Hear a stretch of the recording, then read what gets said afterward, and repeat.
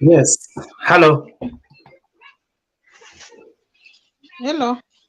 Can you hear me, Angel? Hello. Hello. Can you hear me? Yes. Okay, thank you. Thank you. Umeshindaje, Angel? Meshinda poa.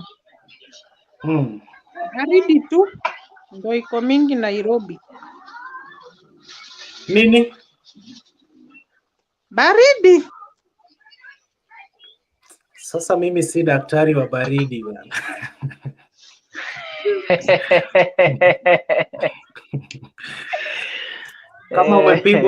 Kama umepigwa na baridi siuende usi Angel jamani. Hapana, I think Ambia Angel anitafute niko na dawa. Nimekuambia tu baridi ndio mingi Nairobi. So meaning it is all over, si kwangu peke yangu. Sasa unaniambia Angel kama anitafute niko na dawa. Angel unaniambia kama nani? Mimi si rais.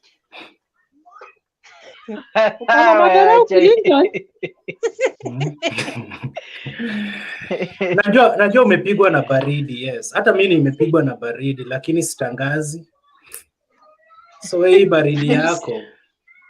Haya sawa, pole kama nimesema mbaya. Toka basi uende Western, toka Nairobi. Mara lockdown, mara baridi, so umesimama wapi? Lockdown tulishazoea. Okay, so thank you guys, thank you. Kwa wale ambao mnaulizia link nimeweka hapo kwa comment section. Na ninaona huyo baya ni kama hana nguo. So mwambie avae nguo. Enyewe. Mr. Baya please, Baya vaa nguo tafadhali. So kwa wale ambao mnaulizia jinsi ambavyo mnaweza mkaingia kwa show, nimeweka link hapo chini kwa comment section. Hiyo link iko YouTube, iko Facebook na iko kule kwingine, so you can use the link, alafu itakuleta moja kwa moja mpaka hapa. So Angel, nishakuuliza umeshindaje, ukasema umepigwa na baridi na nimeelewa, nasema pole. So Dennis.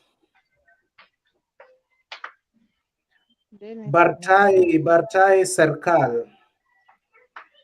So Dennis. Clinton yaje? Poa sana serikal. Habari ya Germany, habari ya Germany? Tuko poa, tuko salama salmini.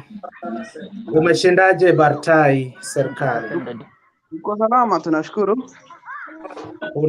Unaongea ukiwa maeneo yepi? Niko Nairobi. Okay. Thank you. Tunasherehekea kukufa kwa BBI. BBI tutapitisha tu, worry less. Unajua wewe ni system, so utatuambia leo ni nini umetupangia. What next? Okay, kwa system ni kitu poa sana. Sisi ndio tunapanga. Hiyo system yenu tu ni overrated bure. Boss, system yetu. You might have system, you might have deep state. We have God na tuko na wananchi. Naona. Karibu. Okay, thank you. So asanteni sana. Najaribu kutafuta huyu jamaa mwenye ako na watoto na simpati.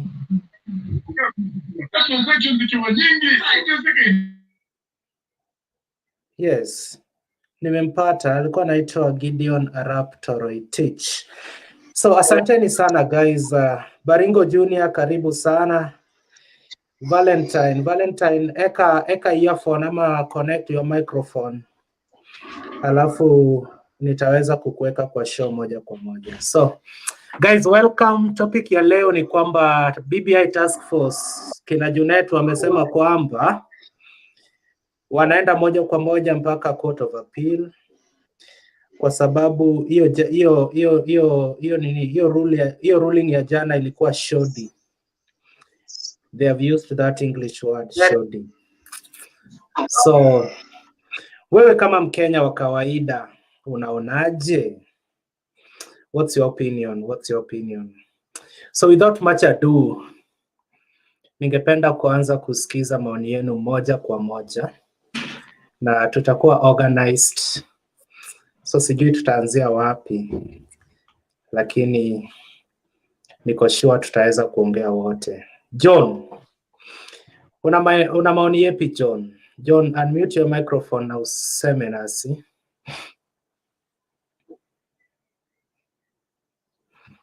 John Johanna.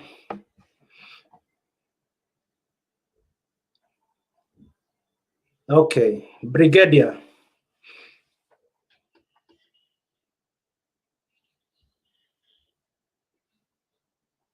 Hello, mimi ndio sisikiki ama imekuwaje?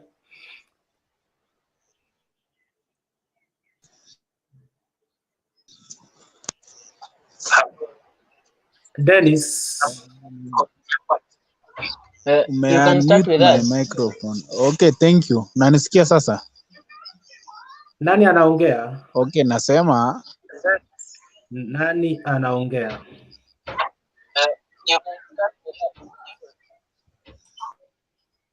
Umenisikia?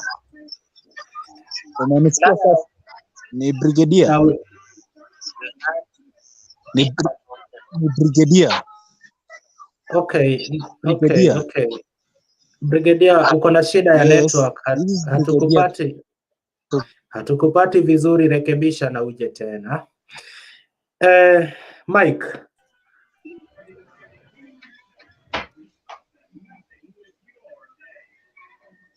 Hello. Okay.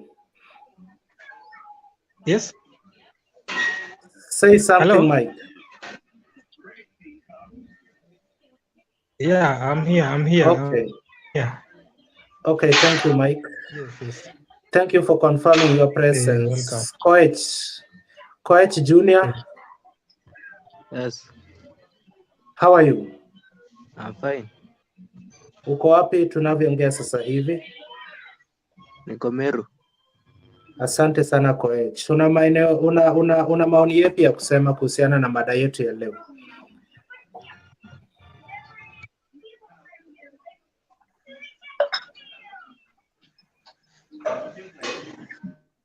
Asante sana Coach. Jitayarisha alafu uje tena Coach.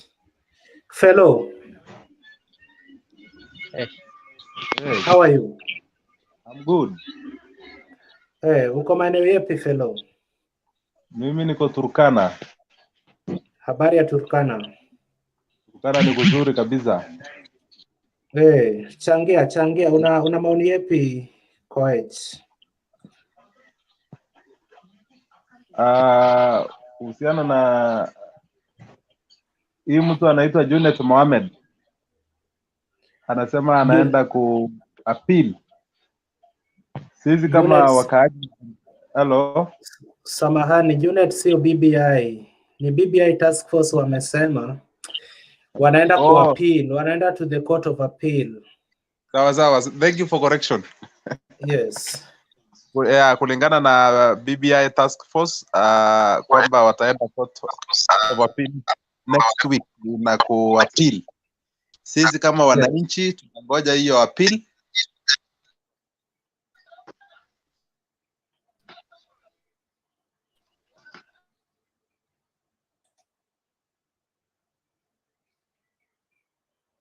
Hello. Okay, thank you guys. Angel.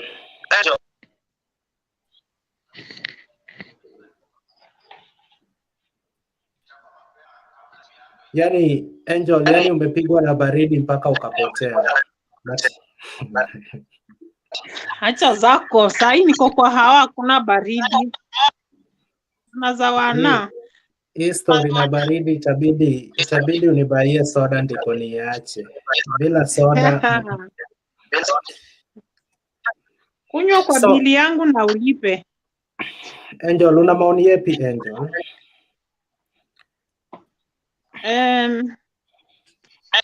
Mi maoni yangu naweza sema hivi.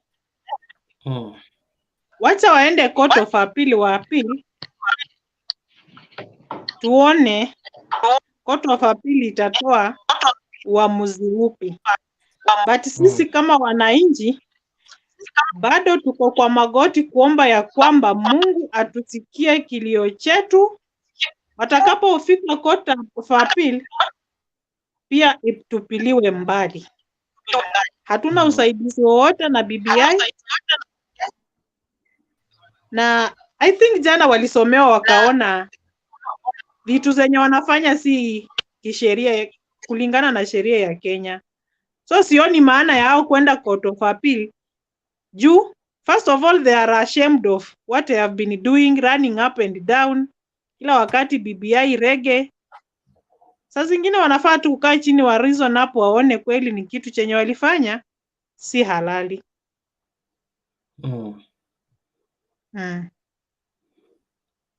Okay, asante. John Otieno. Yes. Weka sura yes. Ya, sura itawekwa, kuna vitu naangalia kidogo but wacha nichangie kidogo. Yes. Yeah, about the guys went to the court of appeal. If they are right, let them go, yeah? But I think in the real sense, the whole thing, I think they were showed yesterday, it's not actually constitutional. And I believe right now, every youth, actually, I really wonder, the youth, when you want to support this thing, then though everyone has a right, I don't know, most of the people who are around there talking about the BBI, but they have never, gone into the document. So for me, I believe like for them going to the court of appeal, actually they have a right, they can go, but in the real sense, I don't really see whether there's gonna be light at the end of the tunnel. Yeah. Okay, thank you. Asante kwa maoni yako John Otieno. Samuel.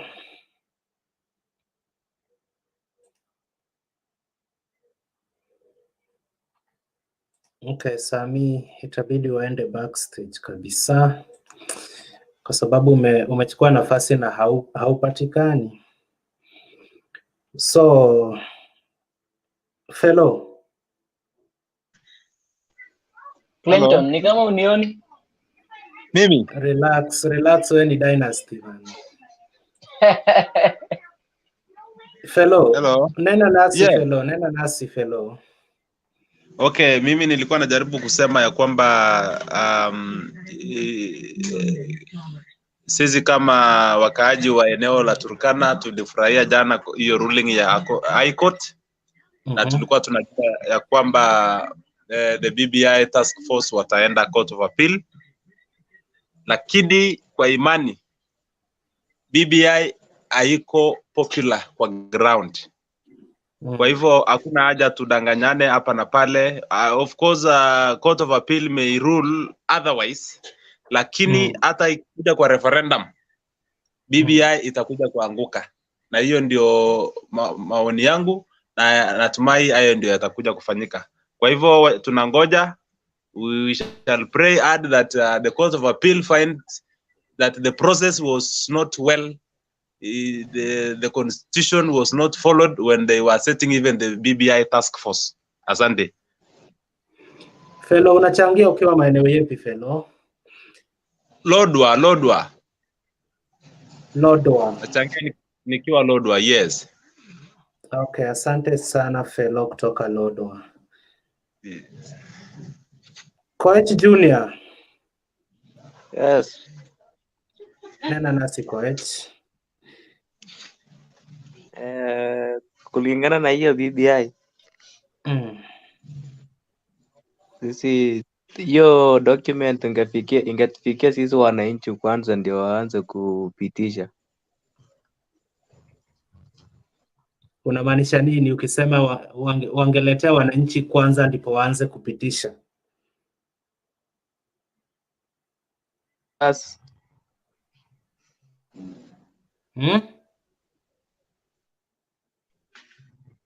Hello. Yes, Koech. Hiyo BBI tungeletewa kwanza kama wananchi ndipo waanze kupitisha. Explain. Yeah, Koech. they could, Explain. they could explain further to us how detailed it is and how important Yes. the system ingekuwa. Okay.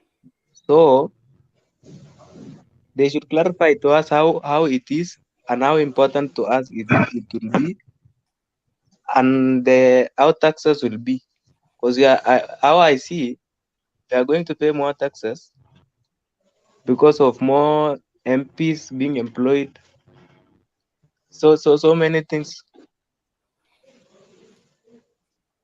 So Koech, kufikia sasa haujajua benefits ambazo ziko kwenye BBI ama disadvantages ambazo ziko pale. Kufikia sasa BBI ilianzishwa 2018. So kufikia sasa hujajua ni nini iko ndani, kama unamaanisha nini?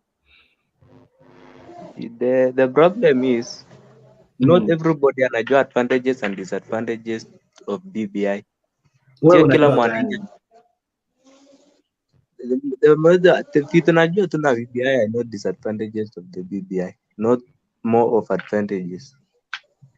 Ni disadvantages unajua? Yeah.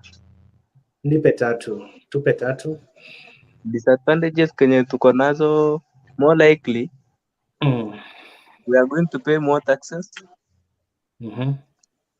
Only the rich are enriched in our country, and the poor will remain the poor.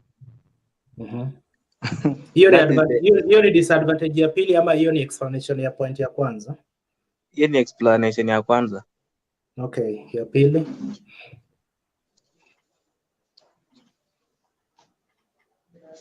Okay, asante Koech, umetoroka.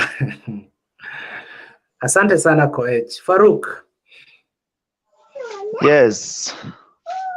Mimi vile naona hii maneno ya PPI, naona mahali Kenya imefika ni ile nilikuwa nimesikia mtu mwingine akisema heri tupige makoti tuombe maneno ya Mungu. Najua we ni system, lakini ukweli hii PPI wakienda court of appeal sahihi, si iliangushwa na High Court. So wakienda court of appeal, najua watawin this time bro. Wataenda wakiwa wamejipanga. So wakiwin, but sidhani kama win, tutaomba tu, tutapiga magoti tuombe Mwenyezi Mungu atusaidie. Juu saa hii vile tunaishi hii Kenya bila hii PPI, maisha imekuwa ngumu. Ikiongezwa tena mambo ya PPI, maisha itakuwa ngumu sana.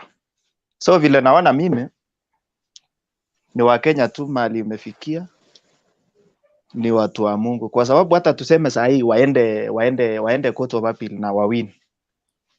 Wakiwin, hiyo kitu ikuje kwa wananchi.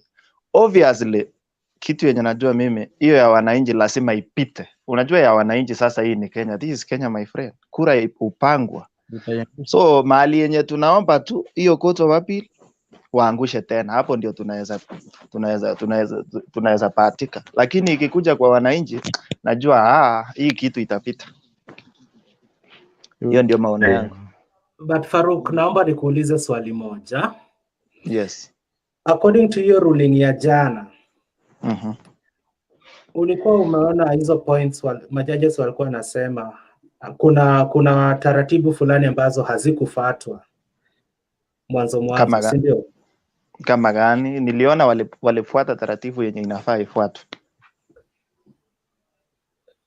Kumaanisha haukusikiza venye ruling ilikuwa?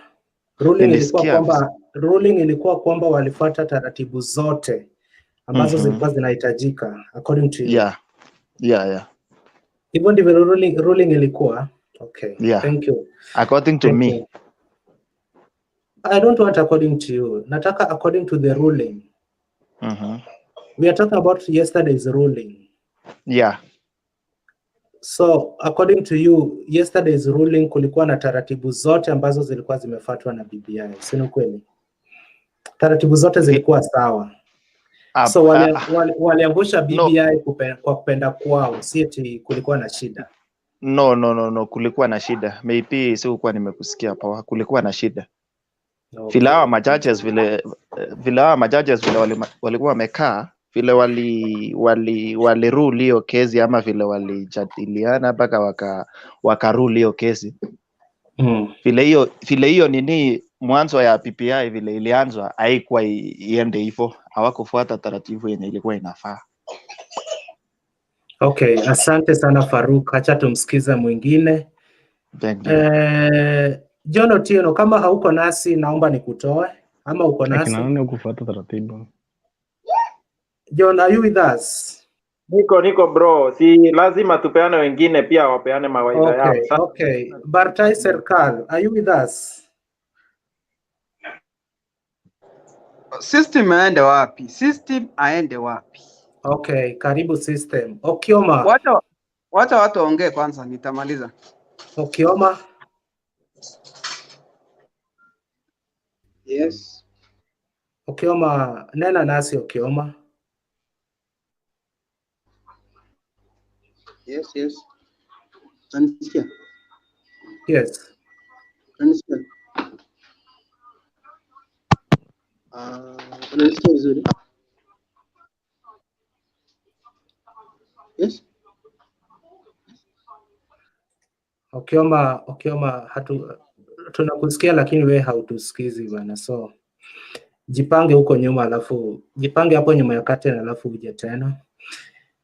So niko na ombi, tunataka tuanze discussion serious. It's either weke sura ama tuweke wenye wako na sura.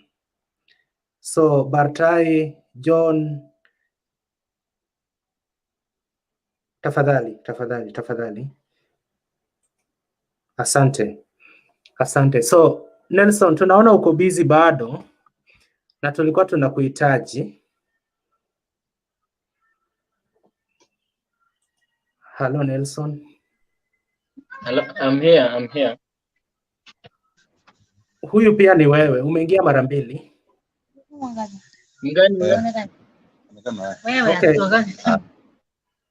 Okay, kama huongei unazima mic. So Nelson sema nasi. Yes. Huyu Nelson Wagiza. Nelson mwingine. Yeah. Nelson. Bwana Nelson, huyu ni wewe, umekuja mara mbili. Angalieko laptop na simu yako zote ziko live. So maybe nitoe huyu Wagiza. So guys, jana kulikuwa na ruling na BBI task force wamesema kwamba wataenda court of appeal to appeal the decision of the judges of the high court. Hatujui itakuwaje, lakini at least sasa tunajua the decision of the judges of the high court ilikuwa gani. So ningependa kutuwe na sober discussion. Usituambie hapa eti mimi kama mtu wa Tanga nimefurahia ama mimi mtu wa ODM sijafurahia. We want your pure mind. Please, I beg pure mind.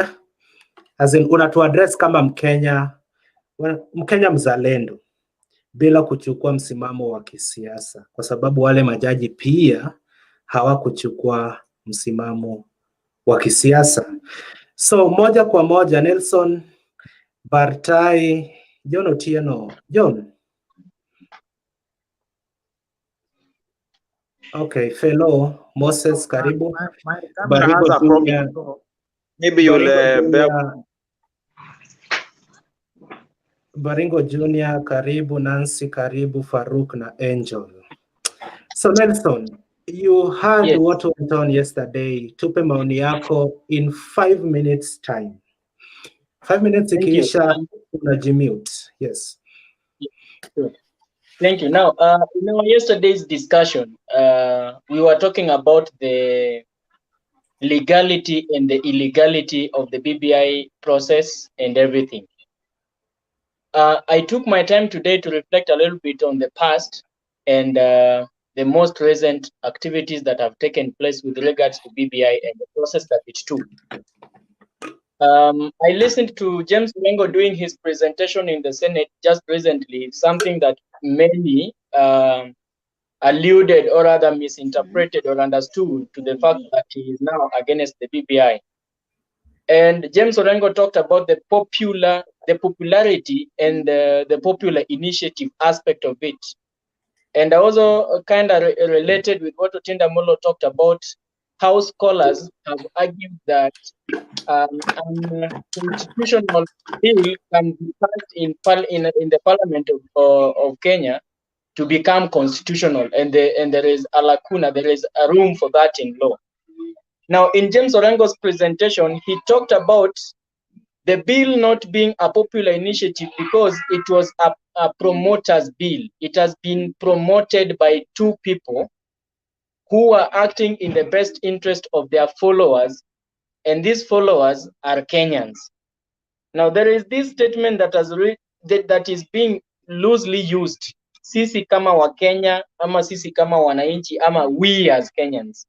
In many cases, when I hear somebody talking about we as Kenyans, I always tend to think, is this person having all other 47 or 57 million people and talking about this thing out of an agreement that they've had?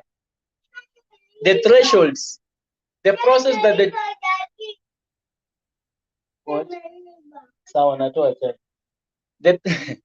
the thresholds of the BBI process met the constitutionalism and the legality of a process that is supposed to take place in the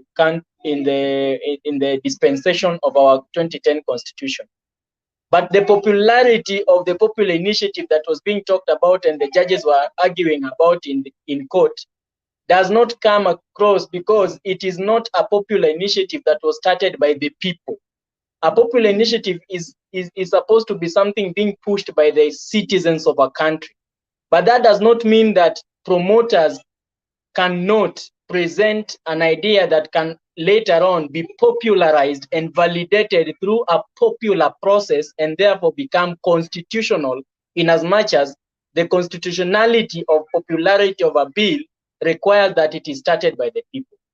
And for that reason, therefore, that was the basis upon which the task force of BBI, that is the basis upon which the task force of the BBI are basing their thoughts and argument that the judgment was to them loose talk, which they used shoddy. I wouldn't call it shoddy per se, but I would call it an informed judgment. A judgment that was pegged on lots of mischievous, reactions from other sides, of and arms of the government. We all know that the government has judiciary, executive, and parliament. My friend Farouk has just talked about something that really showcases, and in fact, he has summarized in a nutshell what is going to happen. Actually, he has said that the people will pass the bill, and the only place where we can be rescued, or rather, according to him, where they can be rescued, or the people of Kenya can be rescued, where the bill can be stopped, is in the court of law. What is Farouk saying? Farouk is saying that him as a Kenyan, he knows that the bill is supposed to be passed, but the court thinks that the bill should be stopped. In a nutshell, that is what he kind of said. And I realized you were so keen on his wordings, and you asked him, are you trying to say that the judgment was null and void, and because the judges did not know what they were doing and all that kind of thing? You see, in many cases, we have been riding on the narratives being sold by the pro-BBI and the anti-BBI team. But we have not taken our personal responsibility and initiative to read and engage the bill so that we get to know what is there as our stakes as young people and what is not there as our stakes as young people. The process itself is constitutional, and that we can't argue. Once the promoter has brought forth an idea, Moses, you will agree, once a promoter has brought forth an idea, and the idea itself has taken a popular initiative, it has been taken to Parliament for validation, presented to the people so that the people can familiarize themselves with it, and the background of BBI as a bill also resembles the background of 2010 Constitution when we were promulgating it. I tell you, my friend, in as much as we can argue on who was the promoter of the bill, we can't argue on what process did the bill take, because the process that the bill took, if it couldn't have been constitutional, if the process couldn't have been constitutional, then today, as we're speaking, our senators, MCAs, and MPs couldn't have voted the bill in their houses. So the process, no doubt, constitutional. Promoters were two individuals. Please, Was it a popular initiative? No. Please.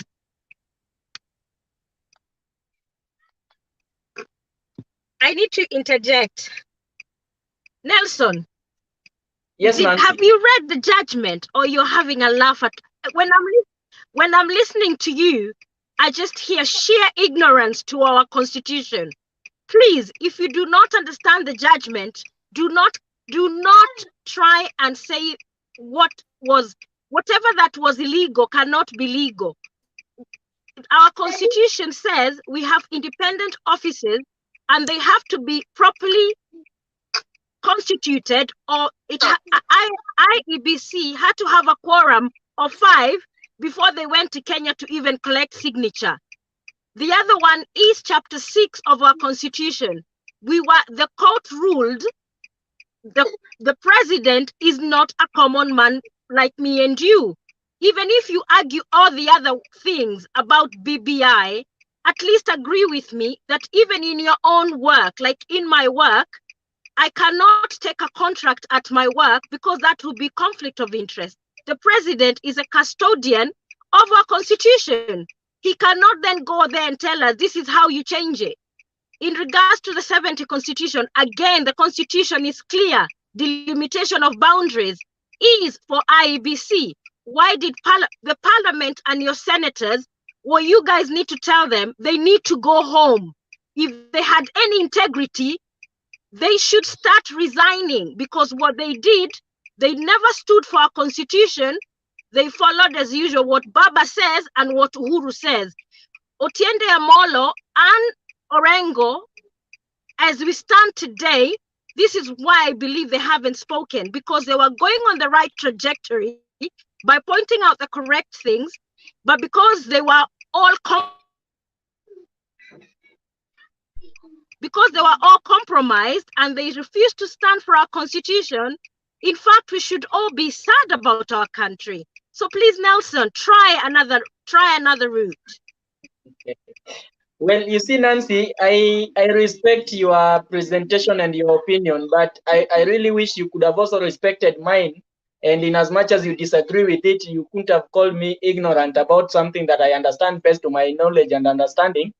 And one thing that we have to appreciate is that notwithstanding my stand, the law is law, and law will not be something else. To protect Nancy, according to what I understood from her, she said your points sound ignorant. She didn't call you ignorant. You can continue. Well, my point is my opinion, Moses. But my opinion, and my opinion is my opinion is understanding. If your opinion is misleading, we have a right to interject and disagree. You know, we cannot just agree with opinion, even if it is misleading. That's a fact. But you see, Moses, it's in the public knowledge that what goes well with you is right, and what goes well with somebody, if it is an opinion, it is wrong, and then it is misleading you. No. Not all opinions that doesn't go well with you will not be misleading. All of them that doesn't go well with you will be misleading you. Even me in my sitting, when I hear you talking of an opinion that I do not agree with, I will take it to be a misleading one. So you see, some other people in the backyard also agree with me, and they don't take it as if it is a misleading one. You have a right to interject my points if I'm bringing opinions that doesn't concur with what you believe in. Well, when I'm just closing, Clinton, because people are many and they need to, contribute. My closing remark is this: whether we argue or not, the process that the initiative took was constitutional. The initiative was not a popular initiative because it was not started by the people. Nelson, it was a bill of promoters. I'm sorry to interrupt again. Are you a lawyer? What's your profession? Wow. I'm not a lawyer, bro. Are you a lawyer? I'm not a lawyer too, but you're saying it's not constitutional. But somebody who's a judge who has studied the Constitution ruled yesterday unconstitutional. How are you saying that the process is constitutional yesterday? The same way, somebody who is a lawyer and not a judge who has also done constitutional law has also argued that their judgment was showing in their understanding. And with all due respect, in as much as I'm not a lawyer, I read. And when I read, I understand. I have my opinion, I have my view. How I see something and how I view something is what I present to you. So just wait for your time, and you also prove to us how you think the process was unconstitutional, counterfeiting mine, which I think is constitutional. Thank you. Me, I would tell you for a fact, it was not a popular initiative because it was not started by the people. If it could have been started by the people, it is the people who could have presented their grievances to the IEBC. But in this case, it was a bill of promoters, and the promoters formed a task force, and the task force went throughout the country, validating and popularizing, which is provided under the law. Okay. After that, they now presented their demands to the IEBC to go ahead. So what the judges talked about was the fact that IEBC was not given a mandate as an independent body. Thank you, Nelson. Nelson, I have the following questions to put for you. Yes. Maybe they require yes or no answer. Yes or no. Okay. No explanation. No explanation. Okay. The president, government, or any other state organ cannot initiate a popular initiative to amend the constitution. Do you agree with that statement? Yes, I do. Correct. The Constitution of Kenya Amendment Bill 2020 was initiated by the president. True or false? False. Who initiated the Constitution Amendment Bill 2020? Two principals, two promoters, Raila Odinga, the former prime minister, and the president. And in this judgment, it is silent on the other promoter of the bill. It is only mirroring on one promoter of the bill. Remember that before the president, between Raila Odinga and Uhuru Kenyatta, who took the oath to protect, defend the Constitution of Kenya? Are you trying to say that because Raila didn't take an oath to protect and protect his rights? Nelson, answer that question. Either it's Raila or the president. The president. Okay. So question 3. The BBI steering committee was an unconstitutional outfit. True or false? According to I can't argue on that. I can't argue on that. But you mentioned it in your points when you were arguing. Ukasema it was constitutional, maybe. The task force that was created, in fact, we've had very many task forces in this country which are constitutional and some are also unconstitutional. The task force itself, the constitutionality of the process is valid, but the task force itself was not. Okay. The attempt to distribute constituencies in the BBI bill is unconstitutional. Hiyo umekubali? Yes. Ni kama nilikuwa nakusomea hiyo na umekubaliana na kila kitu. So sijui mbona ulikuwa unakataa.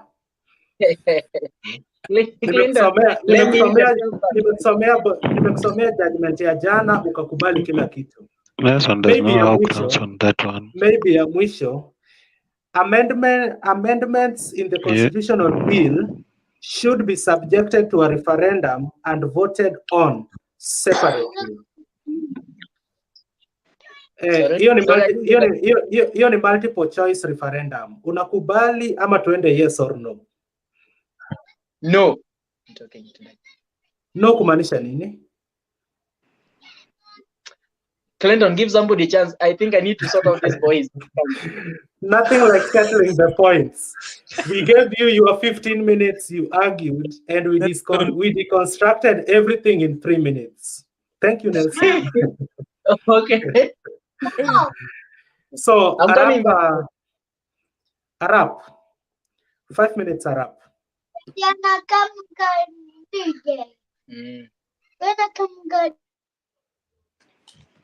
Arap, kuna kitu hapo chini unmute alafu unaongea.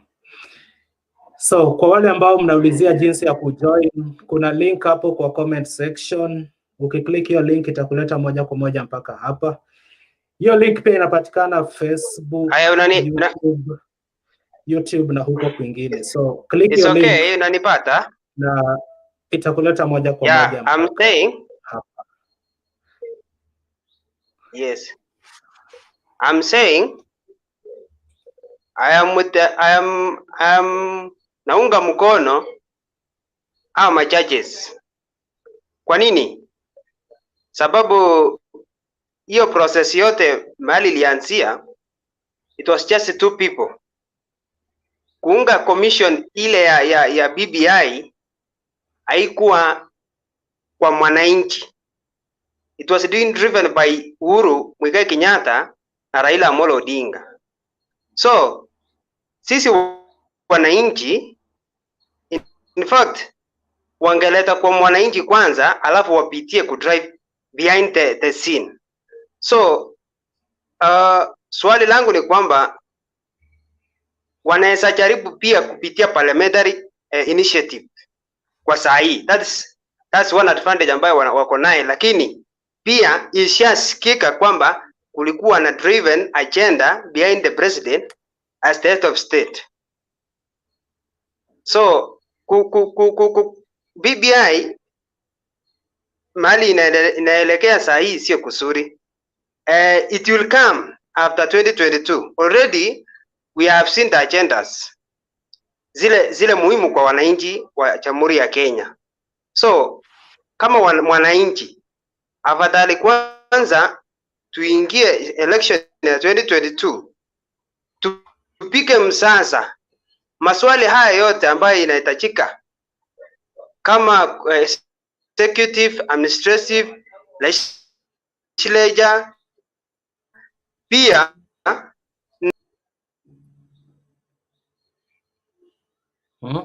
Amenda. So Moses na Sam kidogo tu tunawafikia. Ben ama Bena.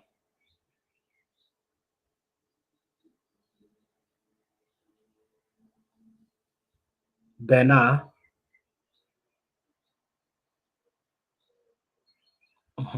Wekesa.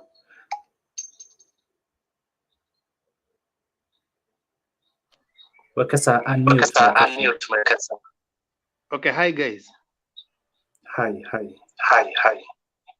Nasikika?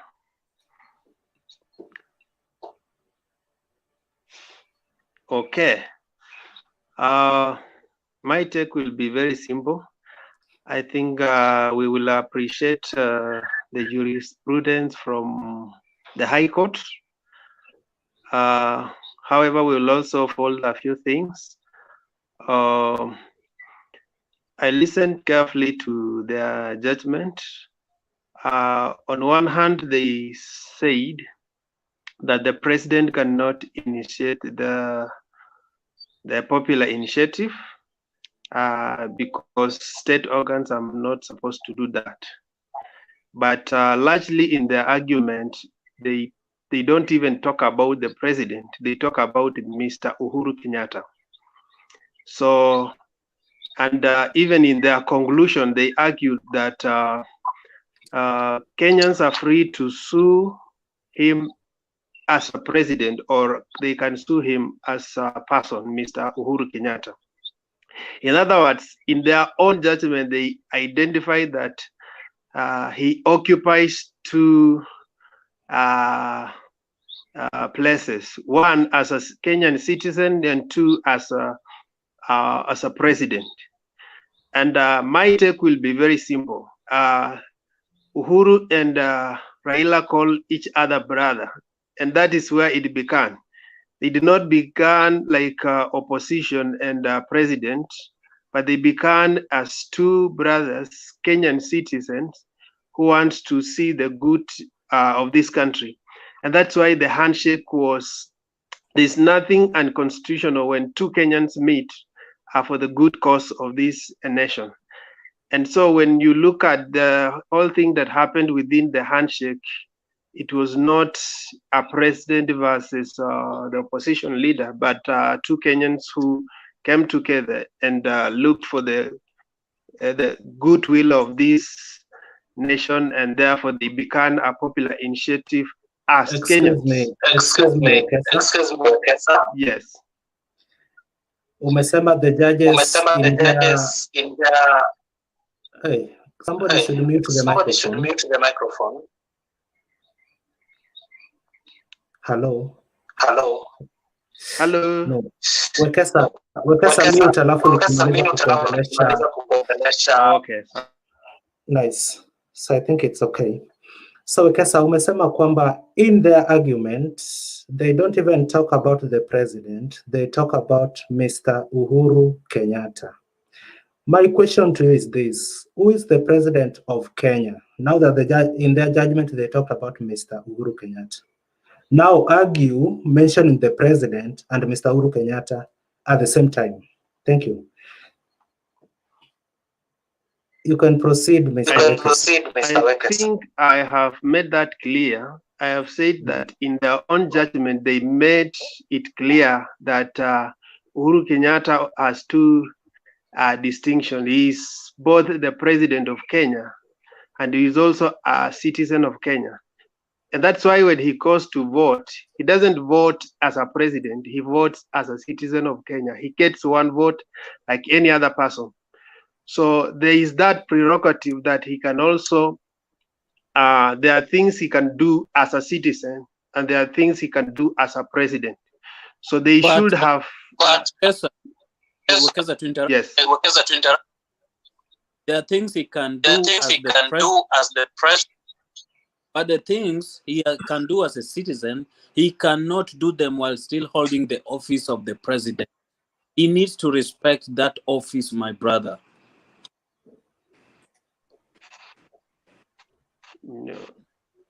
Okay, Wekesa proceed. Yeah, ideally, they can co-conduct. I think the judge was very clear. He said that if you wanted to sue him now, you can sue him as Uhuru Kenyatta, not as president. Because for now, he enjoys also the another immunity question. as the president. Yes. No, guys. A question. Bena, lazima tuwe na order hapa ndani.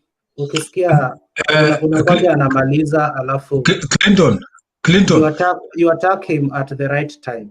Lakini ukianza kumattack hajasema point, then inakuwa ni kelele kwetu msikilizaji. So Ben, what are you having after Ben ni Sam, then Wekesa? The question is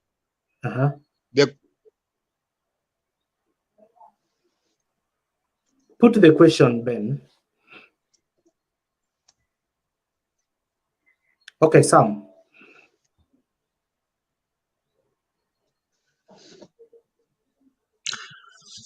Wekesa. Okay. What I was asking, you know, the biggest... Sorry, Wekesa, something up with me. Nobody actually is arguing out of... Wekesa, proceed.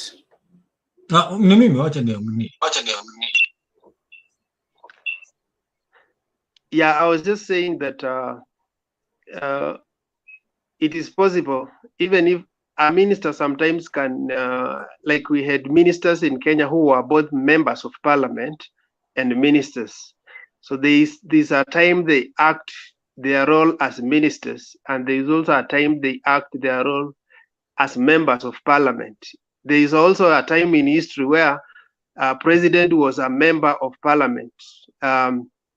So there was a time he acts as a member of parliament and he also acts as a president. So it doesn't, the fact that he is a president doesn't prohibit him to be a member of parliament in that dispensation.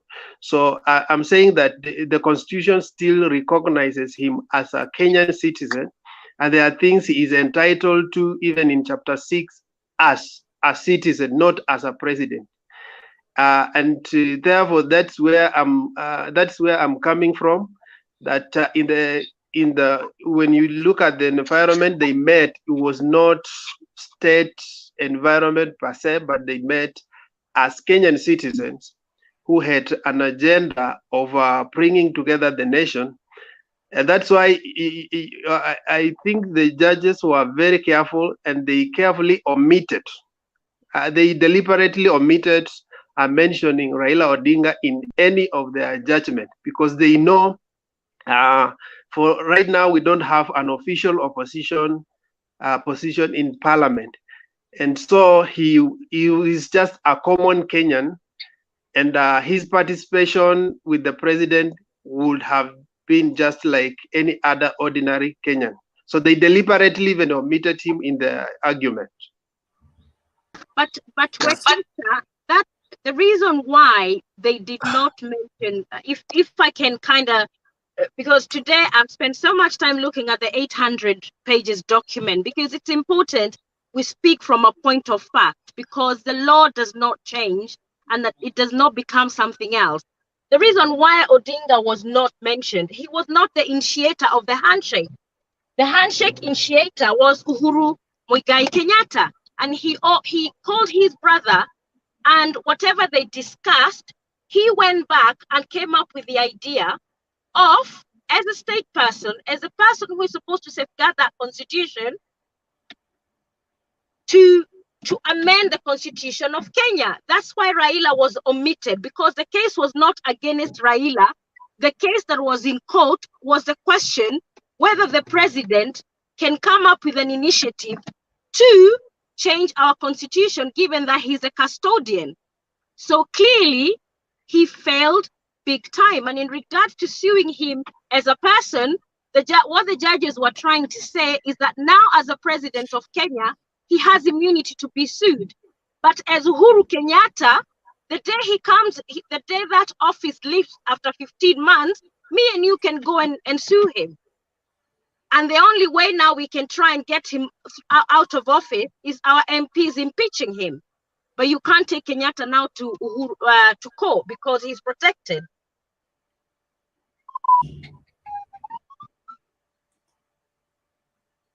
Yeah, so that's what I wanted to say. Thank you. Thank you. Thank you. Just creating a narrative. They wanted to create a narrative that this thing was not initiated by common Kenyans. But in their own argument, you have seen the two handshake brothers argue. They have never disclosed who called the other, whether it was Uhuru who called Raila or Raila who called. So you are only assuming that it's Uhuru who began the whole process. But Wekesa, it's about the responsibility bestowed on Uhuru Kenyatta as a custodian of our constitution. That's the question. There is nothing to do about who called the other. I'm just saying what they've told us. But the test was whether Uhuru, as a president of Kenya, can amend the same document that he's supposed to protect and safeguard. And that question was a resounding no. So, Wekesa, your devices are not charged. Your devices are not well connected. Inarudi inatupiga huku sisi. So either utumie earphone cause hiyo speaker ni kubwa sana inatupiga. So hiyo time unarekebisha, ukirudi itabidi utuambie kwamba nani huyu anakuuliza swali na inapotea hapa. Okay, let me scroll again. Nafikiri ni Ashley ndiye alikuwa aliuliza swali. Ni Ashley, nimeangalia ni Ashley ameuliza swali. Hapana, si kwa comment, kuna mtu amenitumia kwa WhatsApp hapa. So I'm gonna scroll again. So Ben ulikuwa unaongea na mic yako ikapotea. So sema.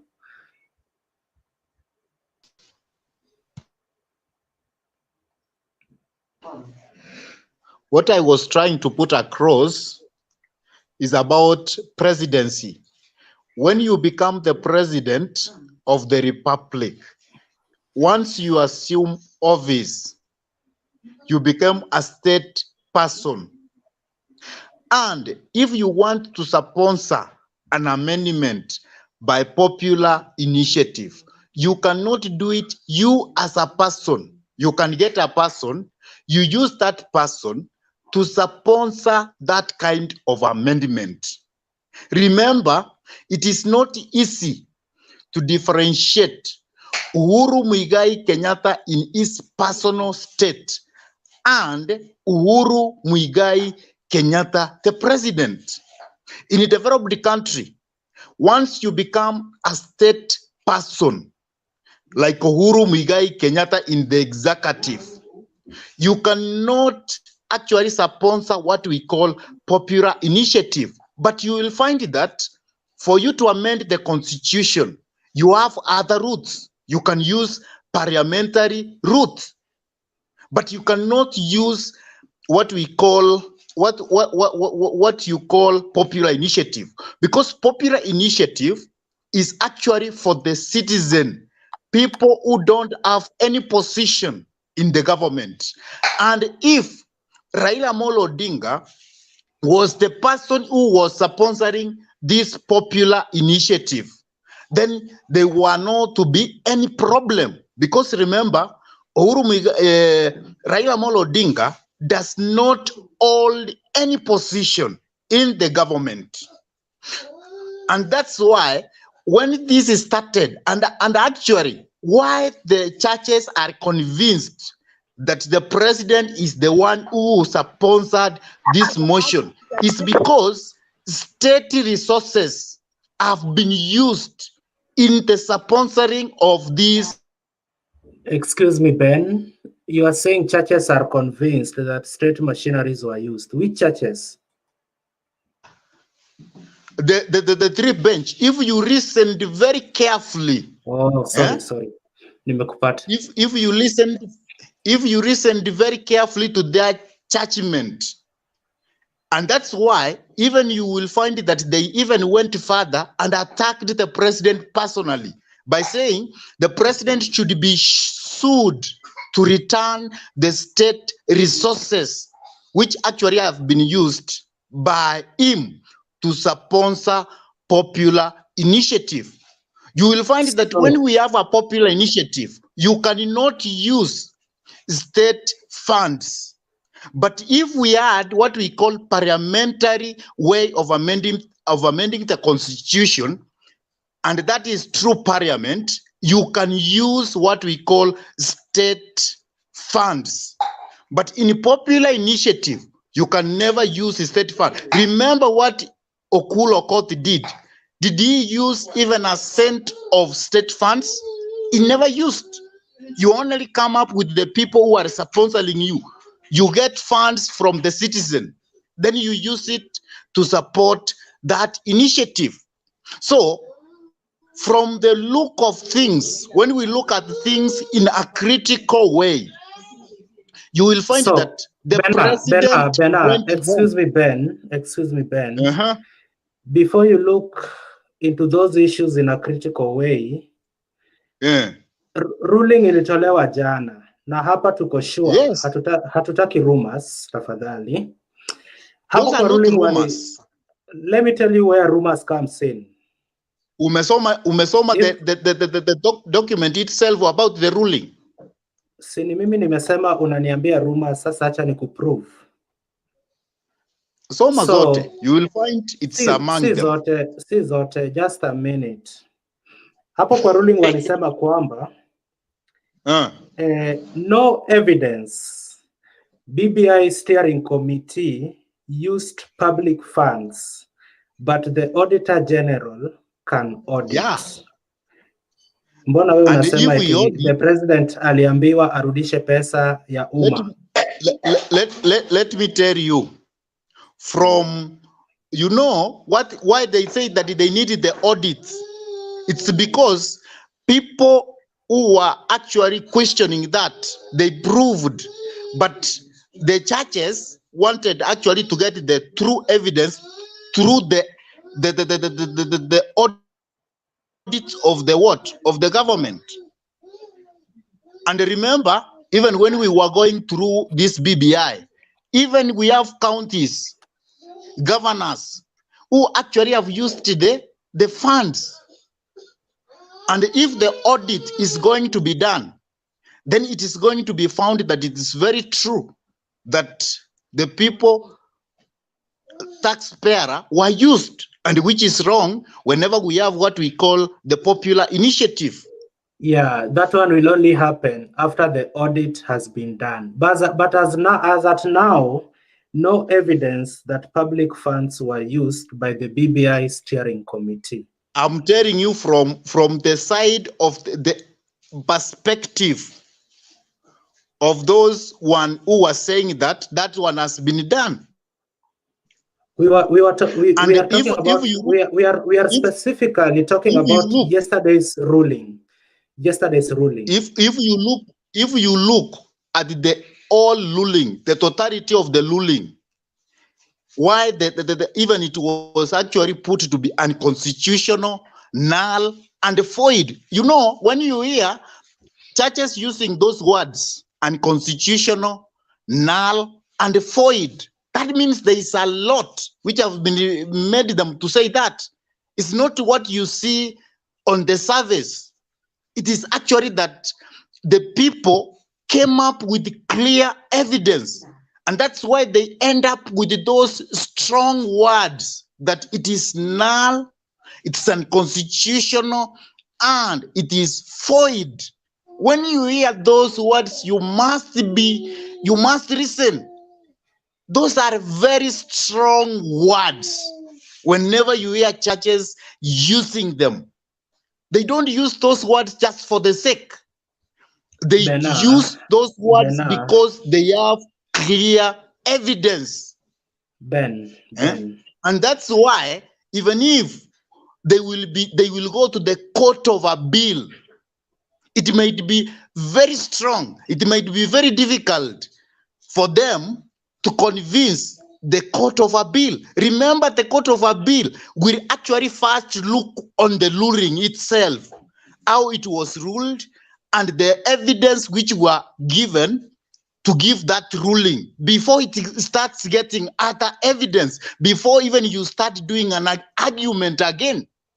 So that's what you should always know, that even if they are going to the appeal will actually look first on the already given evidence, and then they will let me say this to you. Let me say this to you.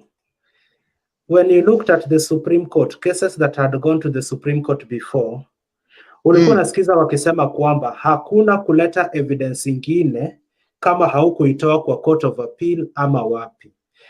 Kwa Court of Appeal wataangalia hizi points 9 ama points ngapi zenye wale judges walisema. Kwa mfano, walisema the BBI steering committee was an unconstitutional outfit.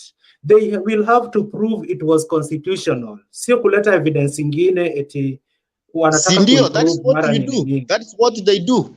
That's exactly but through what your they argument, do. And through now, your argument, pia lazima ukubali kwamba jana judges walisema there is no evidence that public funds were used, but the Auditor General can audit. Sasa huwezi kuja hapa kutuambia eti uko sure public funds were used, na wale majudges walisema eti hakuna evidence.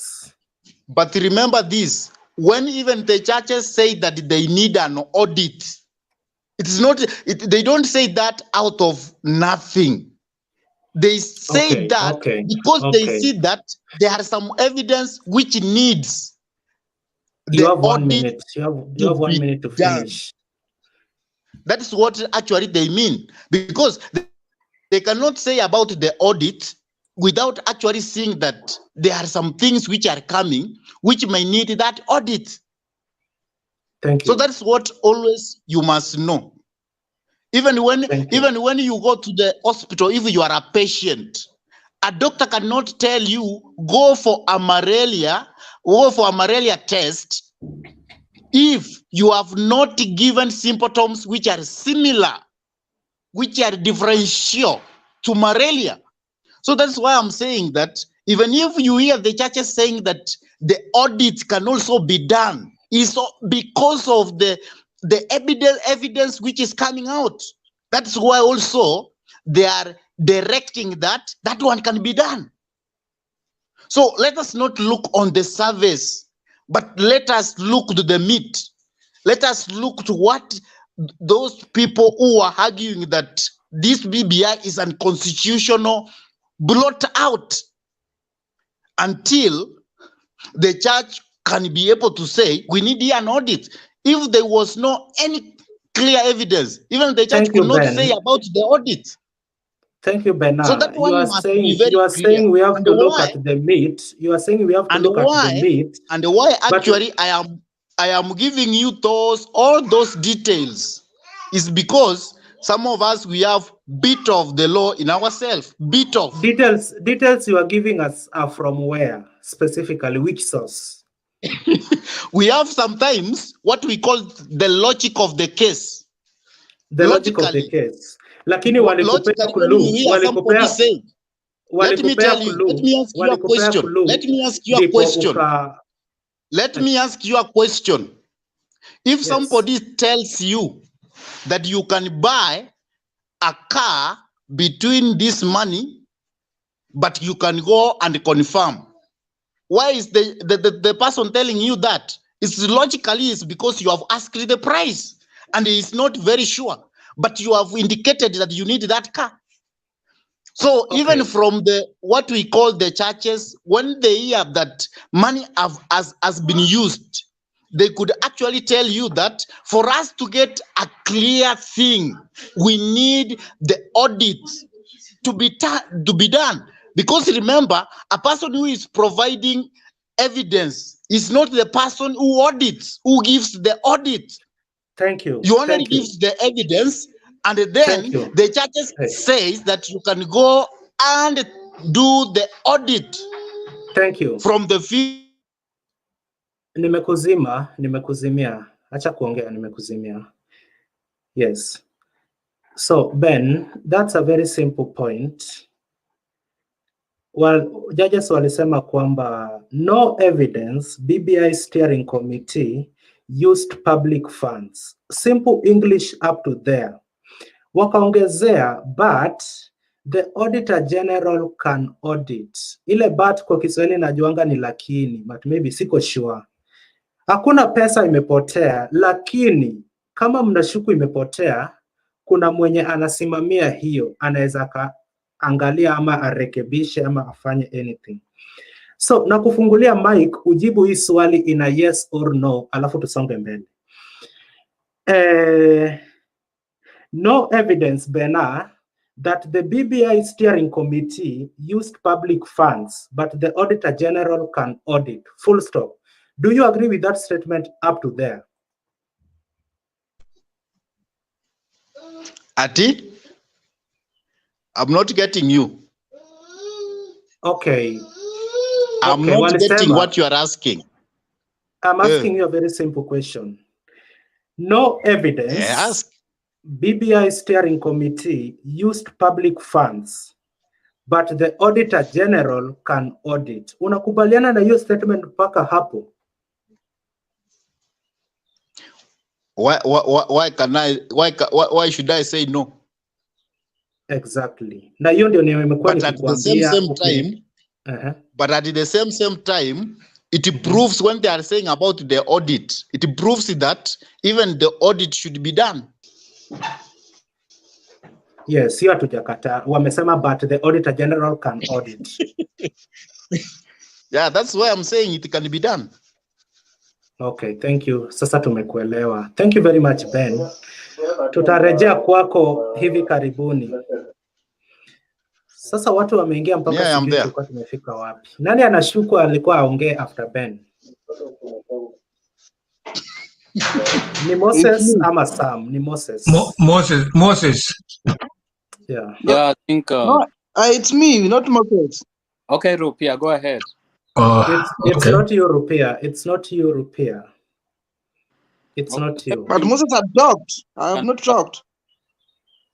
You came, found Moses, you found Sam, you found Kiprono.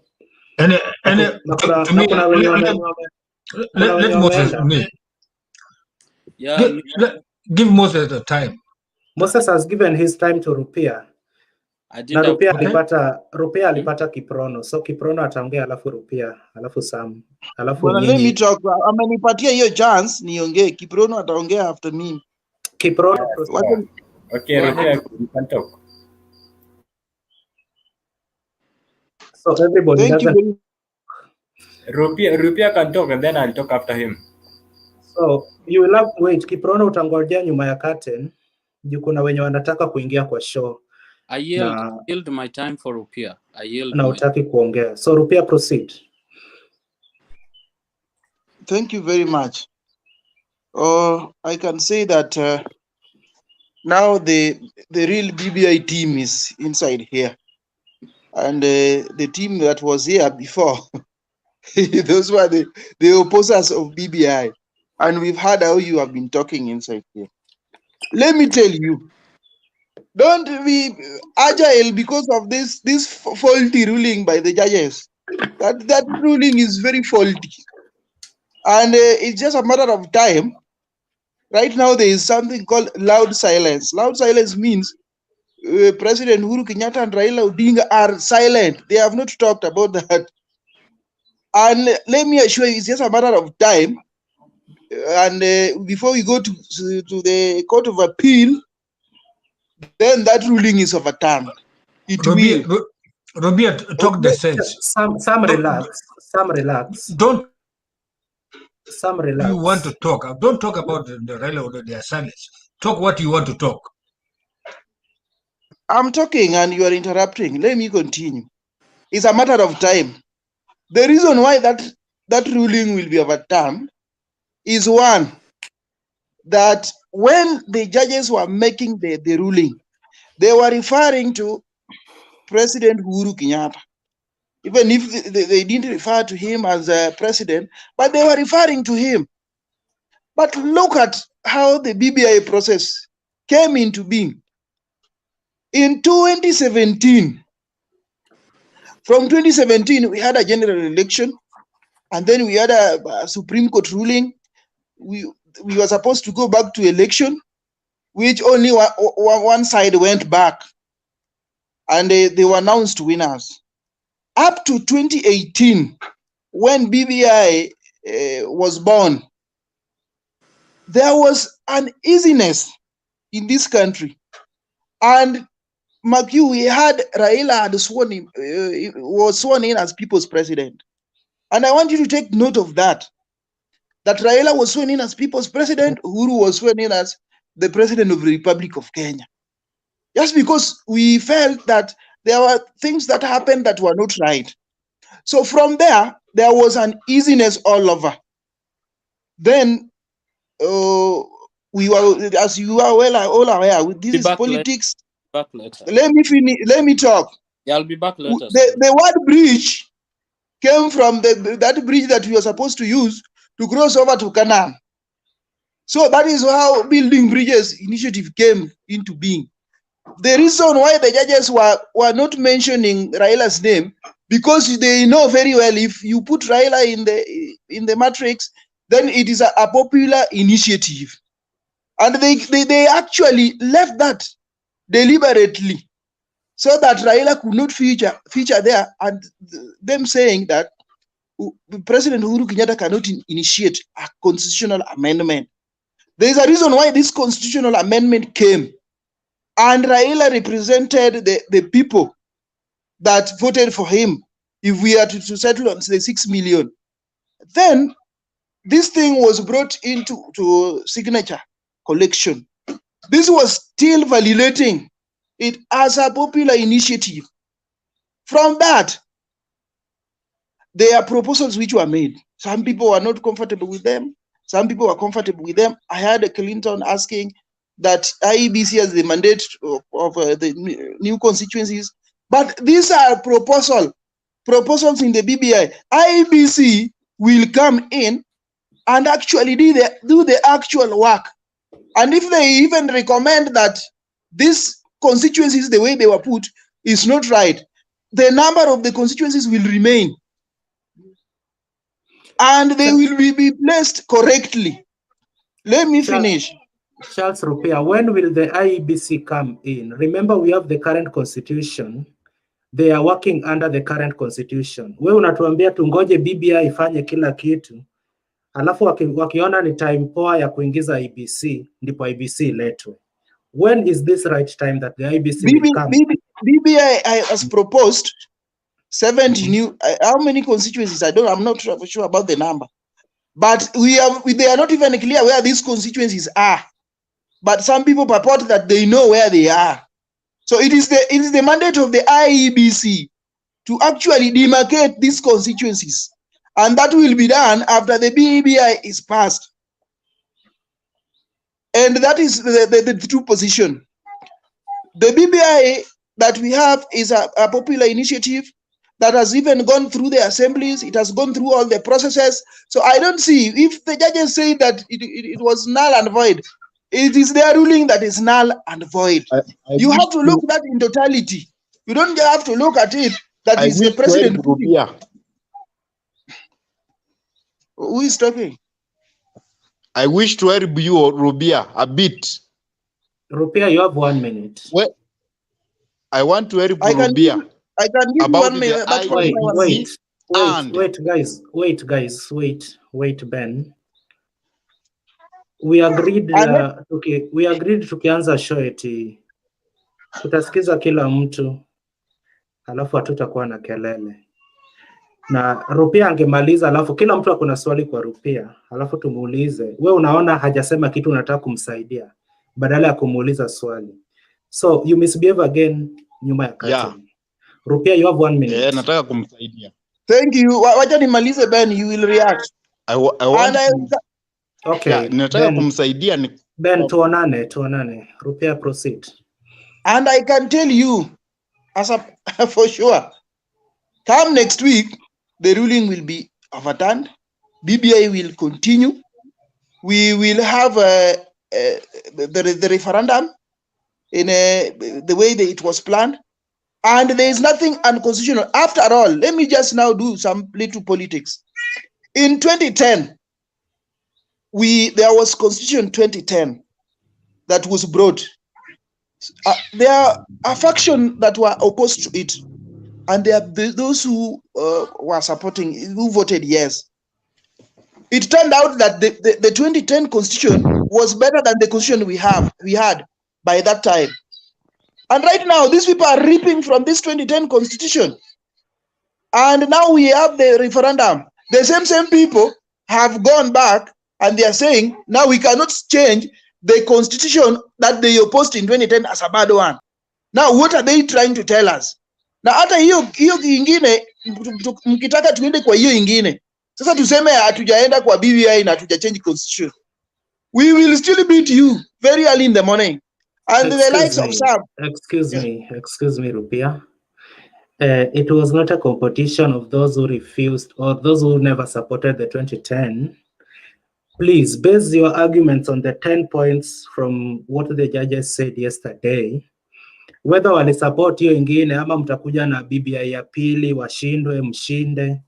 That's not constitution making process. Hatutengenezei William Ruto constitution. Eti akishindwa kwa hii constitution, hiyo ndio itakuwa mwisho wa dunia. Hii constitution alipinga 2010, anatufanyia kama naibu wa rais. Na alipinga hiyo constitution. Akapinga hii, maybe mtapitisha, afanye kama president. So, hatushindani ni nani, sijui atakuwa nini. Tell us about the 10 points. Na kwa sababu time yako imeisha, umeongelea about things that are unconstitutional. Let me ask you this. The BBI steering committee was an unconstitutional outfit. True or false according to you? False. Mbona? I think the right procedure was followed. And the only unconstitutionality that was there, that their term was had expired somehow. And I think that was corrected. So that was the only element of unconstitutionality. The only element of unconstitutionality that was there ilikuwa hiyo their term ending. Sasa hiyo ilikuwa unconstitutional ama ilikuwa the only element of unconstitutional? It was extended. But at It was first umesema extended. it was unconstitutional, which you agree it was unconstitutional. It was not. I've said it was not unconstitutional because the due procedure was followed. But there is a time that their term in office was had expired, which was corrected by extending that. I think the president extended their time. Okay. Lastly, you are saying that the judges never mentioned Raila anywhere. They were mentioning Mr. Uhuru Muigai Kenyatta. My question to you, we had the BBI steering committee ambapo Raila alitoa watu wanne na Mheshimiwa Rais watu wanne. Mbona unasema the president was not involved in this process? Na wanasema kwamba yeye ndiye alitengeneza BBI steering committee akaleta hadi watu wanne. Mbona unataka tumtoe eti Raila kama raia ndio ali-initiate hii process? I've not said tutoe. Sijasema tutoe president kwa hii kitu. President ako kwa hii BBI. But if you mention the president without mentioning Raila Odinga, the people's president, then there's something wrong. You can just see there's something wrong. In our constitution 2010, we don't have the people's president position. So let us just argue in accordance with the constitution na hiyo judgment ya jana. Hakuna place. The reason why I'm saying the people's president, now that brings the people, the popular initiative, because you know very well what happened in 2017, and that is why we came in with the handshake, because the president could not run the country because of uneasiness everywhere. So he had to get into handshake. Yeah. Thank you. You are bringing in the people's president to bring in people. To mean the President Uhuru hakuja na watu. Unaleta people's president ndio watu wakuje. So Charles, usitoke bana, bado tuko na wewe. Asante sana kwa maoni yako. Ngoja nijibu, ngoja niulize swali kidogo Rubia. Rubia. Yeah. Sure. We have two presidents in Kenya. The people's president, alleged, I can say alleged people's president, and the president of Republic of Kenya. But ngoja kwanza, usiongee tafadhali, tumekupatia nafasi kidogo. But there are two different things here. Whoever you call yourself the people's president was that's or he or she, or sorry to call him she, he is not, according to the Kenyan constitution, called the people's president. He has been one of the contestants of the presidential contest. According to the constitution of Kenya, without the benefit of doubt, he could have been in jail right now. I'm sorry to say that way. It is only with the mercy of Uhuru Kenyatta that made him that way, left him that way. Regardless whether he what do you call, whatever you call yourself, that he the election was stolen or not. According to the constitution of Kenya, Mr. Right Honorable Raila could have been in jail right now. It is the mercy of the president that gave him that. That's why you see, Right Honorable Raila is totally down now. He doesn't want to talk. He doesn't want to do anything because he knows the consequences. He knows the consequences. If Raila could have, if Uhuru could have been somebody else, if and when Uhuru could have been another president, Raila could have been in jail right now. So forget about calling that Raila a people's president. Just leave him alone, please. That's what I can tell you. Sam, I can tell you that Raila is the people's president. If a lion wants to go and stay in water, can you stand in front of a lion that you cannot stay there? We are the people. Let me tell you, we are the people. We are the people who can change the constitution, and we are the people who can exercise our power through the channels that we are given by the constitution. Don't say that Raila would be in prison now. That one is not there. I think you were born after 2017. Let me finish. I think you are behaving like somebody who was born after 2017. If you are in Kenya, my friend, you would be in. Rubia, let me tell you one thing. Excuse me, Sam. Let us not talk Jacob. Excuse me, Sam. Ni mimi nimekuzimia mic. Acha kung'ang'ana ukifungua. So ngoja kwanza wewe ni mimi nimekuzimia, nimesema urelax. Sikasiriki, lakini nasema ukweli. Sikasirika na Rubia. Nakupa time unaendelea. So let me say this first. Nimesema tuwe na sober argument, lakini Rupia, tuwe na heshima.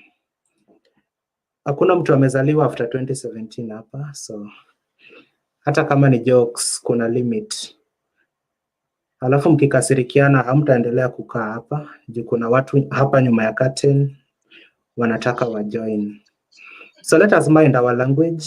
Okay. Na tuheshimiane vile vile. Tunaheshimiana. Mimi sijakasikia Rubia. Rubia tunajua vile tunaongea naye. Sawa, Sam, ulisema eti unauliza Rupia swali na umechukua dakika 5 ukimwelezea. So the next 1 minute muulize swali. Okay. Alafu, yeah. Okay. Rubia, my brother, Jacob, Onjale Jagor, I tell you, my friend, there are some things we are playing, but I can see now the new judges, what the interpretation of the new judges, the judges which are now in Kenya. I can see if we are not going to be very careful, and that's why Orengo and Amolo Otiende say, let us not go there, because they know the consequences. The interpretation of the law is quite different as what we are thinking as a normal citizen. So we have to be very, very careful. According to interpretation of the law is quite different to what we are thinking. So we have to be very, very careful. Thank you. Sam, is that a question? Okay, thank you, Sam. The question, but anyway, that was. Thank you, Sam. Thank you, Rupia. Moses is gone. Bena, if you have a question, you can ask, but if you have a point, you have to wait for your time. Ben, unmute your microphone. Umeinua mkono sana. Yeah. Oh, nimemaanisha Bena. So Benson, relax. Okay, I am okay. I'm sorry. Okay. Bena. Actually, what I wanted to put across is about Rubia. All questions have been asked about Rubia, and he has actually not answered them correct from my own perception. Okay, so that's why I wanted to help him. You want to help him answer the question you asked what him. I wanted to help Rubia. Wait. You wanted to help not the one I asked answer him. But the one answer some question which he has been asked, and I think he has answered them inadequately. But we have to respect his That's opinion. what I wanted to put. You cannot be superior to talk about. What you cannot put yourself into his mind that you want to speak. You want to speak his mind. So Unaweza sema point yako, si eti unasema eti hajasema kitu, unataka useme kwa niaba yake. Let me say from my own mind then. In 1 minute. If that one can be okay with you. Yes, not with me. So in what I was trying to put across is that we cannot amend the constitution of Kenya unconstitutionally by actually adding 70 constituencies, and we know very well by our current constitution that that job of demarcating, of allocating is actually done by IEBC. Full stop. If we know that that is the role of IEBC by the current constitution, then the only thing which we could have done, we could have actually said that we need 70 new constituency, and we could have left it at that, so that the IEBC will see and allocate, because it is the one which is mandated in allocating boundaries and also using indicators which actually they can evaluate and see which place or which constituency is needed to be subdivided by looking at the population and looking at the area of coverage. Okay, so hold it there, Ben. Hold it there, Bernard. Mtu akuulize swali, Bernard. In 1 minute kwa Bernard. Thank you. Question to Bernard. I hope you can hear me. The question to you, of the 70 constituents proposed in the BBI, yes, if I ask you to take me to one location of one of them right now, will you be able to? Do you know the location of any of the new 70 constituents?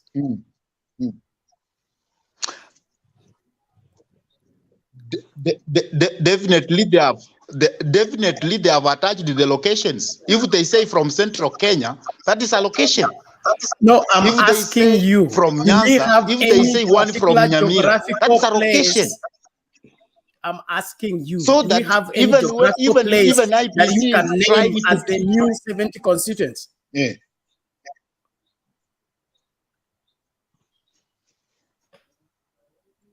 Bena, tunataka example ya constituency moja. Hizo zenye zilikuwa unconstitutional unasema. Tuambie kuna constituency inaitwa like now the one which is actually from Nyamira.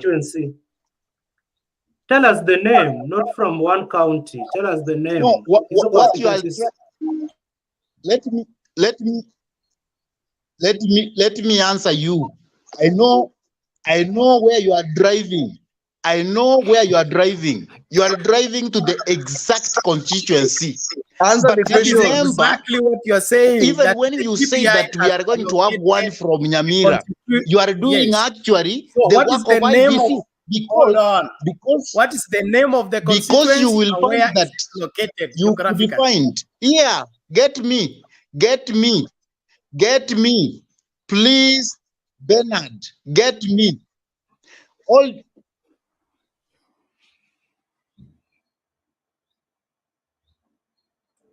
amejimute ama naona nini? So Bernard, unmute your microphone utuambie kuna constituency nimeona kwa BBI. The clear thing. Not the clear thing. Give us one example of the constituencies. Ziko 70, tunataka moja, ubaki na 69. You know, si ndio nakwambia it's from Nyamira. Nyamira is a county. Sasa inaitwa but the only problem where you want to drive things up. Yeah, as a county, we have allocated the county a constituency, but it is not supposed to be allocated, because if you look at the whole of Kenya is too big. You will find we have allocated Nyamira, and Nyamira does not need any constituency when we look at the indicators of population or of coverage. That is the work of IBC. You will find that there are other wards, there are other counties where we don't need to allocate the constituencies, because you will find that we have densely populated. hata mic yake haiwezi kakuwa muted. So Jex, talk to that guy. Ndio huyo nimemrudisha. Jex.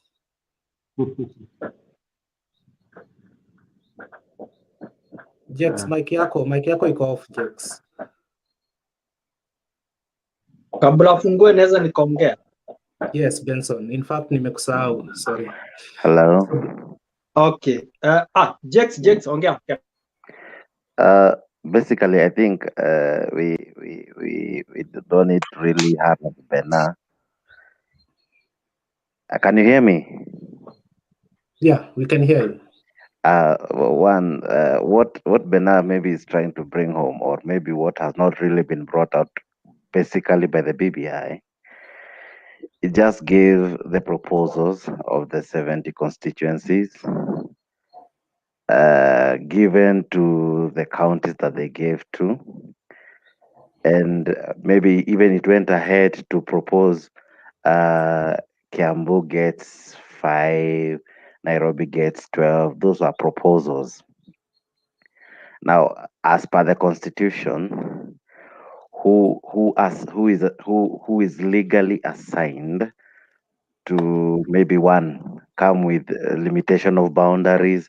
Who does the constitution say also to say that from the 290 that constitution speaks about, even if it was only one being added, who has that mandate?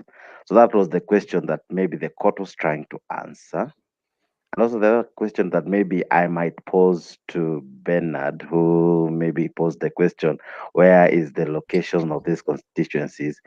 You see, even when they said Homa Bay will get 3, what happens to the side of Homa Bay that does not get the constituency, and yet maybe the people there feel that they need to maybe have another member of parliament, because by the end of the day, the constitution has a clear framework on how, one, we get the constituencies, on how two, who does the work, and how the work should be done.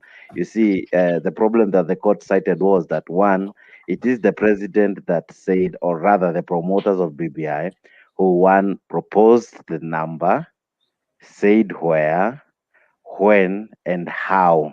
And you see, it almost took the role. The only thing that they did not do is go to the ground and actually do the limitation and demarcation and say, this is where constituency A starts and ends. But you see, by the end of the day, if only we can allow each institution act independently. So Bena, my question to you is this. If you want to ask the boundaries, let's talk of the ones that maybe we had, the 12 in Nairobi. If you are in the BBI secretariat, where will you give the 12 and where will you not give if you want to do the same? Thank you. Thank you very much for the question. Now, this is my answer in terms of the BBI proposition. It was the task force choice not to give the geographical locations because that is a stipulated responsibility of the IEBC. Thank you. IEBC is Now, a product of the constitution and it acts on what the parliament has passed. IEBC cannot act on its own volition to go and create a constituency. 1 minute. You see, the parliament does not act on its own, neither does IEBC nor the courts. They act by the rule of the law. The law has stipulated the number of constituencies to be 290. The 290 before they were 210. Before they were moved to 210, a task force was created. The boundaries were not just, they didn't just come. After a process was done, some people were given the assignment to do the same. Now, it was not parliament, number one. Number two, it was not an initiative of the president. Number three, the constitution itself had created some legal framework up to which what do you call them, constituencies were formed. So my question to you is this: in the BBI, which force, which party, which group, one went and decided that Mandera only qualifies maybe to get one. Yeah, that Nyeri does not qualify, that Mombasa only gets 3. Now, you see, before you come to say the number, you have done the process. So you need maybe to answer me by saying this was what was done. You see, if we can get that from the onset, it will not be a debate. It would really be a question of answering the how. Because what the court was trying to do was to really discourage the process, because the process, as much as I wouldn't really say I'm a legal expert in the same, but I'll ask, was the how justified? Thank you. Okay. Yeah, my understanding of the BBI initiative is that the task force started by collecting views from Kenyans. This is a process that has been going on since 2018 until today. So we are talking about 3 years later. And the request and the request for which constituents were was as a result of people's requests. And from what the BBI task force provided as a roadmap for considering which part gets which constituency, is that they divided the nation into equal parts and then distributed proposals based on the population. They did not allocate a constituency. They proposed that this particular section can require 4 constituents. But the work to go and cut actually the geographical place where the constituents will be, to move the boundaries, that was left to the IEBC. As soon as the BBI becomes a law, then IEBC is authorized to go and enact it. But as long as it's a proposal, IEBC cannot act on it. IEBC does not act on proposals. Just a minute, then I Point of stop support. asking. Just 1 minute, just a minute, sir. Benson, just 1 minute. You see, this is what BBI task force did. They began the job, did it halfway, but because it was not legal, or rather it's not really what is mandated through the constitution, they did halfway. Then because they cannot finish the task, they now push the mandated, the legal aspect of it to do and finish the work. You see, even the 290 constituencies, they are backed by law. They are not just constituencies out in the skies.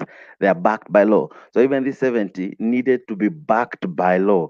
And you're having a problem explaining it because of one reason, because it is, as much as the task force came up with a proposal, I don't think it was almost wise to really push and say it should be 70. Why not 71? Why not 69?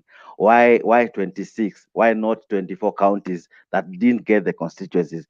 As much as you say they calculated the population and then vis-a-vis and all that, let's also ask the marginalized who keep on moving and change the dynamics of a population.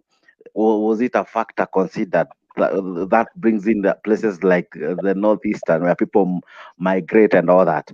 So by the end of the day, as much as they did their work, they should have maybe suggested we need constituencies added so that we meet the population and we meet the representation. Then the IBC now comes up and decide this is the number that qualifies. Maybe it would have even been more than 70.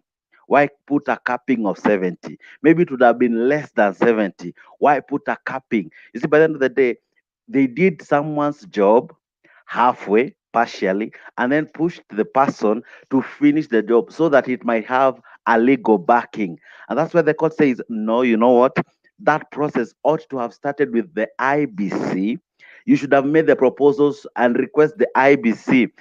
You see, just like the proposal is like So, this. a question to you, Jex. A question to you. Let me A finish, question then to you you.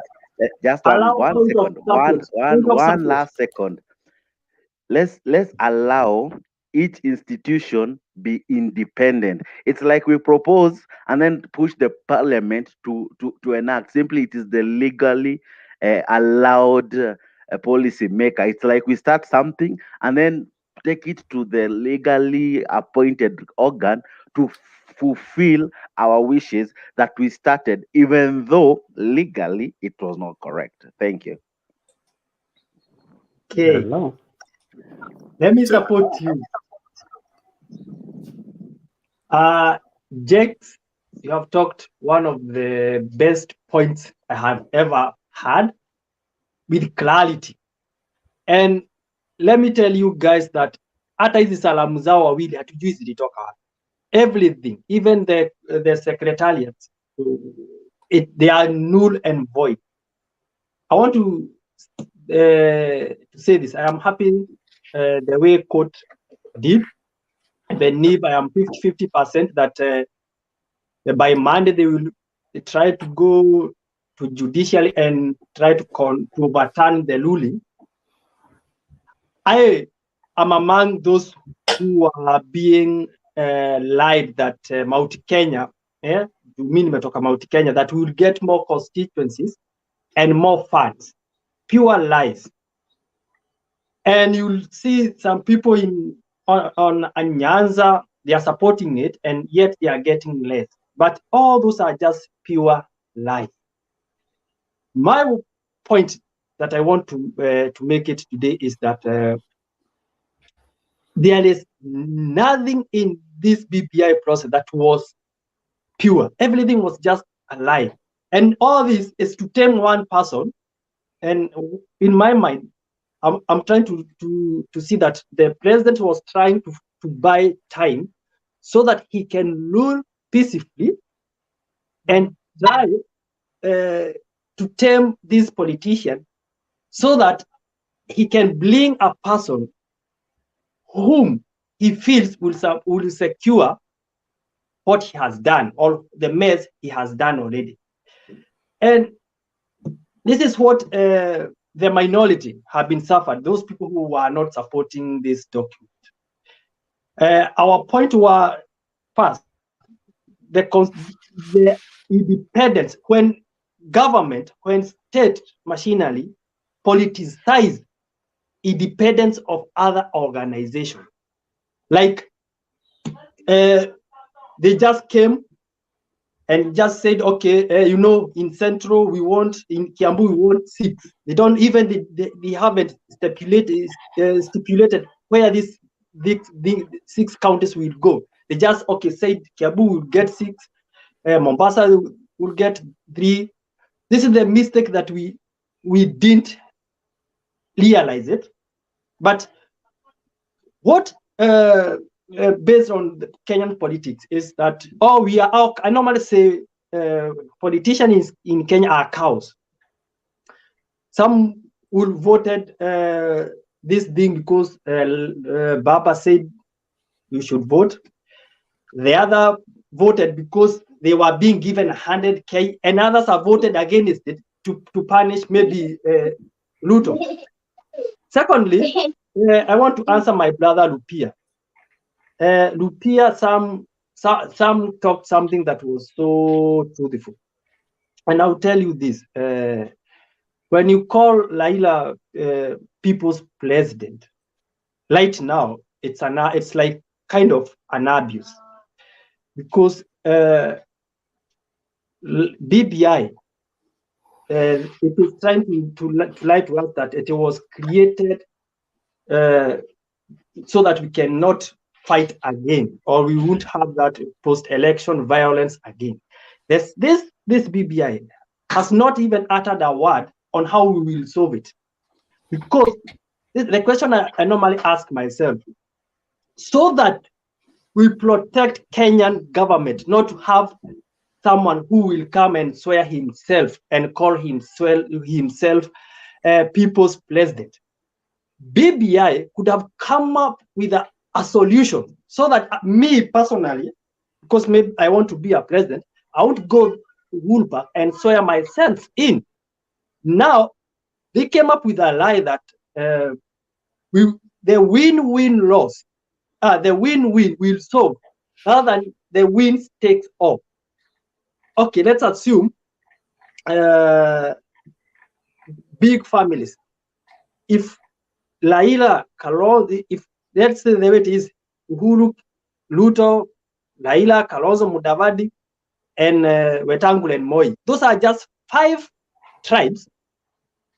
So we are assuming that if these big 5 tribes will be on top, everything is solved. Now this is where this BBI lies.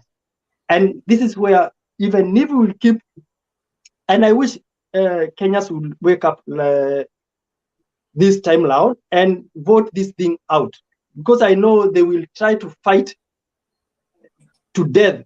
And I know, and I am 100% sure, and you guys, you mark this day, the president was not supporting BBI. The whole president with the pure advisors. How can a constitution BBI have 2 documents?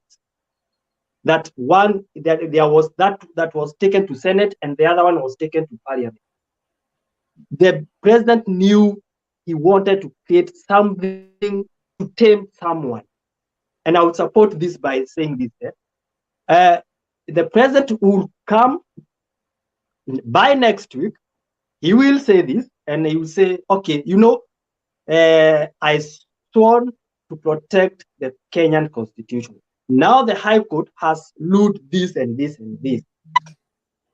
I would continue with this BBI because I will overturn the law of or Kenyan law." So the president knew this thing will fail. What he wanted to do is to buy a time so that he can tame one of Kenyan politician who is, let me assume, Baba and Laila. Clinton. But I beg to interject. No, Benson, he has 1 minute. Let him finish. He has just come back from Mass. If you are here in 2017 and to where the country was after the elections, you will not be talking what you're talking. If you understand the dynamics of this country and this repeat election could not take place in half of this country, and you are now beginning to say it was a game, you don't know where it came from. These are the kind of mindsets that are plunging this country into problems. No. You cannot come here and begin to claim that the president was joking. The president does not act on rumors. The president has information from the NIS on the state of the country and how bad things were. We were in 2017, the country was ungovernable. The military and all other forces, there was a major problem that pushed the president to go and seek the handshake. And if you think that the president just woke up and he had sympathy on Raila and akamuhurumia, the way you people are talking, you are really, you're not in your senses. And this is not the first time. If we joke with what is going on right now, and you want to get to 2022 the way things are right now, I promise you, get your choppers and jets ready. This country is precious to us, and we need it together. But the mindset of thinking that somebody is deceiving another to buy time and then run away, that one, I promise you, it will not work.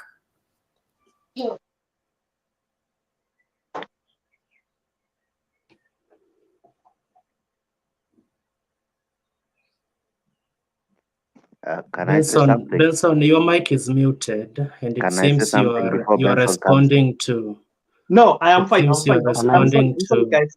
Okay, let me answer them. Okay, I'm sorry. I didn't take precautions here. I want to say Sam made a good point, and he answered himself saying this here. If it wasn't Uhuru, Raila could not even be there. Let's just talk sincere. And I will say this: too much of democracy, it doesn't pay. Too much of democracy doesn't pay. Uhuru said this, na alisema kwa Kiswahili, akasema kama si hizi salamu hii nchi haingekuwa hapa. Kama si hizi salamu hii nchi haingekuwa hapa. So in short, hangeenda, alituambia niliona huyu mtu shida si nini, shida ni yeye. If I would silence this person, the Kenyan government. I think it's time to just go and sleep. Okay, let me finish. You're not making sense.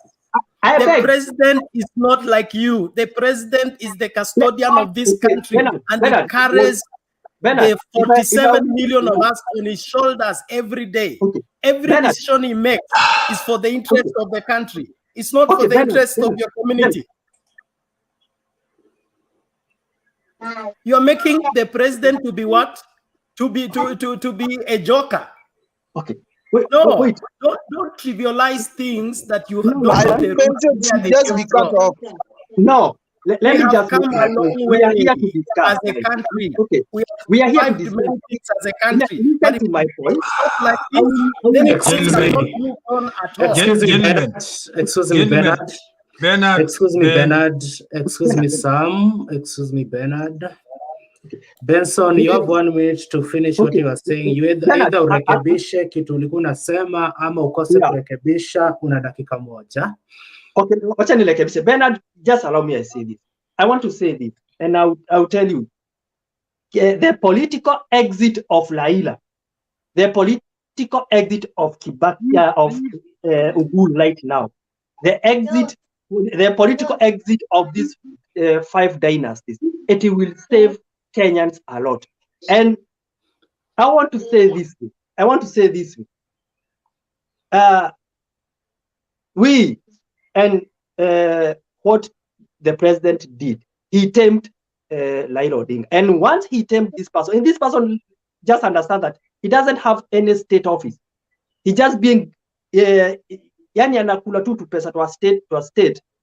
And he wanted this way because he was Benson, just shut up, please. So I want to say don't talk to Raila like that. He's not your age mate.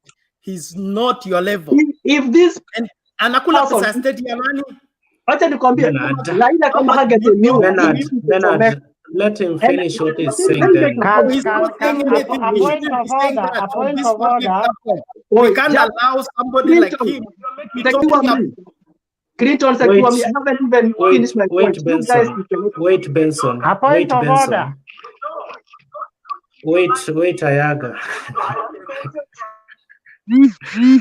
Najua imekuwa moto na hatuna fire extinguisher. We are not Benson, nimesema urelax. I want to ask Benson one question. Benson, nimesema urelax. Kila mtu relax. So Benson, kuna some statements that are very dangerous that you are making. Okay. Ukisema Mheshimiwa Raila hana kazi, anakula tu umeita tu pesa to a state. Token. Uko na evidence? Okay. Yes or no? These are yes or no questions. Okay. I have it. Okay, thank you. I'll put it in the WhatsApp group. Clinton. Don't put in our WhatsApp group. They are watching. So when they want the evidence, they will come for you. No, we are here, Clinton, and we need that evidence. Okay, here is not a rumor mongering club.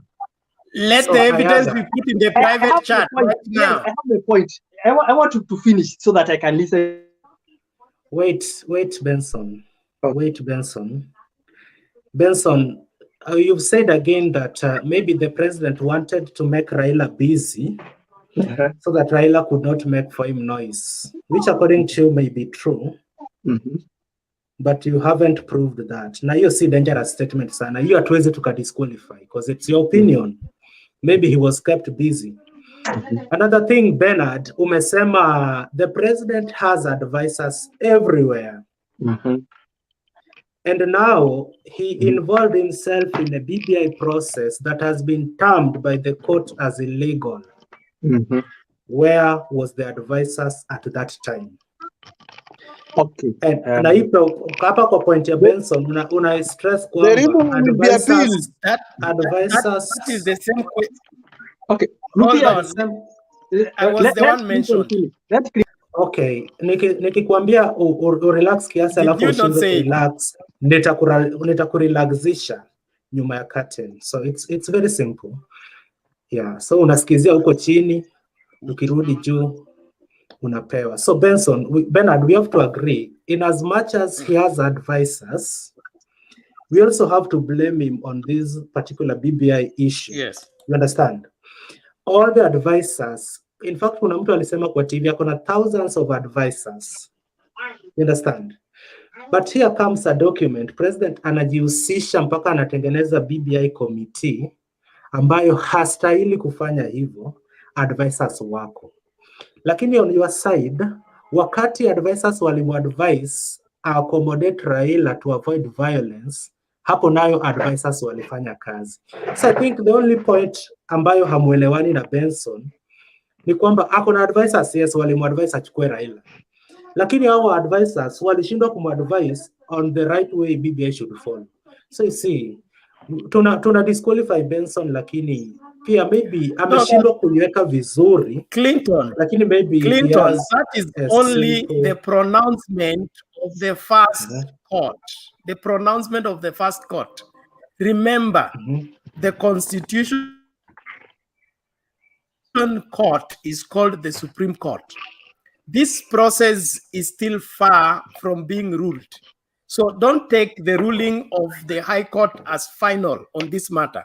Secondly, the president instituting and putting up the committee to look into the issues pertaining to the BBI, being called by the High Court as unconstitutional doesn't necessarily mean it was unconstitutional. There are other avenues and there are other interpretations. So leave what the 5 judges said, let it be put to the test in the court of appeal. Bernard, who is you took my one point. You took my one point, and I will say, but then I support your point that this is not the end. And even if BBI, even if the rule will be overturned, the BBI has already got scratch, big clash that will take time to repair as we speak right now. And I am seeing a chance.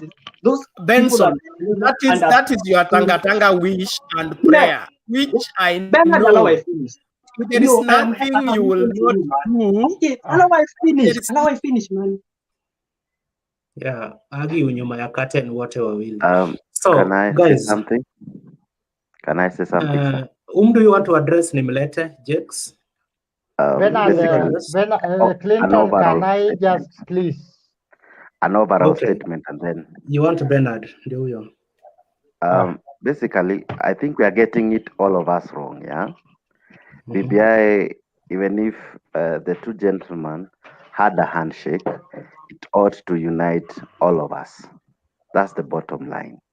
Number 2, when we now come to such a platform and bring names, big names, and even make serious allegations, those are the things that when you go to a court of law, you are asked, can you substantiate? Can you prove your argument? Because the law does not exist to harass anyone. It exists to maintain the rule of order. Number 1, we cannot make allegations if we cannot substantiate. If you don't have backup evidence, kindly don't mention it. Number 2, Bernard and the other person, Benson. Let's think of Kenya, that Raila is no more, Uhuru is no more. It is you and me. It is you and me as Kenya, number 1. Number 2, it is the rules that we make. Because today they might be in power.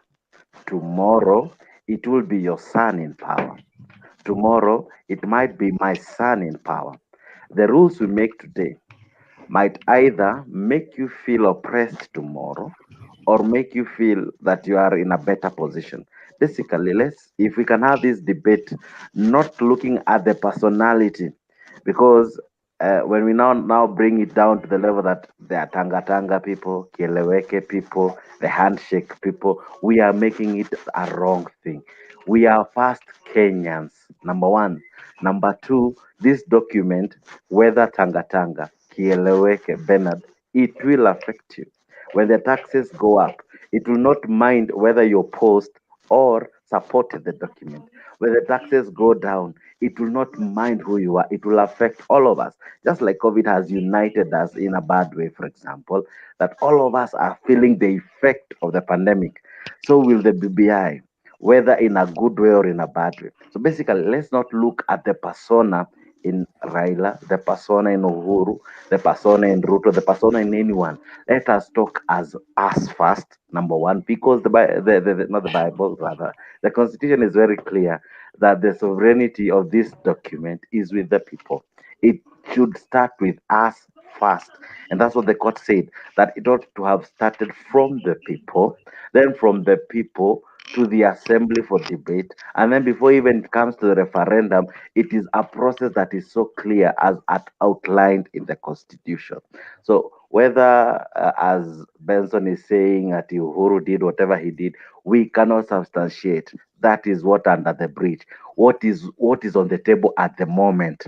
Even if they go to the Court of Appeal, there were 21 rulings. We need a court that can now bring the legality of all the 21 rulings, not just saying, because this is what I understand.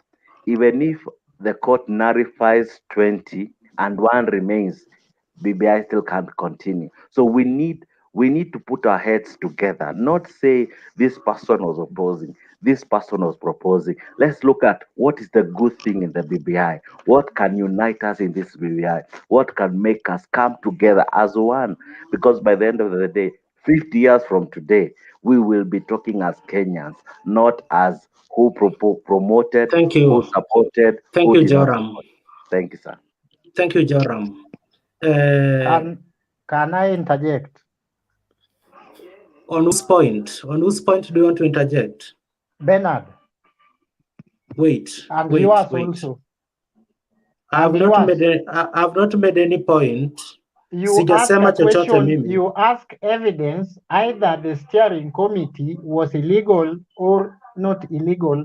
Nobody was able to prove that, and I have the evidence. I want to table, my friend. Nilikuwa nawasikiza.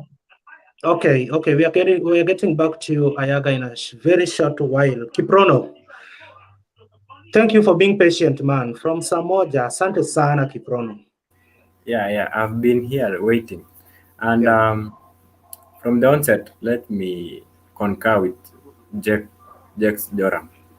He has actually initiated a very sober discussion that if all of us, we will shift away from the political euphoria and be candid and say what we have to really discuss, the real content, then we'll be headed in the right direction.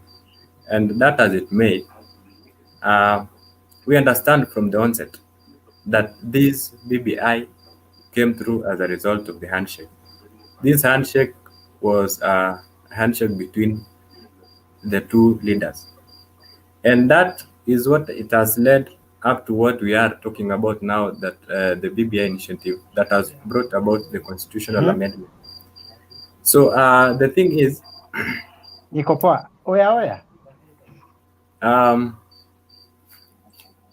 What I actually want us to focus on, what is the main concern here as a Kenyan, what I'll be very concerned about is not about actually the BBI itself, but the ruling that was given yesterday clearly stipulated that there is a very, very big problem in the chief legal advisor of the government of this country. We have the Attorney General, who is the chief legal advisor of the government, and he actually advises the president at a personal level. Now, how comes that all this process was being done and he has never taken the right step to advise the president and his handshake brother, who actually in their everything that they normally say in their rallies or in wherever they have been saying, that they have a goodwill, and they have shown it by bringing that constitutional amendment.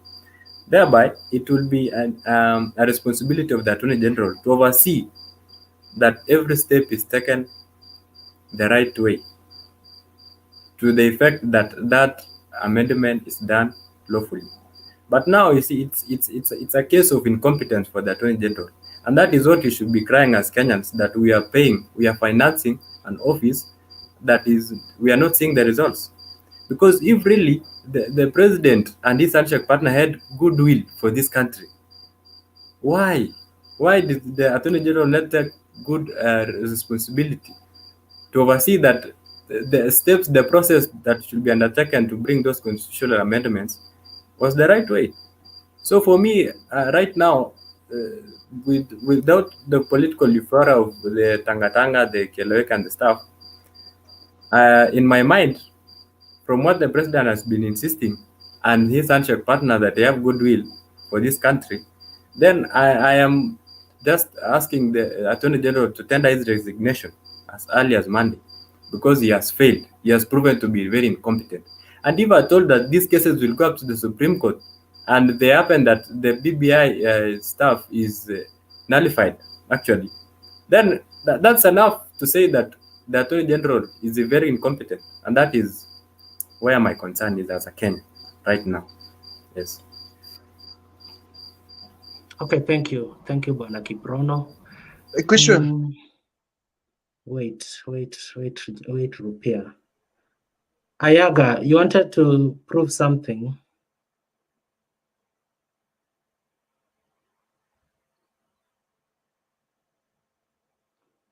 Ayaga, you wanted to say something? Thank you very much. Number one, you asked a question about the steering committee. At the court yesterday, rule about at the steering committee was illegal. My friend, go to date 4th March 2020. Justice Mativo. The same issue was brought before Justice Mativo, and he ruled that BBI steering committee is illegal, not illegal. So those are the few battles that actually will be very interesting in Supreme Court. Before I tackle Ben Benson, let me give my points. I want just to be very much in this ruling today. Number one, they were saying no room for public, no room for popular initiative. At Uhuru cannot initiate. You know what we are going to ask the Supreme Court is only one, or Court of Appeal, only one. At what point is Uhuru Kenyatta a private citizen of this country, and at what point Uhuru ceases to be the citizen of this nation? Maybe he initiate that in a capacity as a president. We are going to ask about if there is a lacuna in law that says once you are elected as president, there is nothing you can do as a private. You can only act as a president until the office term ends. Number one. So wait. That was the first ruling. Before you go to number two, because maybe you have 10 of them. I have only 7 of them. You are trying to ask us that Uhuru Kenyatta is citizen, pia ni president. But the ruling was very simple. Ilikuwa kwamba the president, the government or any state organ cannot initiate a popular initiative to amend the constitution. State organs unazijua vizuri. The arms of government. Kama President Uhuru sio president, basi he is the head of government. So ali-initiate kama head of government, ndio maana iko illegal. Kama si head of government, ni president, ndio maana wanasema ni illegal. So your point one doesn't take us anywhere. Go to point two. Can I rebuttal or I should proceed to number two? You proceed to number two, yenye itupendezi tunararua hapa hatusongi nayo. That argument of zikienda mara nne, zikienda nne zote hazileti, then pia ni hivyo. That argument of yours is what will take us up to Supreme Court, and we will ask for advisory. That Okay. Let me ask you this. Kumalizane na mimi alafu songe. The ruling was the president, yes, government, or any state organ cannot initiate a popular initiative to amend the constitution. Wewe kivyako bila hii ruling, is it true that a president or a government institution cannot initiate a popular initiative? Is it true according to you? It is true that... Very well. Full stop. It is true. Clinton, yes, I have a question for you. Clinton. It is true. The president of Kenya, but is at he what as point, a result of popular vote you or a guys are private making vote? noise? I'm getting a lot of noise in my... At what point do we separate Uhuru the president and Uhuru the citizen of this country? That is what we are going to ask. Let me go for number 2, my brother.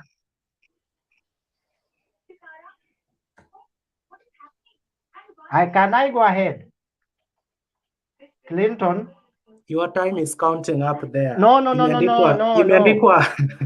Imeandikwa in red.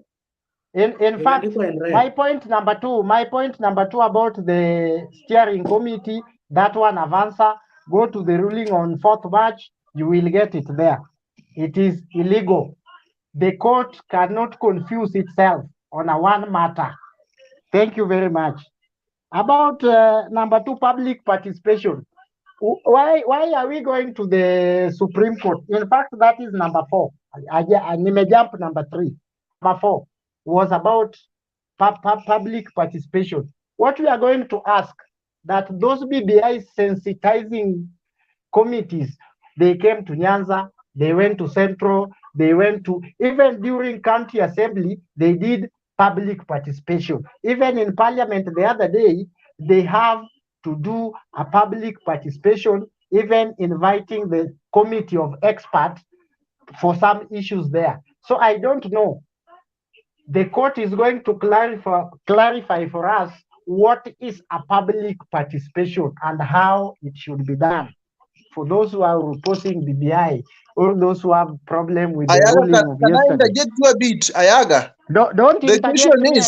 Don't interject me. I don't want my time. I don't want my time. How was BBI initiated? How was BBI initiated? That is the point. They are saying that it's the president who initiated this process, not the public participation part. Yes, president initiated this process as a citizen of this country, but not as a president of Kenya. Those are fallacy. Those things, Bensons and whatever the world are saying, Sijui people's president and Sijui public president of a Republic of Kenya, those guys met as 2 citizens, like me and Clinton, like me and Ben, like me and Kiprono. We can meet today. The problem even we have in that ruling, I had a judge there referring to Uhuru as Mr. President. At the same time you say Mr. President, in fact you are referring to a president as a citizen, as a raia of this public. But when you use His Excellency, the president of this nation, and I'm telling you by next week, those are the simple questions that are going to be asked in the court of law. The judge refers to, even CJ, you cannot say Mr. Maraga. You will say Honorable Justice Maraga. You can't say Mr. Maraga. When you say Mr. Maraga, for instance, you are referring to a Maraga, which is not a president. The judge say clearly, Mr. President, Mr. Uhuru Muigai Kenyatta was acting in a capacity as a president. We are going to ask, Ayaga, when you refer to this guy as Ayaga, let me ask you. Point was he? Yes. Why do you think the judges just singled out Mr. Uhuru Kenyatta and left out Mr. Raila Odinga? Thank you very much. Because this was a political ruling. And that's why they couldn't even touch ombudsman. I've been in this platform. The fellow guys here, they have been questioning the legality of ombudsman. You never heard them mentioning that ombudsman, of which that ombudsman is illegal. Somebody has not mentioned it here, that the ombudsman we have been making noise about, kumbe, it's illegal. That's why they never mentioned that. This is illegal, this is political ruling, and we are going to deal with it at that point. That's why they left Raila Odinga and ombudsman issue. Excuse me, Ayaga. Thank you very much. There is something you're not understanding in today's discussion.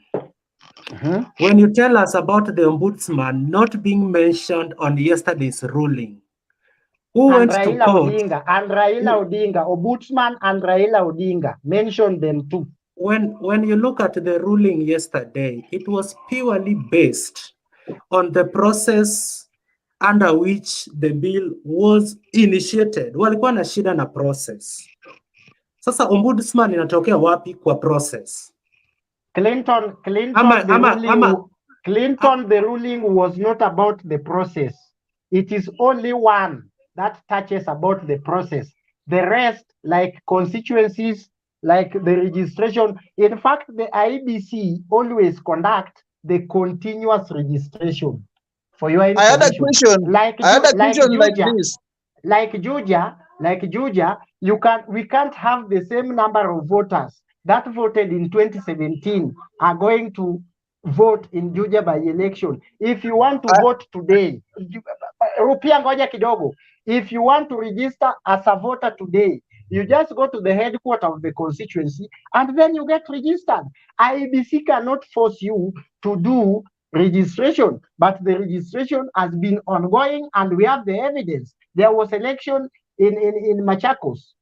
Check the numbers of voters in Machakos in 2017 and the one that went to by election. It is true there have been continuous registration. The mass registration is always conducted. Mass registration is always conducted. Some few days, like 6 months to election, and that's end of voter registration. After that, no voter registration up to general election. Did you hear the judges mention that the IEBC themselves testified that the last time they did voter registration was prior to Kibra by-elections? My friend, I register my younger brother. I am not asking you when you registered your younger brother. Did you hear the judges mention? Clinton, what I'm telling you is that this is going to be up in the Court of Appeal. Answer this question to Malizane na IBC. Did you hear the judges mention that the IBC themselves testified in court that the last time they registered voters was prior to Kibra by-election? Did you hear the judges mention that? Not when you registered your brother, even Ijana, ama Kesho. Did you hear them mention it?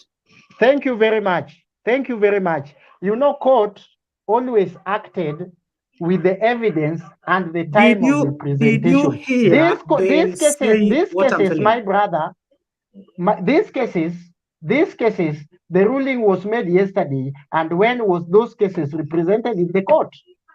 That is the question I can ask you, and you cannot answer me. You see, when we put to you that question on IBC, you start telling me to register your brother. You understand? Thank you very much, Bernard. Thank you, Clinton. Clinton, I had a question. Yes, Rupia. The question was, if today kuna mic na misbehave. Okay, let me continue. If today ODM or on Monday ODM will go to court that we initiated the process of the referendum and they had talked about it and they produced how they initiated it, what will happen? Because the question is, the president should not initiate. But now they have the support of the president, but they initiated. which I believe that one can still go to court and succeed. If So, ODM decide to do that, what do you think will happen? Let me answer you from a layman's point of view. The case was in court for more than 3 months. All the interested parties argued in court. So ODM to go to court tomorrow and say that the president did not initiate, we were the initiators.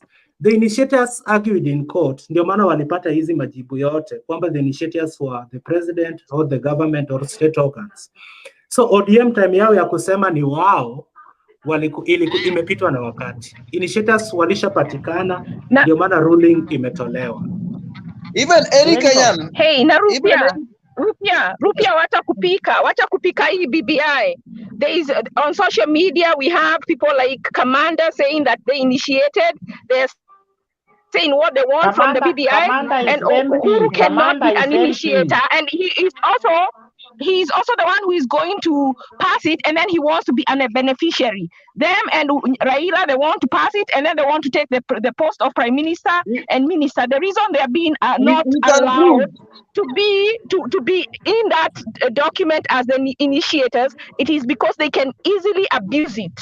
And as we have seen, they are already abusing it. They are already intimidating leaders to vote for it. They are already doing the things that they are not supposed to do. And that is why it is dangerous when the executive takes up that initiative and calls it a people's initiative. If you remember what Orengo and Tienda said in court, there are some unconstitutional amendments or proposals in that bill, but because it is a people's initiative, you cannot challenge it because it is a people's initiative. So that being there is that they can bring unconstitutional changes inside the initiative, and because it is a people's initiative, it is a route for the executive to change the constitution, and that is through the parliamentary way. But if they go through the parliamentary way,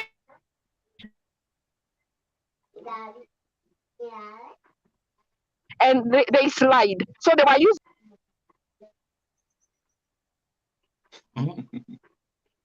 Amepotea. Sorry Ashley. Maybe ukirekebisha net utarudi. Nafasi yako iko pale pale. Let us move on because Ayaga ametuacha. Sijawaacha. Unajua mmeni-interrupt, so imebidi ninyamaze. Tumekuuliza swali ungetujibu na tusonge mbele. Umenijibu na umekubali Ashley ani hijack. Hata mimi ameni hijack. Yes, umewacha Nancy atu hijack alafu atatoroka. Unajua kuna watu huwa wanakuja wana hijack sisi alafu anaenda. Okay, Ayaga, proceed from where you left. Remind me of the question, please. I did not put any question. You are interrupted saying your point. That's according to you. Thank you very much. What I was saying, voter registration is a continuing process. It is something that is not in a timeline inaendeleaga up to a certain period to general election. Then after that, it continues. So with this, the lawyers are going to challenge it very easily. I'm seeing a lot of people in the comment section saying, Ayaga, Uhuru Kenyatta, I know Uhuru Kenyatta is the president. Even the judge who made that ruling agrees with me when he called Uhuru Kenyatta Mr. President. He never refers to him with his office. And that's the only problem we are going to ask in court. Why calling me Mr. Ayaga, yet I'm the president? If I took oath, Ayaga, like today I took oath, I should be His Excellency. Yes. Don't mislead us, please. You know very well the person the judges was referring to as Mr. Uhuru Muigai Kenyatta. That's the only president we are having. So, and again, what was in court was not about titles. No. They referred to Mr. President. They referred to the president as Mr. Now you are going to appeal the title. No. We are looking at the BBI, not the titles. Clinton, let me give you a little bit of evidence. When our president was going to The Hague, he handed over the instruments of power and he was called Mr. President in Kenyan soil, heading to the Hague when he left Ruto in charge. Because the president is president, even if he's going to a foreign nation. But when he was going to a court of law in The Hague, he was referred by our Kenyan media as Mr. Uhuru Muigai Kenyatta. When he was back, took power, you cannot, in a court of law, refers to Uhuru Kenyatta in a court of law as Mr. President. Mnanipinga leo, wengine wananiita mlevi, lakini I'm very sure by next week you will hear about this and tutakuja hapa kudiscuss only this simple thing. Mna dispute. Okay, sorry kwa wale ambao wamekuita mlevi. Thank you very much. And finally, do you agree with the findings of the judges kwamba the process was unconstitutional? Do you agree with them? On one point, their point number 5. Their point number 5 about the constituency. Amendment to constitution must separate. No. Directing IBC on how to delimitate or demarcate 70 constituencies. They should. The BBI could have just proposed that we should have 70, and that work they should have been given, like, let IBC conduct the research from Kenya Bureau of Statistics, from the number of voters they have in their data, and allocate.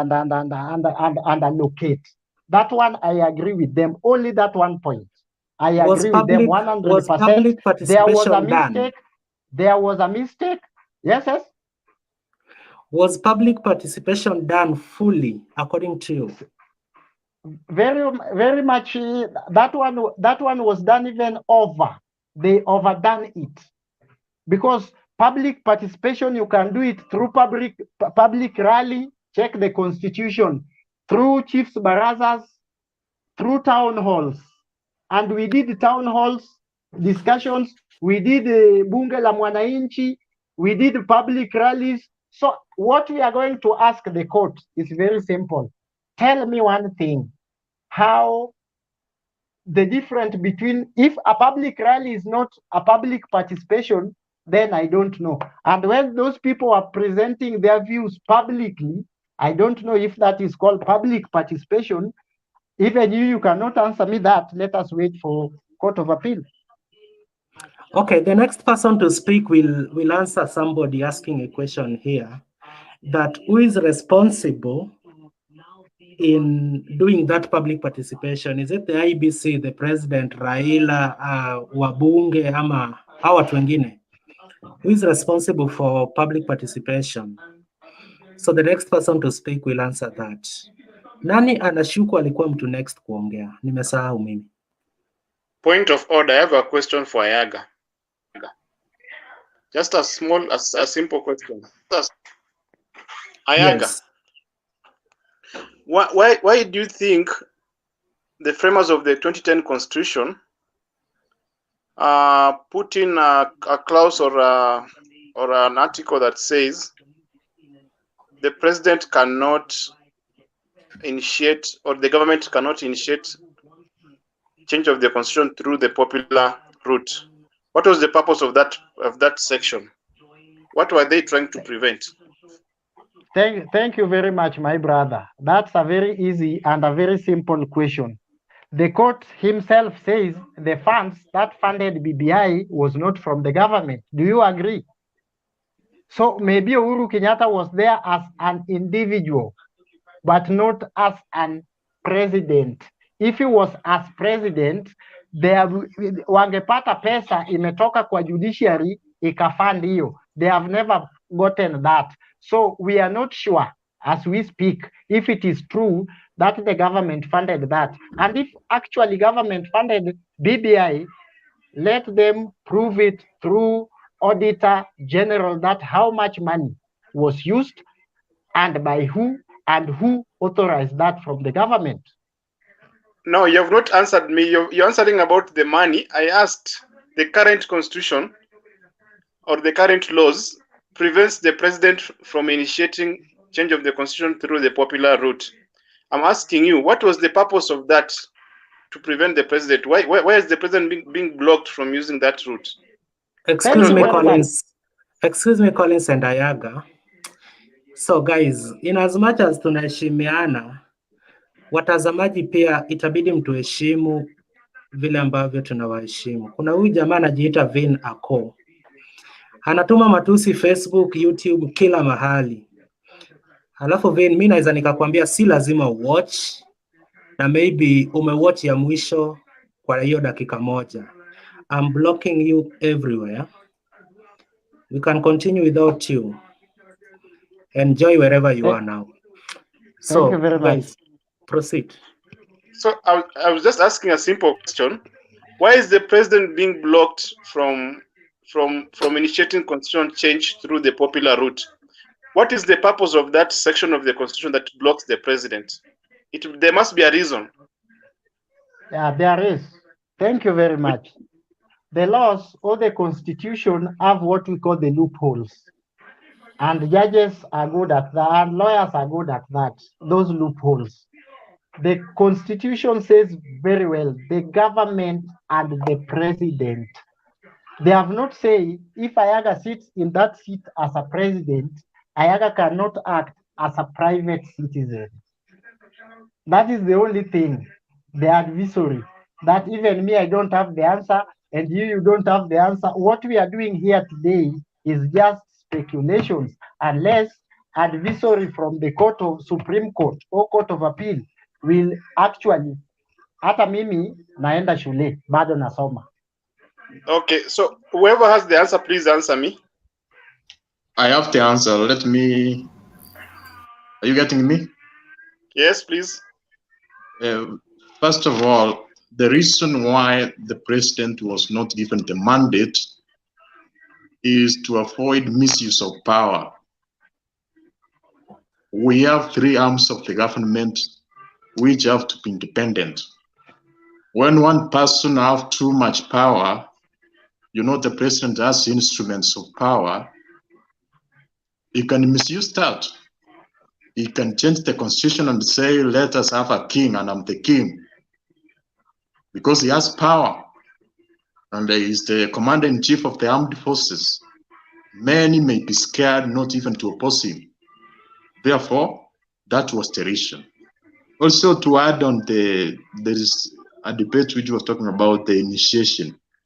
Okay, before you leave that point, Yes. So I just wanted to say, if that is the case, it is to prevent the president from abusing power. Can you separate a private president as a citizen and when he is a president? Is there any time that he can separate the two? No, that is very wrong. Thank you. So it means, as long as you're president, you can never initiate the change of the constitution until you're out of office.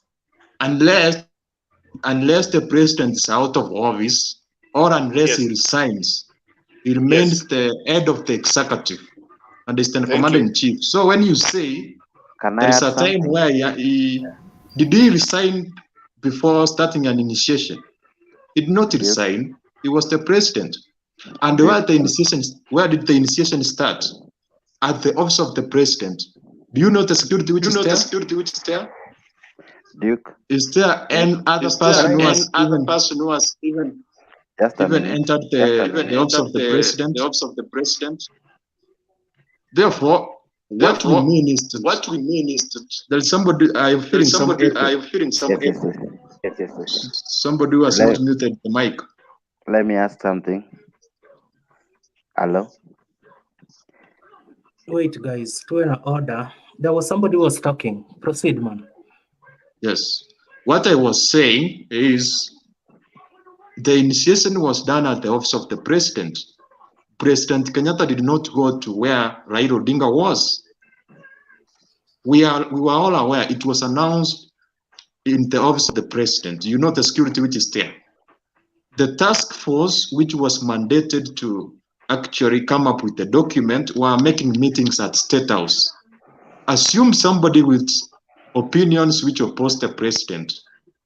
Will you oppose the president in State House or in his office? So those meetings and the consultations and the task force gathering of views should be have done in a neutral ground, not State House. It's very difficult for somebody to oppose the president within the State House.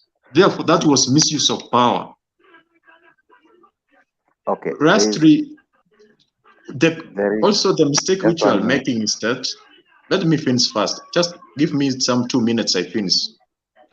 The mistake most of you are making is that they are assuming that those who are opposing the document are supporting Ruto, and those who are supporting it are for Raila. No.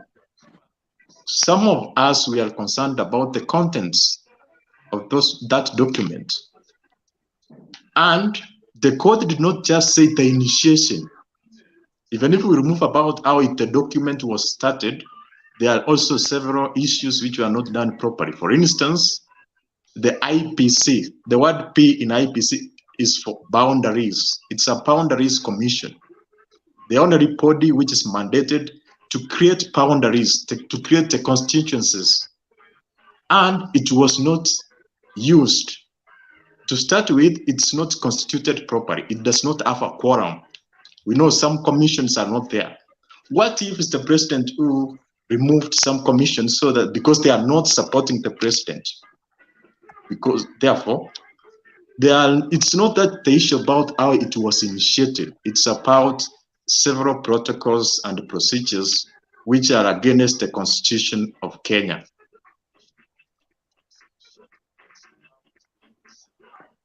Can I say something? Okay, thank you, Duke. Can I Tycoon. say?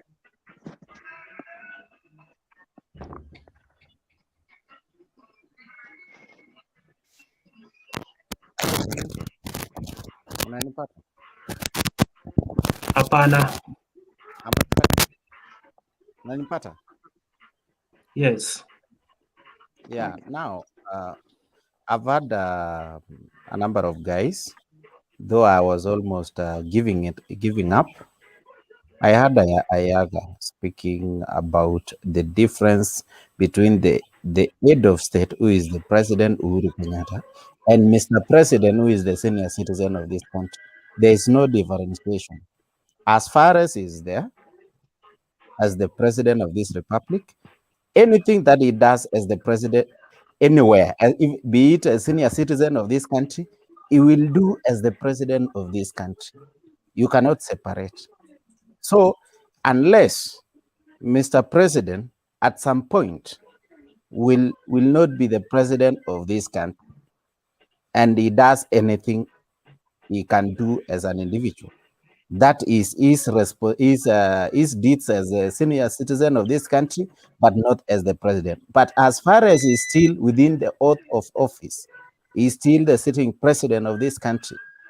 Anything that he does at any time, any point, is the president of the Republic of Kenya. So anything that he did, he didn't do anything as any senior citizen. If this thing was proposed, the amendment was proposed and also facilitated by Raila Odinga or any other rightful channels, that is through the common people, and at the same time the parliament, that could not be questionable at all.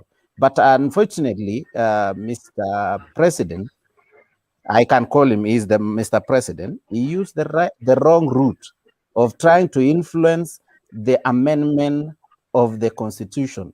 That was not the rightful channel as per the Constitution of Kenya 2010.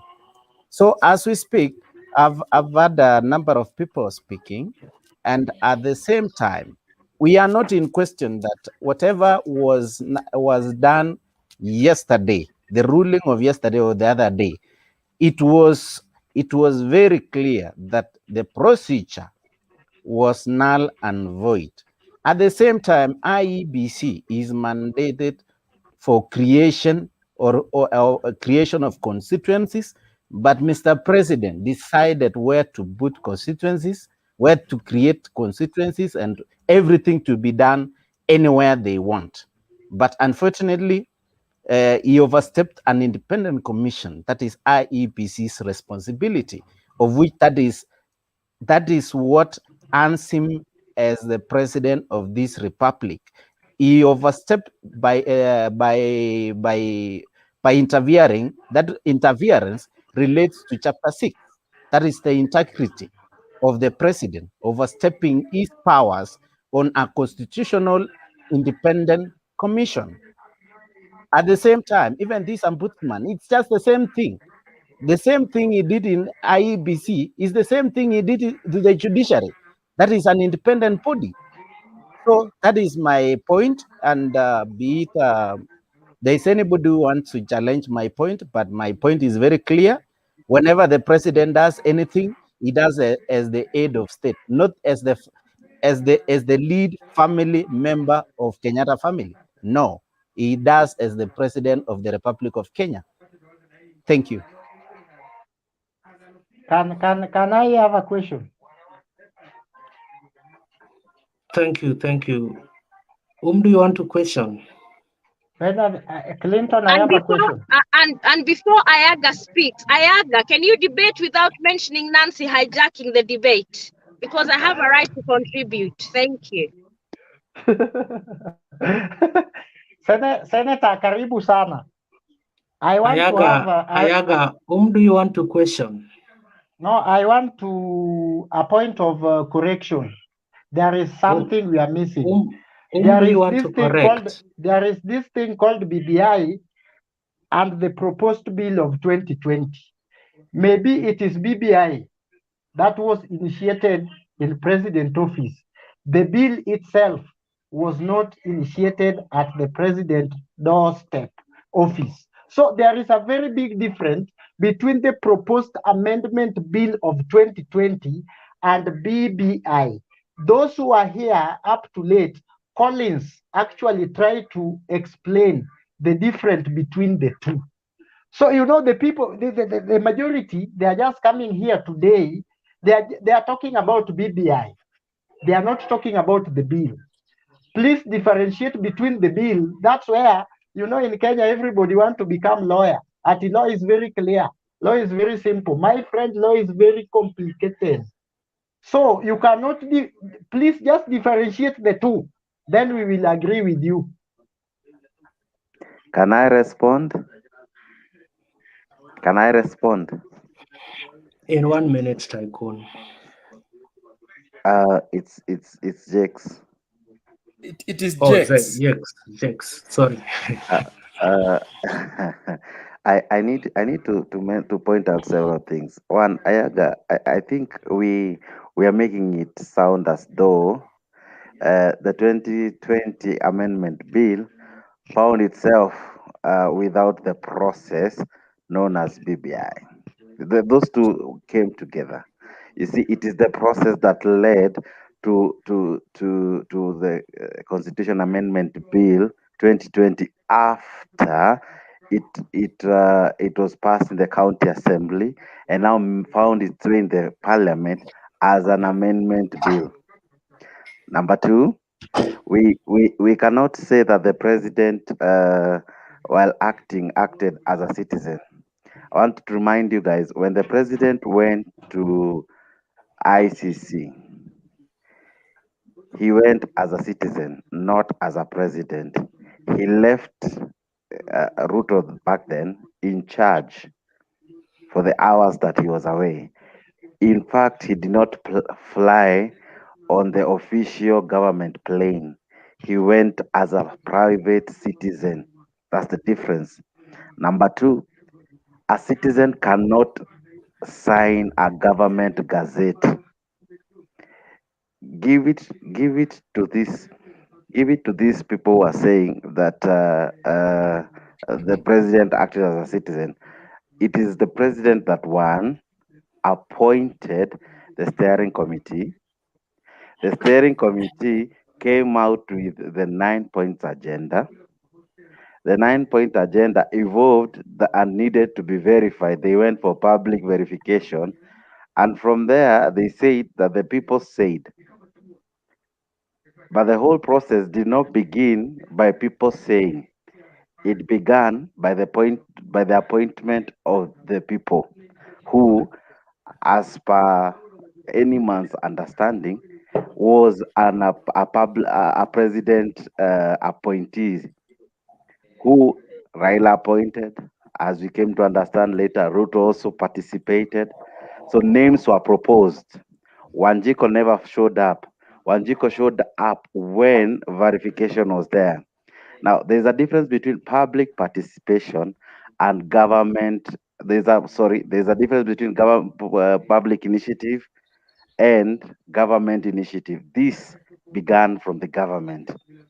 As much as Bernard brought the issues in 2017, I agree fully and humbly submit that it started well, but the progress had stains. I can also ask, we have BBI 1, BBI 2, and so many other versions. If it was a public initiative, who amended it even before it went to IBC? Because the first document launched in Bomas had issues. After they were pointed out, they were rectified. Who rectified? With whose authority? If it was a public initiative, it ought to have had no mistake. And if you read the constitution, even parliament does not amend it. It only does with what we call the errors, maybe in typographical errors. So basically, if it was amended from 1, we have 2, we have even 3. That means there was someone controlling the whole process. Wanjiko, as I know her, or him, or her, or whoever is Wanjiko, gave the proposals. We can go to the archives and trace the origin of the 2010 constitution. There are documents to verify, to prove. They are recorded. There are audios and videos.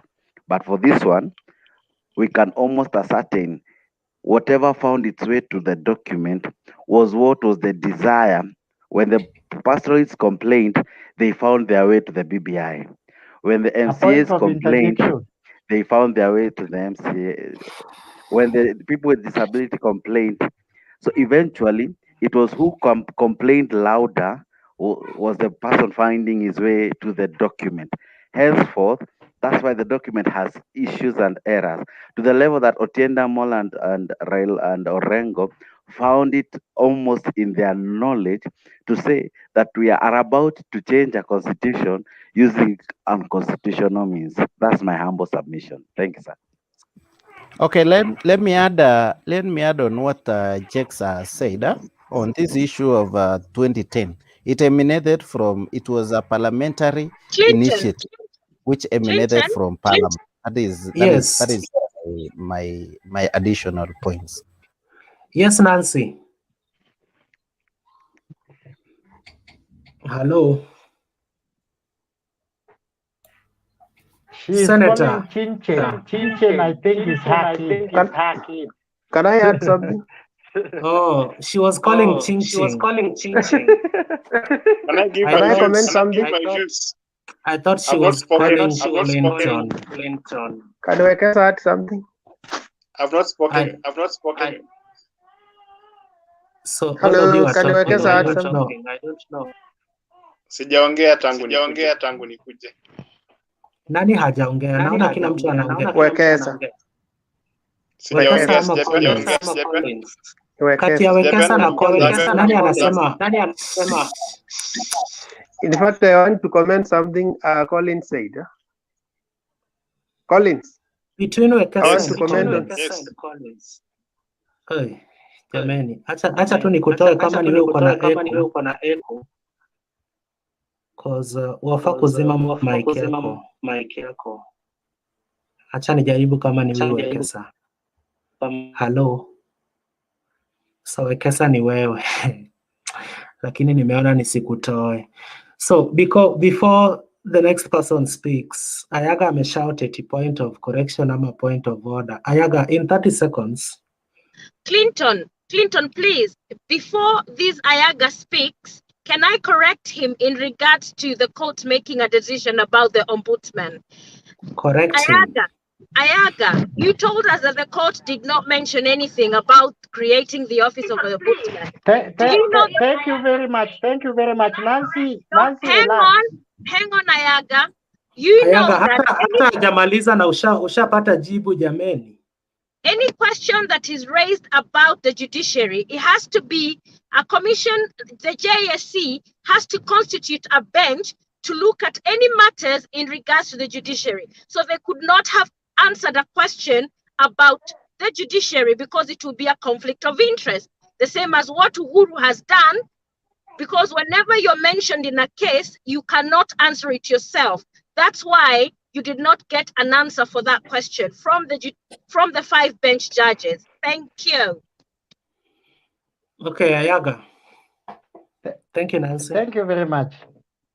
I had a point of correction from for Tycoon. Tycoon says that when Uhuru was going to the Hague, no, Joram, when Uhuru was going to the Hague, he went as a private citizen, and he was referred to as Mr. Kenyatta at the Hague. My question is, what prompted a judge yesterday to refer to Uhuru as a Mr. President, and he knows very well, as a Mr. Kenyatta, and he knows very well that Uhuru has not given his powers or has not even resigned or anyhow or through any way and over to the deputy president to be referred like that. Those are the simple questions that are going to be asked. No, you can say, you can say, Let me answer. you are not a lawyer, I'm not a lawyer. What we are doing is can I answer you? We are doing Ayaga, excuse me. Can I you answer cannot you? ask a question, then you put conditions on how you want to be answered. You are saying you are not a lawyer. You are saying you are not a lawyer. The person you are asking a question is not a lawyer. Then why are you asking the question? Keep it to lawyers. The problem is Joram want to intercept before even I finish the question. You have.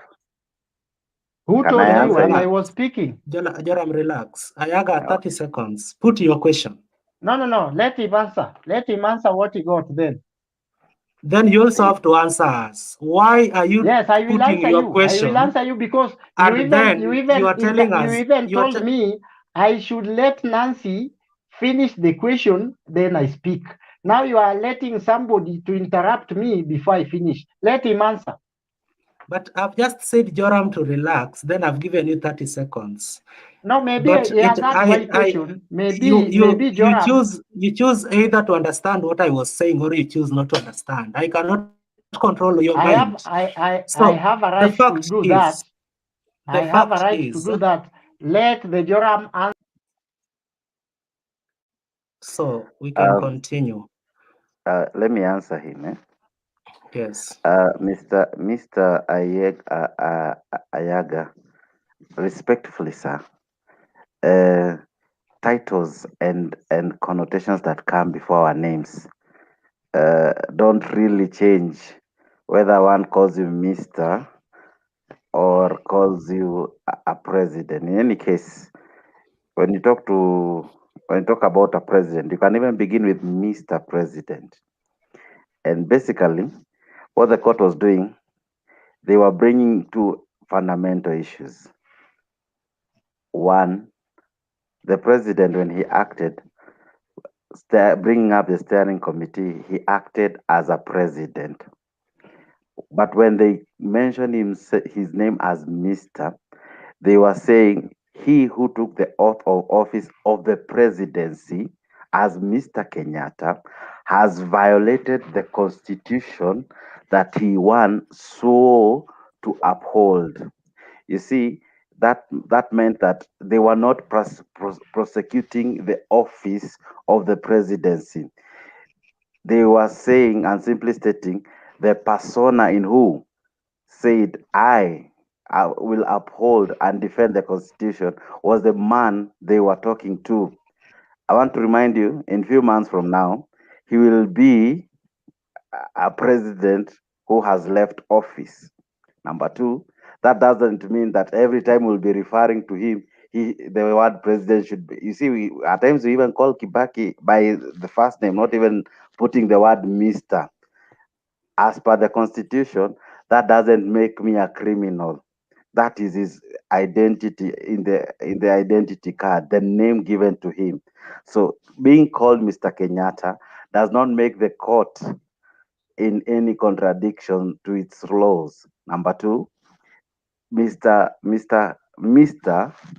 is an identity to differentiate between a Mrs. and a male and female. Number two, it is common science that when we say Mr. Kenyatta, we know he is the president. And we are not referring to his father, who was also a president. We are not referring to his son, we are referring to him. And the court was very clear. They were Thank you, only Joram. questioning the persona, not the office. Clinton, Thank you, nataka Joram, niongee for kidogo. thank you, Joram, for that clarification. Clinton. Ben, najua umevumilia sana but tunakuja kwako. We ni dynasty kwa hii forum. Can I add on that? Hamna nafasi hapa Kenya. Sijaongea bwana. Yes.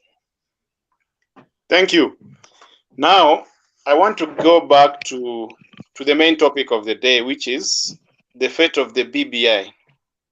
We have at least we have forgotten about the main topic of the day. I want to say, according to my own opinion, the BBI is dead and buried. There's nothing that they can do to resuscitate it.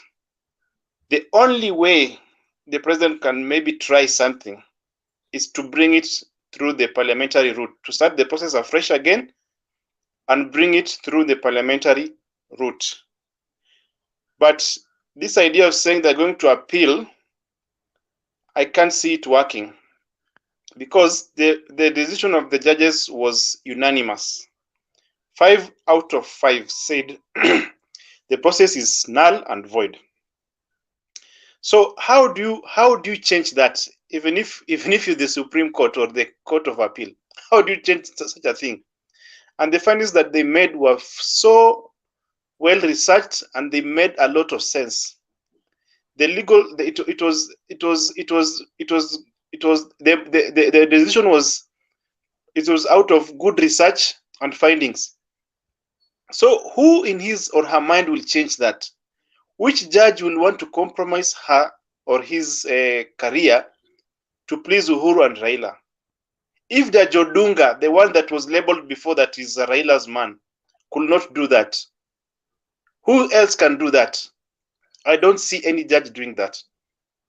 Secondly, Judge Kome and Judge Ouko have joined the Supreme Court, which means they're leaving the Court of Appeal.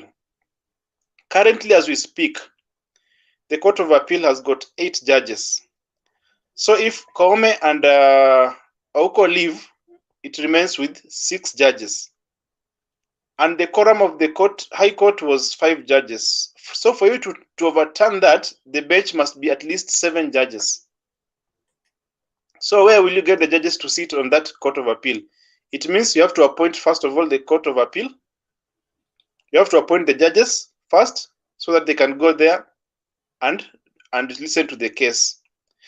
The judges, the court ruled some time back that the president is supposed to appoint 41 judges who was supposed to be appointed to the courts at various positions.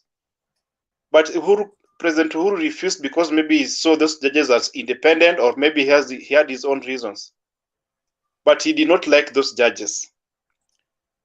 So the question is this: if you're going to appoint new judges to work in the appeal court to listen to the appeal, and yet you have not appointed the 41 judges initially that the court has said you must appoint, how will that be possible? It means the president must appoint the 41 judges. And some of the judges that he was supposed to appoint is Judge Ngugi and Judge Odunga. The other option is for him to let Ouko and Koome to stay put at the appeal court so that they listen to the appeal, then later on join the Supreme Court, which is not possible. So there are so many legal roadblocks that will not allow BBI to continue. So according to me, the BBI is dead and buried. Even if he tries to go to use the parliamentary route, still the same questions will come up. The same courts will have to rule whether whatever is being done is legal or not. So in short, what our court is telling us is that changing our constitution is not easy, and it should not be easy, and it cannot be left to a few people to decide on behalf of millions of Kenyans. It is now clear that this process was between President Uhuru Kenyatta and Raila Odinga, and they were forcing this thing down our throats using the government machinery. Remember, all politicians that tried to oppose this constitution making have seen it rough. Many have been visited by KRA, many have been visited by DCI, many have been arrested for one reason or the other. Some have lost wealth and property because of just opposing the BBI. Some have lost their positions in parliament and other government bodies. That one tells you that this thing is being pushed from the highest office in the country. So if the court has said that it is illegal, what other way will the president use? Will he continue to jail people using the DCI? Will he continue to intimidate people using the police, using Matiang'i? I don't think so. As we approach the 2022 elections, people are going to become bolder and bolder, and they will face the president head on. We're going to see street demos. Now look at what Otiende Amolo and Orengo did. Even that action alone sent a message before even the judges spoke that this BBI, the constitutional amendment, has a problem, and a very huge problem. Remember, those two are not just your kawaida lawyers. They are respected even by those judges. Their opinion counts, and they count a lot. So if there are people who are depending on the BBI to acquire power in 2022, they should try and change their strategy and use another means, because that one has been blown out, and blown out completely. Thank you. Collins. Yes, please. Let me ask you this.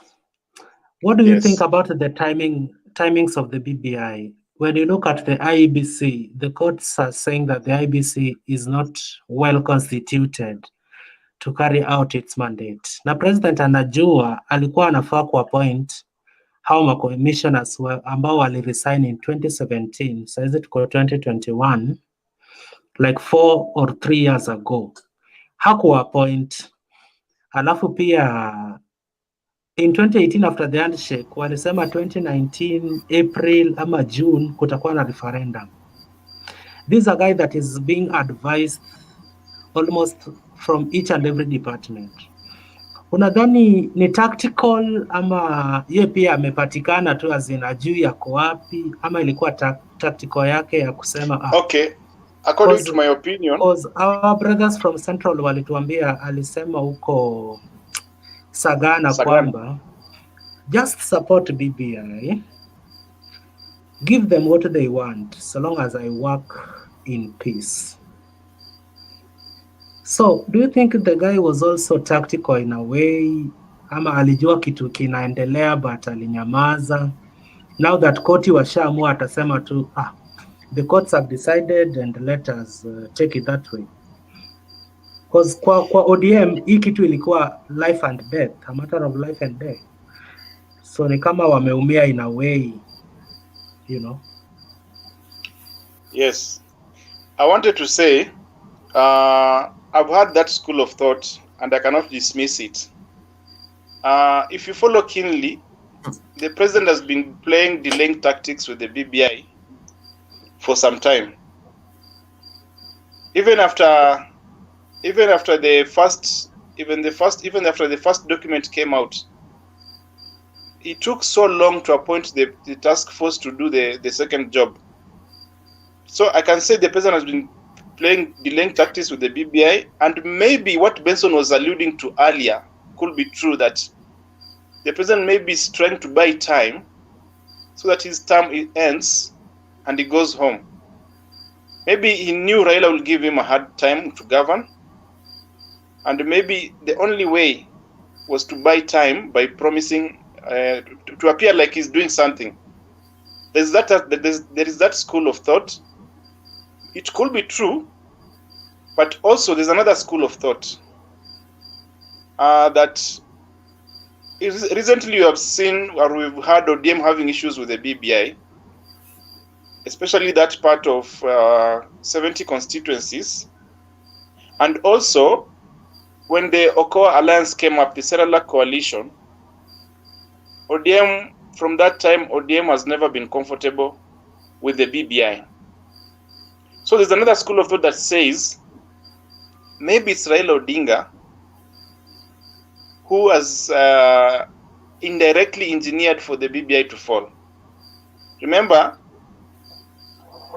it is believed in legal circles that Justice Odunga is very close to Raila Odinga, and he ruled against the BBI. Also, the tiff between Otiende Amolo and Orengo versus Mbadi and Junet. Remember, Junet and Mbadi do not know any law, but Otiende Amolo and Orengo know law. So on one side, we have very good lawyers fighting and arguing with useless people when it comes to law. Don't you think that was engineered by Raila himself, so that he sends a message that this BBI is not good?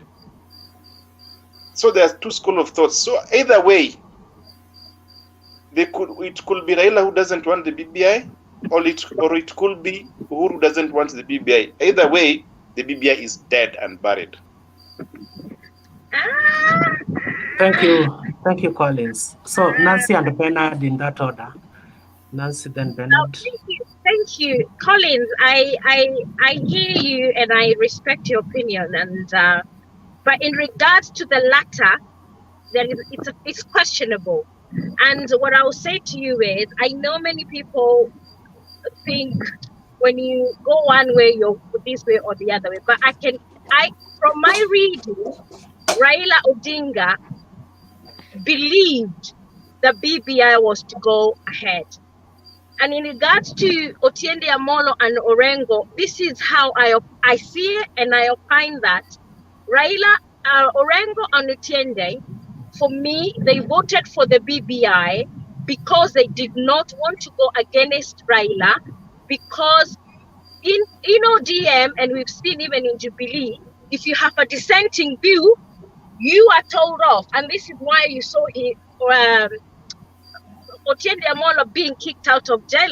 You also saw them threatening Orengo to kick him out of the minority leader in Senate. And he stood up in Senate and he said, I will not be intimidated. If my time comes to go, I will go. What I would say is Uhuru Kenyatta, for me, has created a precedent for prices in Kenya, because even you look how he did not constitute IEBC for almost 4 years. He refused to appoint the judges even when he had a court order in place.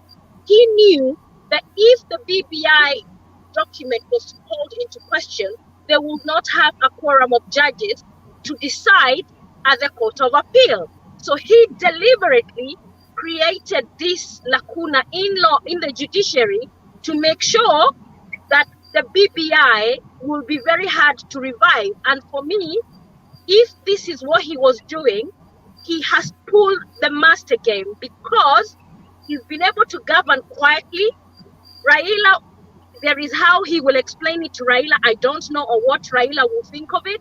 But for me, I see as a game plan that was orchestrated by the people behind Uhuru Kenyatta. And you remember there was a point we had Jeanette Orengo talking about the CSs who are against the BBI and wanted to derail the BBI. So for me, Uhuru wanted the space to govern. He's achieved that. I cannot see his interest in the BBI anymore, and I will be very keen to look keenly what the AG, when he said he will appeal, what clauses of the Constitution he will use to appeal against the current judgment that has been given, because it is thorough and we have seen in a chronological order what has been flouted by our political elite. So it's open for interpretation. Everybody interprets law differently, but the AG, Raila Odinga, and I can even say Otiende Amolo, and I'm really looking forward to his comment because he hasn't spoken, and Orengo. What are the clauses under the Constitution they will use to counter the argument? Because the judges had a watertight judgment. That's my observation.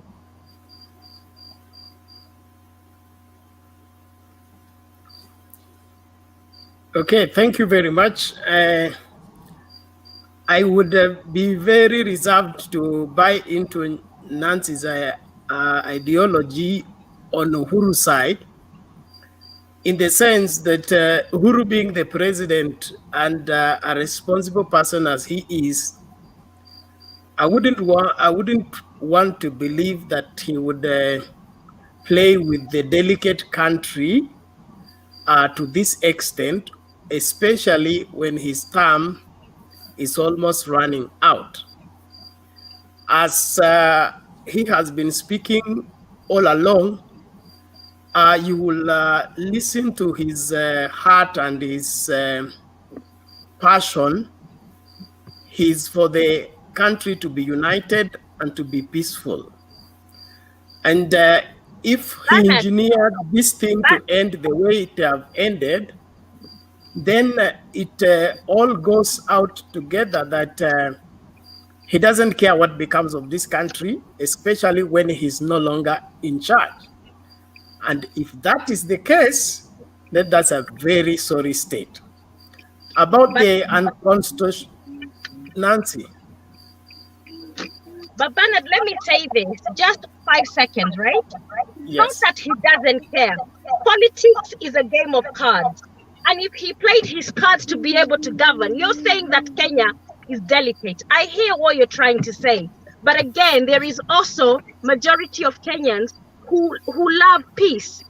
And what I can say to you, I never envisage a place where we're going to go back to 207 clashes, because all of us lost. So the politics you want to perpetrate are those of the hard right ODM on one side that you've been hard done. So you have to go on the street and do ABCD. You need to run to get away from that and look for a better solution and around the table. And I would also say the central people and whoever the same, let us stop saying that Kenya is delicate, that Kenya will go into war. No, we are not going to war. We have a constitution. We need to implement it. Rupia, Bernard, and all those people are telling us that Kenya is a delicate country. We know better from 207. Nancy, where we were 2017 is worse than where we were in 2007. No, it wasn't. I was in Kenya. No, listen, you have had your 5 seconds. Let me finish my point, please. Bye. Okay. What I'm saying is this country, as much as it looks peaceful and it is tolerant, it is not always what it appears. I'm not pushing in for ODM. I'm not pushing in for Raila. I'm simply saying that as a responsible senior citizen, the #1 citizen of this country, he needs to think differently and work out his cards well, not to safeguard his term, but to safeguard the country. The dynamics of the politics is that anybody can become president. Now, as a president who has been sitting, would you hand over power just to anybody? You must put up structures that will hold everything together for the country. That is the forward thinking that everybody needs to have. Now, about the unconstitutionality of the bill, it is not from the side of the judgment of the judges. This process has taken a long time. We not only had the Attorney General in office, we had Attorney General Emeritus Amos Wako on the task force. And they put all these things together with other lawyers. Now, if all these people got it wrong, then we are in a very bad state as a country, that we have a present Attorney General involved in the process, a retired Attorney General involved in the process, and then they preside over an unconstitutional process and then submit it throughout the whole process for it to go and be nullified by the courts. Then we are doing very poorly as far as the law is concerned, and it's a very sorry state of affairs for this country. Going forward, it is important that as Kenyans, we should begin to appreciate the fact that we are diverse and we are different, but we all belong together. We've been cut from the same fabric called Kenya. And so we need to begin to appreciate that each one of us is important, together with our different opinions on matters.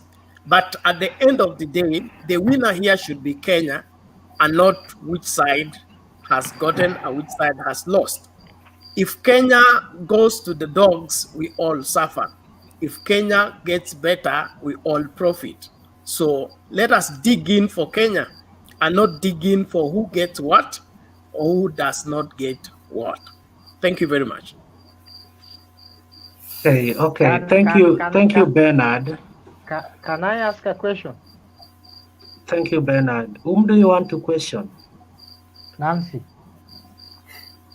Nancy, are you there? Nancy is still here. I've asked She's Nancy. still here. Are you seeing her? You want to ask her a question? Namuuliza kama yuko ni wewe unajibu. So, okay, Nancy ask yuko. her. Thank you very much. You know, I have one problem with Nancy. Nancy is just a propaganda side where they believed that BBI was to play Raila Amolo Odinga. You know, I'm not number one supporter of Raila Amolo Odinga. I left ODM in 2017, I mean, when Ndi actually joined that group, because my ideologies with Ndi never collide. But Nancy, if it's the same Nancy, the question is this, Excuse it's the me, same Ayaga. Nancy. Okay, thank you.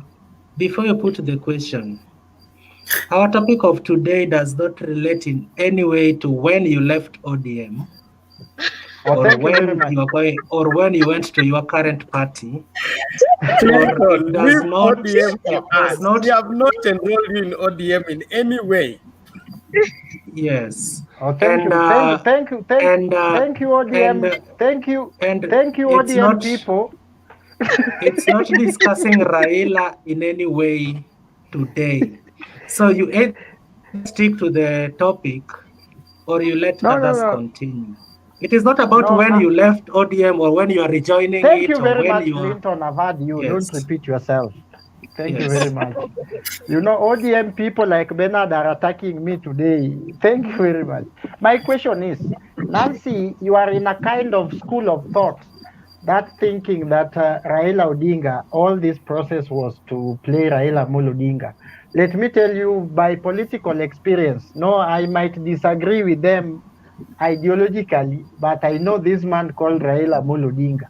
This is a street politician. This is not a guy to play with, to play easily, doing these simple tricks. And my friend, I can assure you, because I'm not his supporter, I know his supporters like Bernard, what they can do.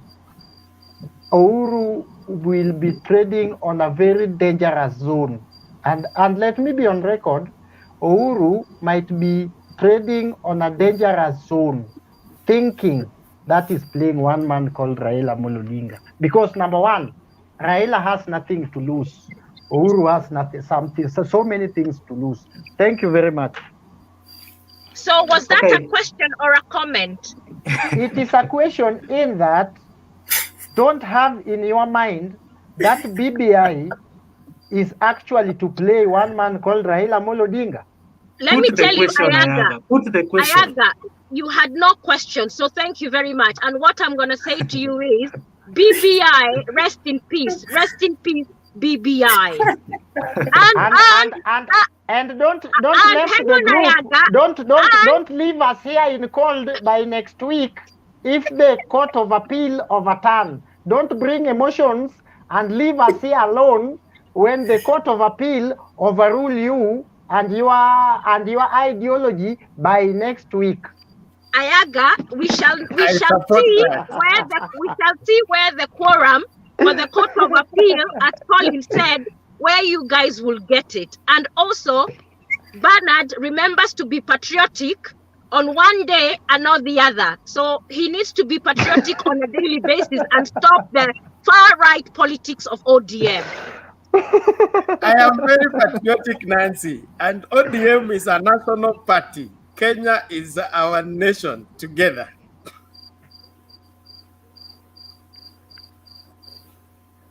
Okay, thank you.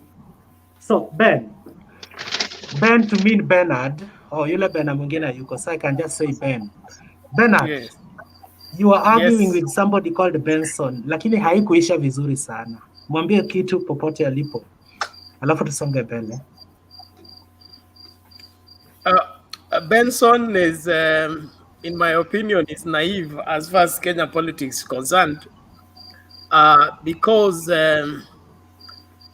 you know, there is a mentality that we are built along the way, that there is a part of this country that is meant to be ruled and the other part to be the rulers. And we have so much cultivated that we have transferred it from generation to generation. And that is one of the things that bring about chaos every time we have elections. The moment you make part of the country to be the inferior and you are the superior, then you have already drawn the line for war and conflict. And that is what I believe the BBI initiators were moving away from. And we shouldn't take, you know, somebody like Raila is a statesman, the oldest politician we have so far. And as far as I'm concerned, until now, he's still the fulcrum of Kenyan politics. If we brush off his minds and his counsel just because we think somebody's playing him, we are going to miss a lot. And these blunders, we cannot allow them to go on. Let us, as young people, appreciate that we are coming from a very serious history. And that history, if it is repeated, this country may not survive again. So let's try everything possible to move away from the unlikely history and refuse to take advantage of anybody. I am a Bible believer, and I don't see any profit in taking advantage of somebody, especially when you are young and you are looking down on an elderly person. The Bible is against it, and I take it very seriously when I find a young person losing respect for the elders. It doesn't matter how faulty the elders are, we need to keep our ranks. That's one way of preserving our future and setting an example for those people who are younger than us also to respect us. But when we disrespect elders on public platforms, we are creating a generation that has no respect for people that are elderly, and so we are digging early graves for ourselves. So let us keep our ranks. Benson, wherever you are, respect the elders. Leviticus says, heshimu uso wa mtu mzee, ogopa kichwa chenye mvi. Nimemaliza. Okay, thank you Bernard. Lakini haukumwambia poa. Hakuwa ametangaza msimamo ukamwambia that's a tanga thinking. So you thought on his behalf. That was not good. So no, tanga, we can smell it 200 miles away from here. maybe akikufuata inbox mtamalizana na yeye. Naona mmeinua mikono lakini itabidi mnisamehe kwa sekunde tu. BBI is dead. Don't invite such names here, please. I've been longing to remove you, kumbe haukuwa hata ulikuwa umelala. Tycoon pia amelala. Okay. So He's sorry busy guys. calling me. Tycoon is busy calling me on WhatsApp. I don't know what you want to tell me. Ayaga, how does that concern the forum? Has something to say, please. How does that concern He's us? just online. The guy is busy calling me here. WhatsApp ni yako, mbona unatuambia? So, Kiprono, please. Thanks for being patient. Say something, Kiprono. Kiprono, Mike. Now, thank you. I have a point of information to Ayaga. Thank you very much. Collins actually asked a very important question. And if you are listening keenly to the answer that Duke gave, you will right now be knowing that the Uhuru Kenyatta and presidency are one and the same thing. Collins asked that, do you know the reason why the creators of the 2010 Constitution made it that the government or any state organ cannot initiate initiate a constitutional amendment?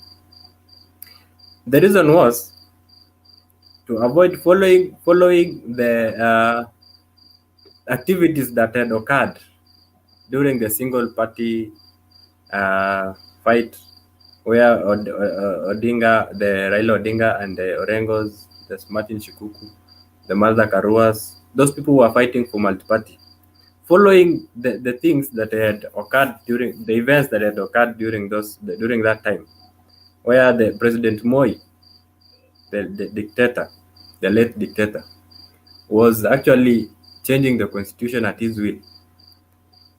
He was being begged that to the extent that the people, after being persecuted, they were begging the president to repeal the section of a single party. Until 1991, when the president had sympathy after getting pressure from the international community, is when now he repealed the section 2A to allow multi-party.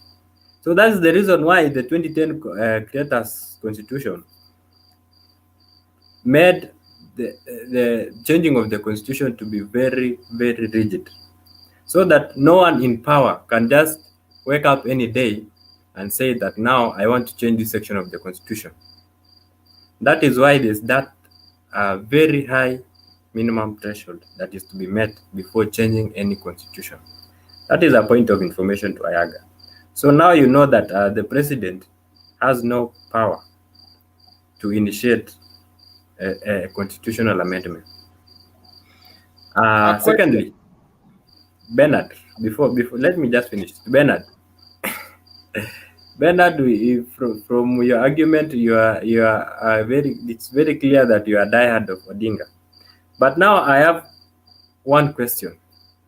That do you know if Odinga, His Honorable, the Right Honorable, His Excellency, let me just put it His Excellency, Raila Amolo Odinga, had accepted the outcome of 2007 election, had accepted the outcome of 2017 election, do you know that there will be no violence in this country during those years? Says who? Raila Odinga is owned by the majority of the Kenyan people. For one, at times it is not his choice to make those decisions.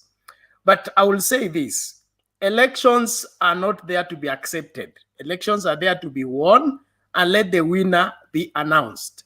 Any mangy business about election is what results into election violence.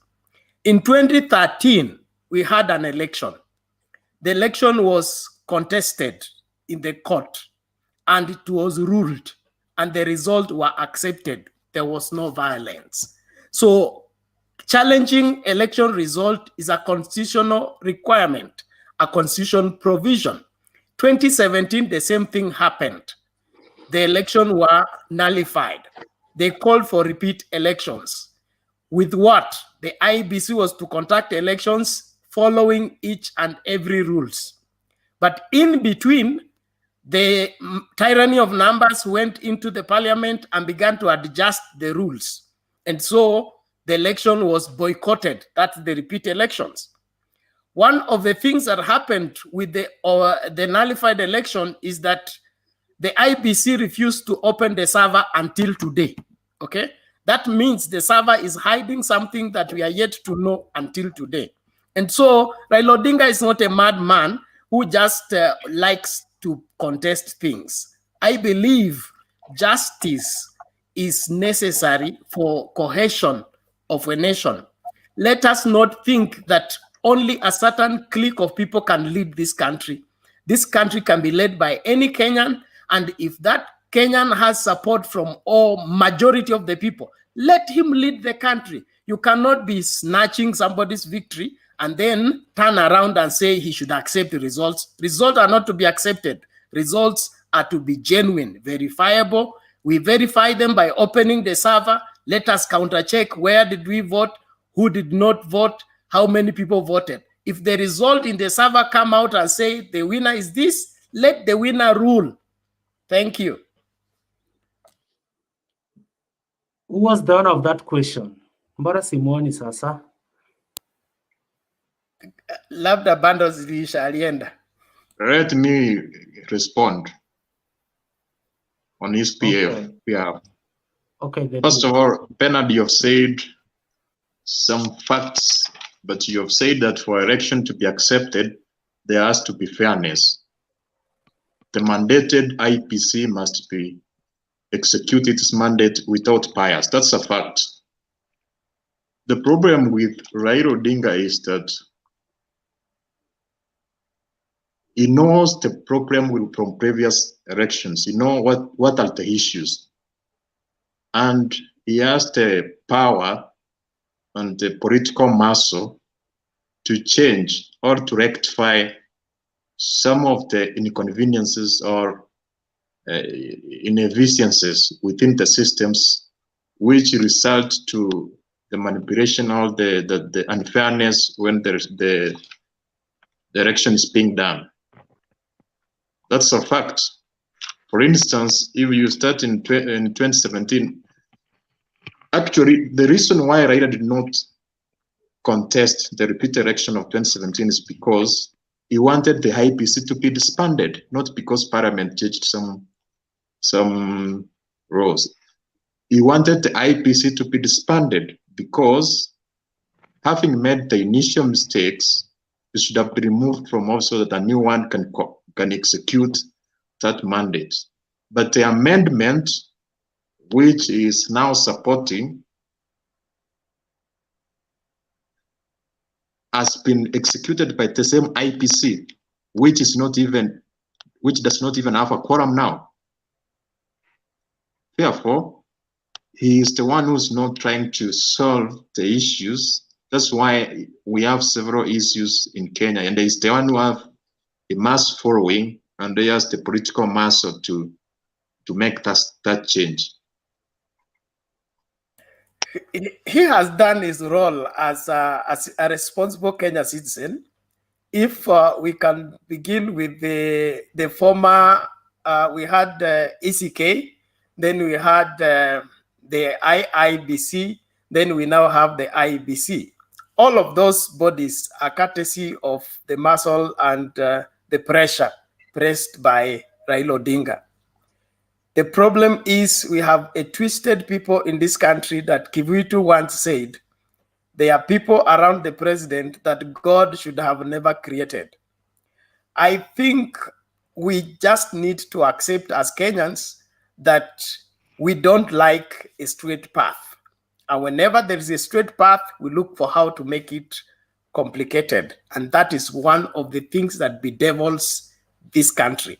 if we have a clear way of transfer of power from one person to another in a clear, free, and fair elections, there will be no chaos. No loser will go to challenge an election he has lost fairly. But if we diverse the system, like what happened in 2017, somebody to give results coming from elsewhere as the genuine results and block the genuine result from being gotten to by the public, that was a mess. And it is not by law. It is just by twisted people who want to get their way by all means. We shouldn't tolerate that. We shouldn't accept that. Let us accept that if we have put laws, let's obey them all the way and let them apply equally to everybody. Not for us to use different laws in different places to different people. IEBC can be constituted even by angels from heaven. But if there is an external hand of interference, those angels will still not give us the required results. Let us accept the process we subject ourselves to and the results they give, not for us to try and revise those results. Thank you. Thank you very much. Joram. Thank you. There are things that are coming out, and I felt we need to really go back to the topic. Respectively, call Clinton, you say BBI is dead. Fine, but let's not forget that this is a process. And excuse me, Jex Joram. Who said sorry. BBI is dead? I had it. I don't know if it was you. Sorry. It was Nancy. It's Nancy who said it, but Clinton read somebody's name. There was somebody on the I'm the one who said BBI rest in peace and rest in peace BBI. And I took somebody's comment from the comment section. Ikaeka kwa screen, maybe. I also said BBI is dead. I also said the same. In fact, it was Collins, not Clinton. I'm sorry if it's well. Now, but mimi pia naweza sema it is dead according to the ruling. So uko sawa. Yeah. It's okay. Yeah. We are governed by the rule of law, and that is true. We are governed by the rule of law, and the rule of law is clear that from the High Court, one is entitled to go to the Court of Appeal, and the Court of Appeal can issue its judgment and all that. So they still are fighting chance for BBI and for the promoters to seek room for a legal cause. That notwithstanding, I think at times it's not really ethical to celebrate an outcome that it's not yet really fully stamped on the ground. Now, be as that may be, Kenya is not in a vacuum. We still have our constitution, which is sovereign, and the constitution does not exist as an inconvenience to anybody. That when it favors you, you celebrate the constitution. When it acts against you, you go gun blazing, or claiming that, oh, these people did not favor us. In 2017, when Raila had his way, we felt offended, some of us felt it was the right thing to do. Yesterday, the same thing, it is the same portion, but served in a different plate. Now let's think of it from this avenue, that the constitution cuts both ways. It is not as an inconvenience. We do not lack enough laws in this country. We have enough laws. The issue, as I would wish to point out respectively, is that we lack people to fully implement. We have so many reports. We have so many amendments that we may try to bring forth. But if we don't have the governance, we don't have the leadership, we don't have the people, the will to do what we say, it will just be a document with power, but people who do not exercise what is in the document. Point of You order. see, just a minute. Just a minute, Collins. I have a question for you. You've said that the Court of Appeal can overturn the ruling, therefore giving hope to the promoters of the BBI. Now, in your own opinion, how long can the Court of Appeal sit and decide to overturn that unanimous decision? After how many months or how many days or after how many weeks? Respectively, and as per the Constitution, BBI has only 3 months to survive because no amendment can be done to the Constitution 1 year to the election. So we are only speaking that they have only 3 months to make any possible outcome viable, because the Court of Appeal and any ruling needs to be made before August. Any time from that, BBI is as good as you have said. It will be now almost dead. And if in the event the Court of Appeal rules in favor of the BBI promoters, then other legal issues will arise. I don't know if I've answered, but I would wish to continue with my chain of thought. So you agree with me that the BBI is dead? As long as as long as there is still 3 months. let's assume. Collins, why are you so determined to kill? Let's assume the Court of Appeal rules in favor of the promoters of BBI and says and overturns the. Wait a minute. The presidential election challenge takes 14 days. Yes. Both the submission, the hearing, and the ruling.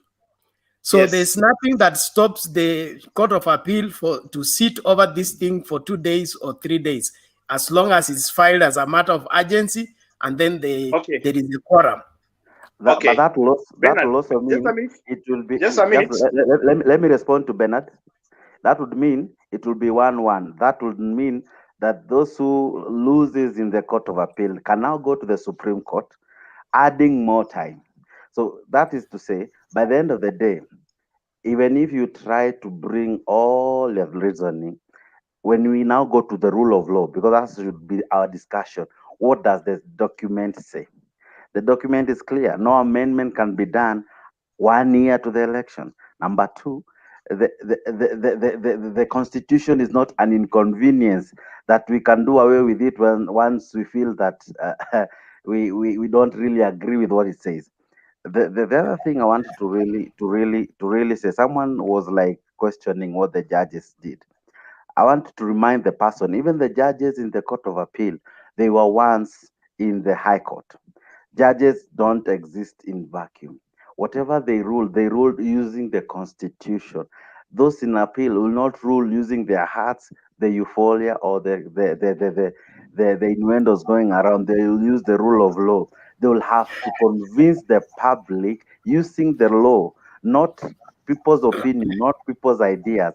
They will have to use the rule of law.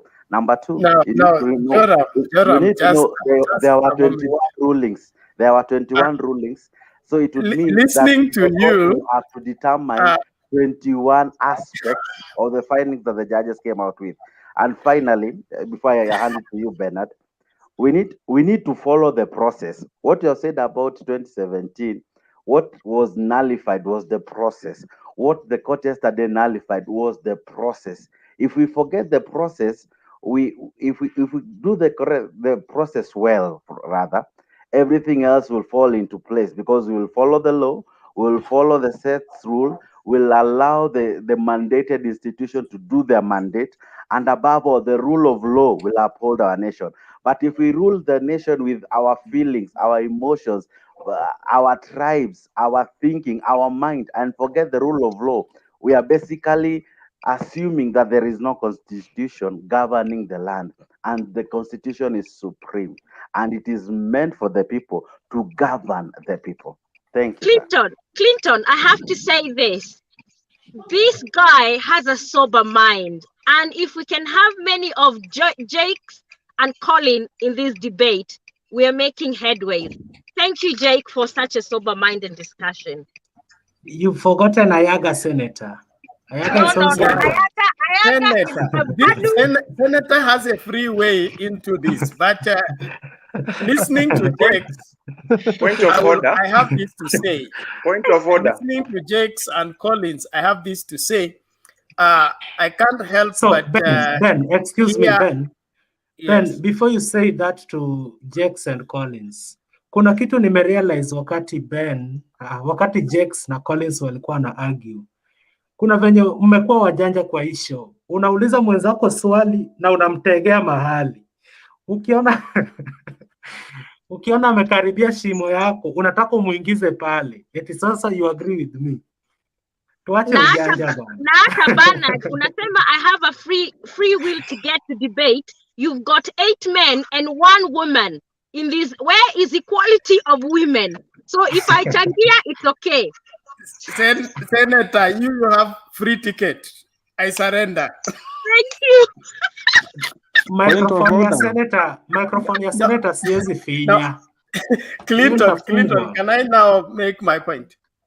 So make your point, lakini usiwe mjanja eti una track wengine. Sio ujanja, mimi sio mjanja. Mimi ni mtoto wa Yesu. Tuambie point yako vizuri Bernard. Umalize, eti unangojea mwenzako akifika hapo unamuingiza place unataka. Hiyo hatutasoma. Sawa. I was saying, listening to Jakes and Collins. Derek, relax. Umeingia after ENM fighter. So Bernard akimaliza ni fighter, alafu wewe. Listening to Jakes and Collins, I can't help but feel as if you people have a script drawn out that was waiting to be released, and it was meant to nail BBI once and for all. And you calculated in such a way that you will strike in the place when this BBI will be irrecoverable. And so that makes you the smartest anti-reformist on this agenda. But all the same, let the law have its way and we will all celebrate. So Ben, umekubali BBI haikufuata sheria na umekubali let the law takes its shape. That one takes me direct to your brother Ayaga. Wait, I'm not in agreement with the ruling. Wait, you Ben. can put that on record. Ayaga. Yes. Do you agree with what Bernard has just said? Yes or no? Kwa sababu mko kanisa moja. Where I went to, I was not told how to answer yes or no question. I'm not in a chekechea school. But BBI that you support, yes or no? Hakuna multiple questions? Yes, I support BBI. So what? Oh, kumbe we uko haire, pole kama nimekukosea. No. So, I next support person BBI. ENM fighter. Clinton, before the next person speaks, Yes. There was something I wanted to answer Bernard very briefly. Okay. Let's assume the Court of Appeal agrees with you that the process should continue. Let's assume they take the fastest time possible. Because it's not a presidential election, which has deadlines of 14 days, this one does not have a deadline. Let's give it a month. Let's say by June 14th, they rule that the BBI can proceed. Now remember, we have to choose an IBC and put in place, and also we have to prepare for the BBI referendum, for the referendum. Do you think all that can be done before August? All things are possible in Kenya, like the way some amendments are done in Parliament. The first reading, the second reading, and the third reading are done in the same sitting. There are process of accelerating processes to achieve particular deadlines. So I'm sure that can be done.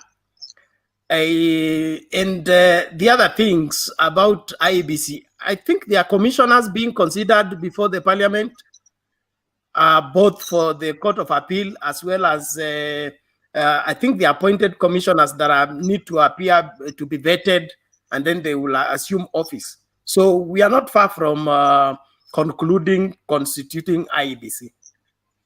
So imagine a Court of Appeal judge sitting and is rushing with time. they want to finish this thing quickly before August. What will it say about them? Have they not taken sides already? No, the law they are using is not new. It's just the case that has been brought before them. They are not beginning to practice law now. They will execute their judgment, whether they are given 3 months or they are given 3 hours. It's the same people. Are they not using the knowledge they collected in their law practice experience? But will the idea be to give? Thank you, Ben Collins. Let us give Fighter the next 5 minutes to engage 4 hours, alafu we're gonna get back to your argument. So exactly 5 minutes, Fighter. Thank you so much, Mr. Clinton, for giving me this opportunity. I am so much surprised having great minds like Bernard and the likes of Ayaga here. But when they argue, I fail to understand you guys. This thing is dead and buried. You must accept that. Well, number one, we don't have judges to go to the High Court, to the Court of Appeal to sit and we don't have the quorum. But anyway, let me just give my points as I can say. I wanted to say this. Bernard, please stop being ODM. Just be realistic. You are a great man and a brilliant mind. Stop just staying where you don't belong. Just give your views, your points, because when I listen to you, I hear a Kenyan who has something.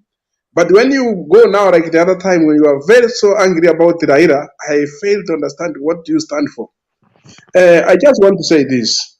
I have come to realize that the majority of parliamentarians whom we have, they are comedians. So, in as much as they are lawyers, most of them, but they can just vote in.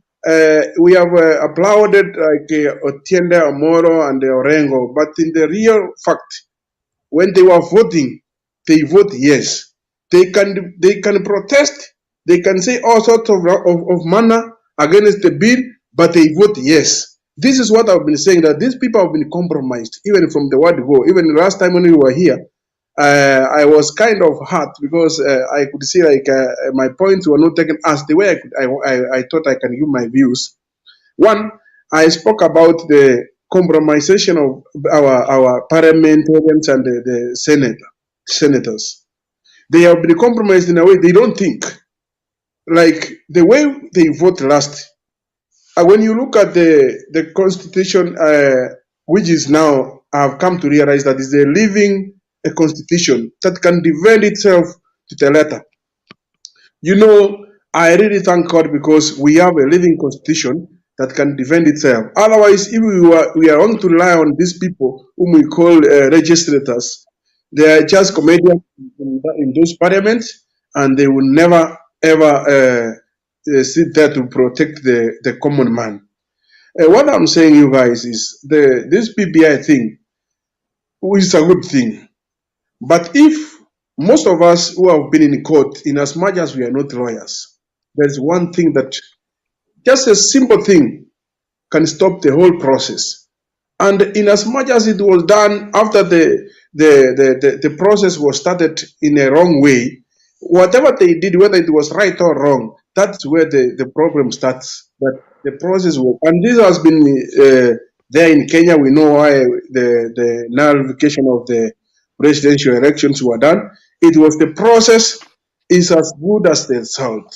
So when we defend and say all sorts of things about though the BBI can come, it can go, it's not possible. This thing is pushed, it was being pushed so harsh, and it has really costed so many people, like one of us said here. It must rest in peace. I want to say this. The president, who is Uhuru Kenyatta, remains the president until the time when he comes out of power. So if he instituted this process, there is no other shortcut. We must stay there. So Mjimba Kisima huingia mwenyewe. Yeye alikataa kuchagua wale appoint those judges, akafinyiria watu hapo ndani mpaka saa hii hana ma charges pale kwa in the courts. So now Kome and the other one have left. There is no now charges to sit in the appeal to make the quorum. I am telling you, it's working very well for him, and he has been revisited. He thought he would revisit. Now the revistee is visiting him. Let me tell you why. Let us be sober. I'm telling you Nimeona hiyo comment mahali. A point of order, if I may be allowed. Fighter, proceed first. Finish what you are saying. Okay. In fact, your 5 minutes are over. Maybe you have 2 minutes. My friend Ayaga is so good in watching this guy. My friend called Vugu Lee Makwinya. Makwinya kana Makwinya. I was also watching. All the points that is bringing about is from Lee Makwinya. Let me tell you, we can run around and run around as much as we can. But the truth is, the court has spoken, and it is not going to take it a few days as we think to finish this, to overturn the ruling. Because, number one, even when the case is presented before the Court of Appeal, there will be also defendants of that case. So they are not just going to get it and start ruling on what they think they can do. There will be the defendant party and the respondent. So, I mean, let us not be funny. Let us accept the truth. This thing was the timing was wrong. Number one, I have been always saying this. It is not about a constitutional moment to do this when people are dying. Let it rest in eternal peace. I rest my case. Can I ask a question? You can ask. My friend, how many judges do we have in Court of Appeal? How many judges do we have in Court of Appeal? Yes. You say we lack quorum. How many judges do we have in Court of Appeal? No, that one you can ask someone who knows. Now I said So you are talking because you hear somebody say there is lack of quorum. No, listen to me. It's not about talking. When now you can go to the sky. Fighter, even today I know your real name. You are called Maina. So Maina, but the truth is, Maina, how many judges do we have in Court of Appeal? You have answer in the screen. The answers are there. Can you read the answers? How many? Ayaga, that is somebody's opinion. You cannot say that is the answer. No. We have 13 judges in the Court of Appeal. We have. 13? I can mention them. That is the fact. It is true. The only one that can sit for a case, it is always an odd number, 3, 5, or 7. I want you to get me clearly. We only need an odd number, either 3, 5, or 7, a maximum of 7.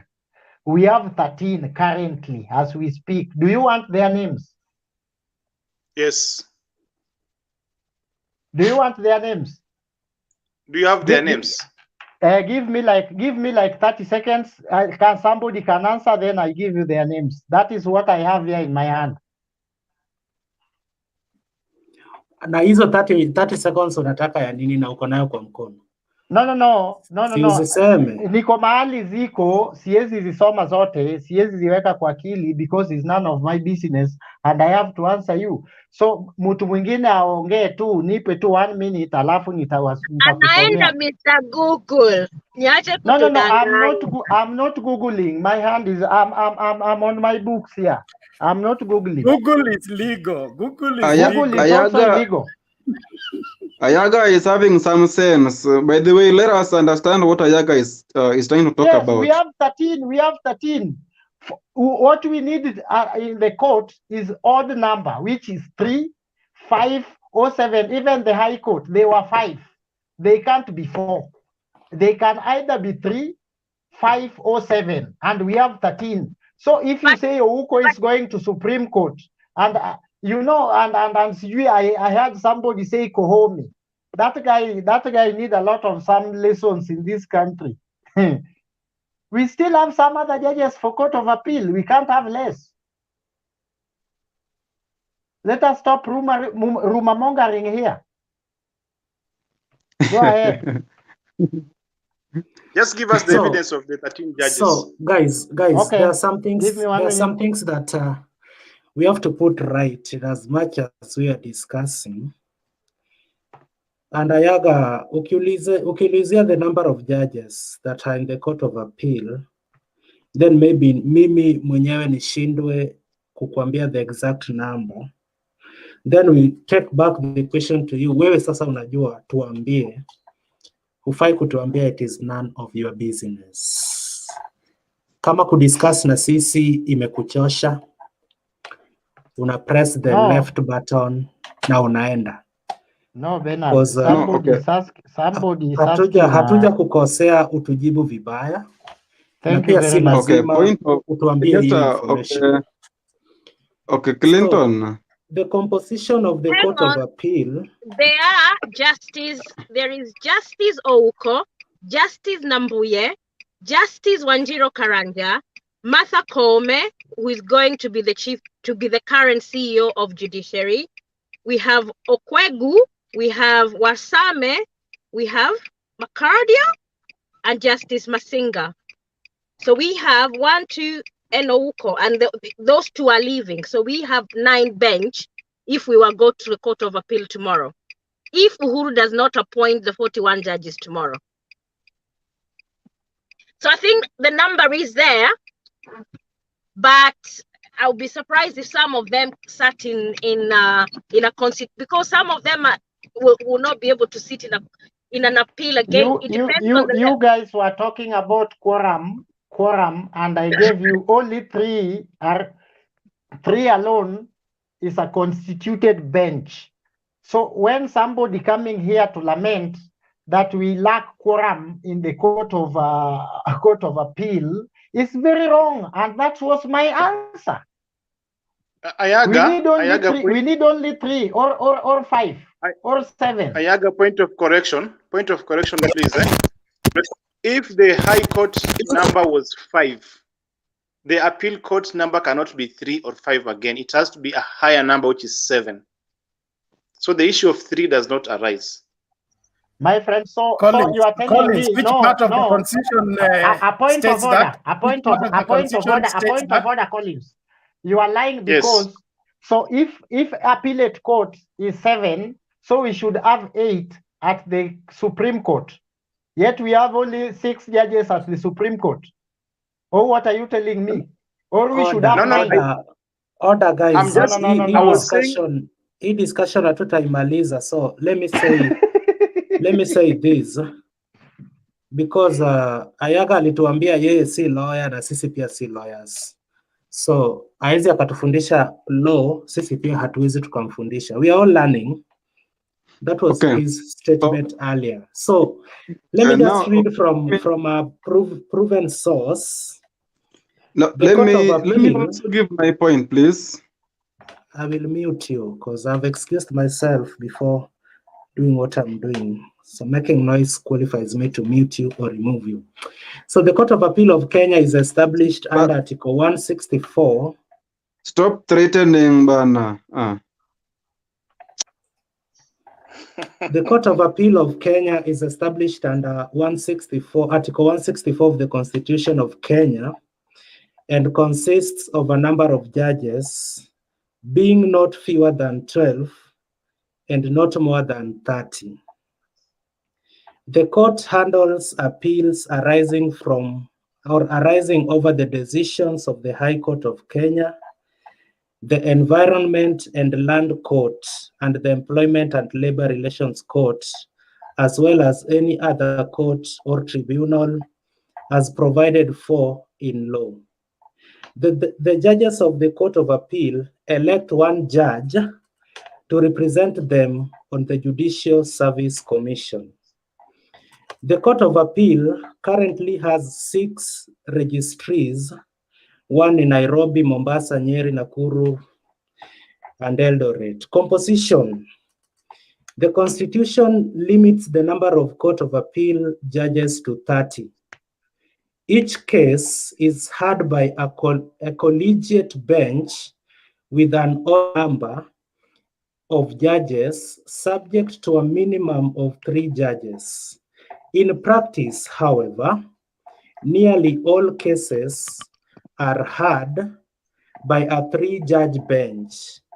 A few exceptional cases have been heard by 5 or 7 judges. The court is headed by a president of the Court of Appeal, who is elected by the judges of the Court of Appeal from among themselves. The current president is William Ouko. And there is a list of other current justices. Just read them 20. because I already have them. So I read them because you already have them. Or No, niko nazo, unaweza zisoma. There are more than 6 the way Nancy is purporting. Okay, there is the President William Ouko, Lady Justice Nambuye, Justice Wanjiru Karanja, Justice Martha Koome, Justice Hannah Okwengu, Mohamed Warsame, Milton Makadia, Daniel Musinga, Patrick Kiage, Stephen Kairu, Kadhurima Minoti, Agnes Murgor, Fatuma Shichale, Jamila Mohamed na Sankale Ole Kantai. Ni hao tu niko nao. So it is true what Ayaga was saying, 3, 5 or 7. Na pia and mostly read up mostly 3, but in special cases 5. So mostly they are always 3. Na 7 wamesema nini kwa 7? 7 wamesema and currently we have you are going for odd number. We have 15. We have 15. Correct. So yes. The people who are saying we lack quorum in Court of Appeal are rumormongers who are peddling rumors for things they don't know. Rest my case. Hata nasema Mike, muongee. Ayaga, hata ukichukua kitu moja unapiga kelele sana. So guys, Ayaga, we are trying to be sober because removing you like we've removed the other guy who is trying to shout here, you will not cost us anything. It is not a must that we have to have you. Or we pia si lazima utusikize sisi. So don't brag to us, man. Tunasaidiana. Umetuambia 6, judges 3 na 5. Jamaa akasema wa 7, tukaconfirm kuna hadi judges 7 wanaweza keti. So is your opinion supreme? Now that you tell us all these things.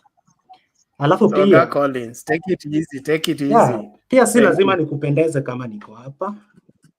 So kama nimekukosea naomba unisamehe, na kama umenikosea pia mimi hujanikosea. Mimi I will always be on the right side. For those who are peddling rumors, I'm against them. Now that they peddled rumors and you know something and you've helped them, why are you now belittling their opinion? Mr. Clinton, Ayaga. when you are telling these people these things, they are saying because they add. When Susan Kika saying we lack quorum, so they are bringing that without doing research. My friend, we are all learned here. Nobody left in class 2. Tuambiane tu kweli. Venye tu hata mimi pia umeniambia. Tuambiane tu kweli, ya kuambiwa changanya na ya kwako. Ilisemwa na Julius Nyerere, the first president wa Tanzania.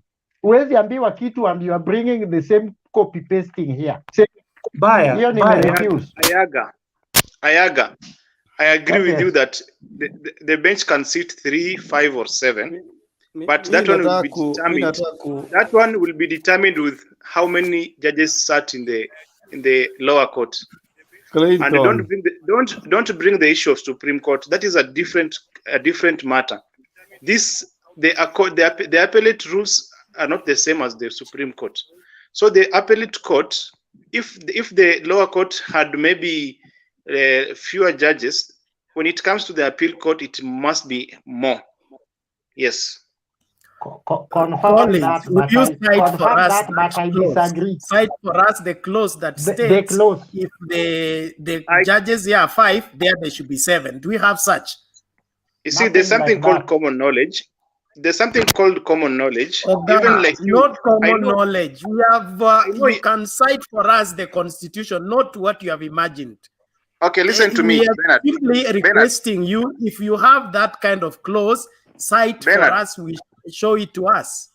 That one you'll have to give me time. I bring it because even you don't have everything right now with you there where you are. So you'll have to give me time. I bring it. So guys, I agree with Bernard, you. Ben, where the number 7 is coming from is from this statement. In practice, however, nearly all cases are heard by a 3-judge bench. Nearly all cases are heard Very by good. a 3-judge bench. Very A good. few exceptional cases have been heard by 5 or 7 judges. Now, my question is this: how do you know that the appeal that the BBI team is going to make is not exceptional, that it cannot be heard by 5 or 7 judges, that it will be heard by 3 judges? Why are you insisting that it is 3, not 5 or 7? We are not insisting that there are 3 or 5. We are saying the appellate court has its rules, and they're the ones who determine which case requires which bench. We cannot tell them that because we had 5 on the High Court, they must be 7 in the Court of Appeal. That's an assumption until we find where the law states that if there are 5 in the in the High Court, they must be 7. But as far as we are concerned now, we go with the normal, and the normal said almost all cases are heard by 3 judges, except for exceptional cases where there are 5 or 7. So let the Court of Appeal decide who sits to hear the appeal. So Bernard, something. Basically, it's whatever we are doing. We are arguing the words special cases or on special instances. We are forgetting even these 5 were appointed by Lady Justice Mwilo. So whether 3, 7, whatever number, it will be an appointment by the president of Supreme and or the president of Court of Appeal. He will determine the number. And number 2, there's a reason why it's odd number, because there's what we call the determinant of a petition. Because if 2 can agree, we need 1 either to side with one of the person. Because in the law, you cannot sit on the fence. You cannot say you abscond on judgment. So if 5 decided on the High Court, it would now need 7. And I agree with Collins. It is in the law that when 5 sat in the High Court, as they were appointed legally by Justice Mwilo, it would mean that we would need 7 so that we can now have 2 to determine that these 5 who agreed that unanimity and whatever, they all agreed. Thank you, sir. They all agreed to oppose, right? So we cannot have another 5. We will have slightly more, so that the decision will be almost undisputable. And that's because where, if we can, if 3, I disagree if for with example, you. no, just go to the That's it's where very we clear. disagree. That's where we disagree because Ayaga, just cite the thank you. Constitution. Let me finish and then you come in. The issue is this. The 5 were appointed, and they are not just any other judge. These are senior, seasoned judges. Number 2, they were appointed by the acting Chief Justice. Number 3, they will not just have a ruling to outsmart the 5 judges. Remember, there are 21 judgments that were passed. So we will need a judge, whether 5, 2, or even the 3 you want to defend, to outsmart the 21 judgments that were given.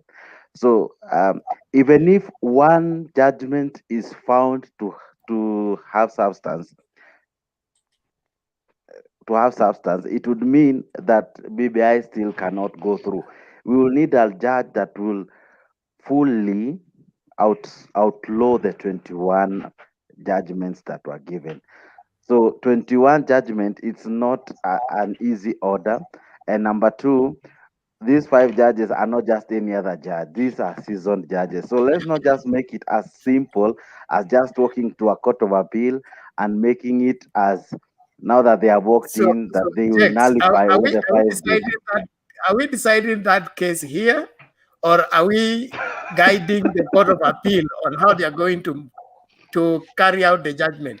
Let us wait for the Court of Appeal. Thank you. Let the acting Chief Justice appoint the bench. Let's go appear before the bench. Whatever the bench decides, then we know whether BBI is dead or is still alive. Thank you. Bernard, and that's my point basically. That whatever ruling happens is not up to us to determine. Yes, sir. Joram, whoever appoints the judges that sits in the Court of Appeal is the president of Court of Appeal, not Chief Justice. Yes. Please.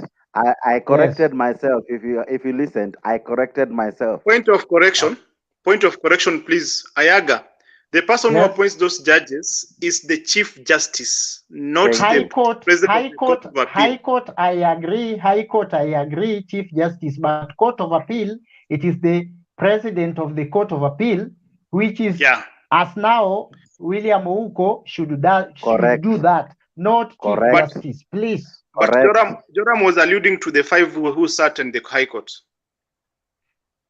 But we are together in this. The one who sat on the Court of Appeal is different. Now it is. Thank you very much. So the argument was this, if you can take you back to what you're arguing. You're arguing whether it should be 7, whether it should be 5 or 3. The argument is this: by the end of the day, they will be appointed by the President of the Court of Appeal. Is that in order, Ayaga? Number 2, whatever they rule, they will have to cite the Constitution or the law to nullify the 21 verdicts that were given. You see, it was not one judgment. It was not a debate of yes or no. There were 17 questions that were being answered by these 5 judges. And these 5 judges gave 21 rulings. That is to say, we will have a judge, or we will need to have judgment that will nullify all the 21 clauses. And by the end of the day, even if one remains not nullified, the order still remains. The 21 still win. So we need the BBI task force has a tall order to look for lawyers who will defend them against these 21 judgments. Number 2, you forget that if it was a popular initiative, who should appeal?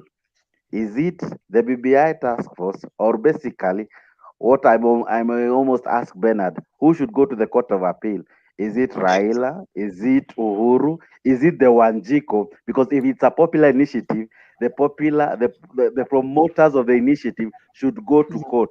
The Court of Appeal will clearly bring out who was the promoter, and the promoter, if we go by the judgment, will clearly show if it's Raila, he may be classified as the citizen. If it is the president, then we have problems. And by the end of the day, who will defend the promoters? Is it the AG? I wanted to say this. If you can remember at the Bomas of Kenya, when the president was speaking, he said something to prove that Ruto is not sincere. He said that in the BBI task force, there were Ruto appointees. Which means somebody from the executive, that is Ruto, appointed people to the task force. So that makes that process not a popular initiative.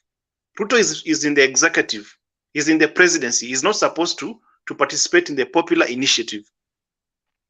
Don't forget that also. That will be determined by the court, because we must all accept that the authorized people who transact business on behalf of this nation is Uhuru Kenyatta, the CEO, deputized by William Ruto. And they are in the office. Hold on. They are in the office as a result. I'm talking as a layman, as a result of a popular vote. So if they are not acting on behalf of the population, I don't know. Let the court decide. Bernard. Okay. Bernard, let me help you in one point.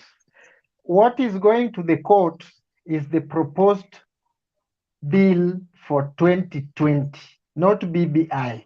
Ruto and Uhuru appointed people in that, whatever they call it, a task force, whatever, sijui collection of what, BBI committee.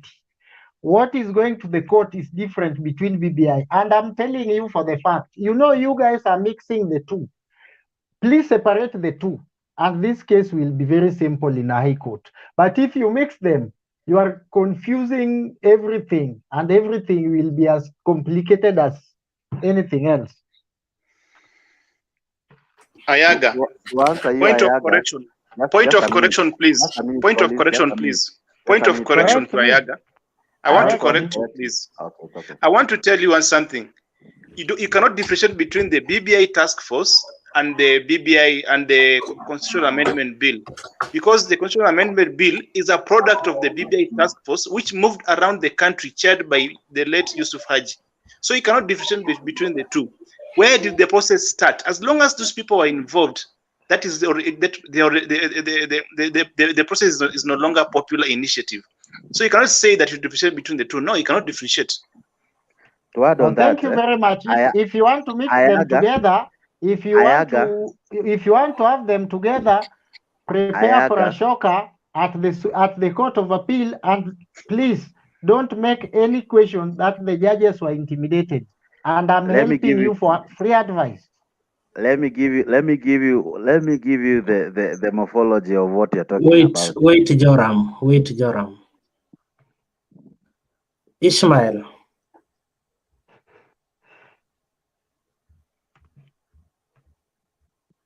Hello. Thank you for going. Can I go on? Okay, Joram, proceed. You're saying we shouldn't talk of BBI, we should talk of 2020 Amendment Bill. You see, by the end of the day, ask yourself, how did it come to be known as the 2020 Amendment Bill? If it is after it went through the process of voter signatures. Number two, went to the counties, and after the counties passed the amendment bill, that's where the name changed. But before the name changed, the court or the issues were already in the court. The court was not determining whether the BBI received the number of counties required for it to pass. The court was not determining whether the MPs, the 256 or 280 whatever number, did the correct thing. No, the court was determining the questions, the 17 questions brought to it when the bill was not a bill, when it was just an initiative by the BBI promoters. And that's basically what I'm trying to bring home. That when you want us to separate, we can almost ask ourselves, before a baby is born, the baby existed as in form of cells in a man and a woman. The man and the woman meet to create a zygote. The zygote grows into a fetus, and a fetus is born into a baby. You cannot judge the baby without considering the process of making the baby, the sperm and the ovum. So basically, what I'm trying to bring home is this.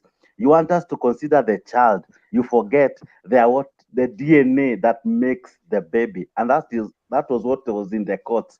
Not the baby, not the outcome of the 4 million signatures, not the outcome of the number of MCAs who approved, not the outcome of the number of county assemblies that approved. No, it was this DNA. Who came up with who produced the first sperm? It was the promoters. Who gave the ovum? It was Odinga. Who gave the sperm? It was Raila. They made a zygote. The zygote was called the BBI child, and the BBI fetus.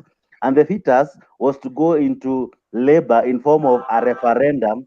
And during the referendum is when you were to birth the child, known as the Amendment Bill 2020. But now the court said, no, we cannot have this we have to abort, and that's why the abortion was taken or happened yesterday. So basically, the issue was who gave the first sperm and who gave the first ovum. Sorry if my language offends anyone. Thank you, sir. Before the giving of the sperm and the ovum, what precipitated the process? It was a crisis. What did the court pronounce itself about the crisis that brought about the handshake, that brought about the BBI? Okay, I want to say this. The promoters of BBI, Bernard and Ayaga, you're speaking as if the High Court belongs to Tanga and the appeal court belongs to Handshake. You have so much hope in the appeal court as if you're very sure it will rule in your favor. Yeah? You're forgetting that. Ayaga said that ruling was no. Let me finish my point. So you're forgetting that the judges are just the same. You're not sure whether the appeal court will rule in your favor. It can still rule against you, in fact, unanimously again. The truth is, we have lost many cases. This is not a matter of life and death. Let me finish. It's okay, Bernard. You'll speak. Let me finish my point. You see, in the corridors of justice, there are judges who are seen or are thought to lean on a particular way. So even if the handshakers want to constitute a bench of favorable judges that would rule in their favor, out of that number that you read of 13, do you think they can raise the number? I don't think will so. not. I should not even comment on that, because that will be corruption in the first place. This is not a matter of somebody trying to win. This is a matter of let the law be considered. They said the law has been violated. Let it go for review. Let the other judges also look at it and consider the interpretation that was used. If they uphold it, well and good. If they overturn it, well and good. It's not a matter of handshakers going to arrange particular judges to rule in a particular way. Or let's go beyond that, because we really need this country. As a country, we cannot be doing this monkey business of trying to pull everybody in this direction. Ben, what is that monkey business of pulling everybody from this direction? Who is being pulled? Who is the pulley and who is the puller? When I listen to what is being put here, it's like the Court of Appeal, the High Court judges are now being viewed as Tanga judges, and the Court of Appeal judges, from Collins' analogy, are handshakers judges. And I think in the Supreme Court, we'll now have both Tanga and handshakers holding hands together over this matter. I think let's just let the judges do their job that they are hired to do. And that is consider the case against the law and give the ruling. So before we hear from Duke and Yeri, Ben, my last question. You know the role of the Court of Appeal. After the High Court has made a decision, it is the responsibility of the Court of Appeal to either overturn or upheld that decision. These people made the ruling in writing. The ruling will be given to the president, everybody involved, including the IEBC. They will move to the Court of Appeal to appeal the decision they are carrying at hand. That we had a case, this was the ruling, we are not happy. Look at it again. Remember, there will be no new evidence introduced at the Court of Appeal. They will have to look at it the same way the same way the High Court looked at it, with the evidence that was present at that time. Yesterday, the judges, specifically Justice Ngugi, said that the Attorney General didn't argue on this issue seriously. He argued, but he never argued seriously. To mean the argument that he provided at the High Court is the same argument that will be provided at the Court of Appeal for those judges to make a decision. That is a very big lie. There will be no new evidence. There will be no new evidence. There will be new argument. But argument can change. New argument, and they will be arguing before new minds who will interpret the law probably different from how the High Court judges interpreted. It's the same law but different interpretations. Let me ask you this: when you argue differently, are you also allowed to bring new evidence during that your different argument? No, you explain yourself in such a way that this is what you meant, and probably the judges understood it this way. So it is not until if the court asks for fresh evidence to back up as additional, then that is a matter of the court. It's not a matter of the lawyers to decide to bring. But they discuss and come to an agreement that they can bring in new evidence. That is all on the court. It is not on the wherever the defensive. Do you agree that they will be looking at the points that were determined yesterday, like the BBI steering committee was unconstitutional outfit? It is the role of the Court of Appeal to prove that it was constitutional. So they will have to overturn each and every point that was made by the High Court to make BBI legal. You understand?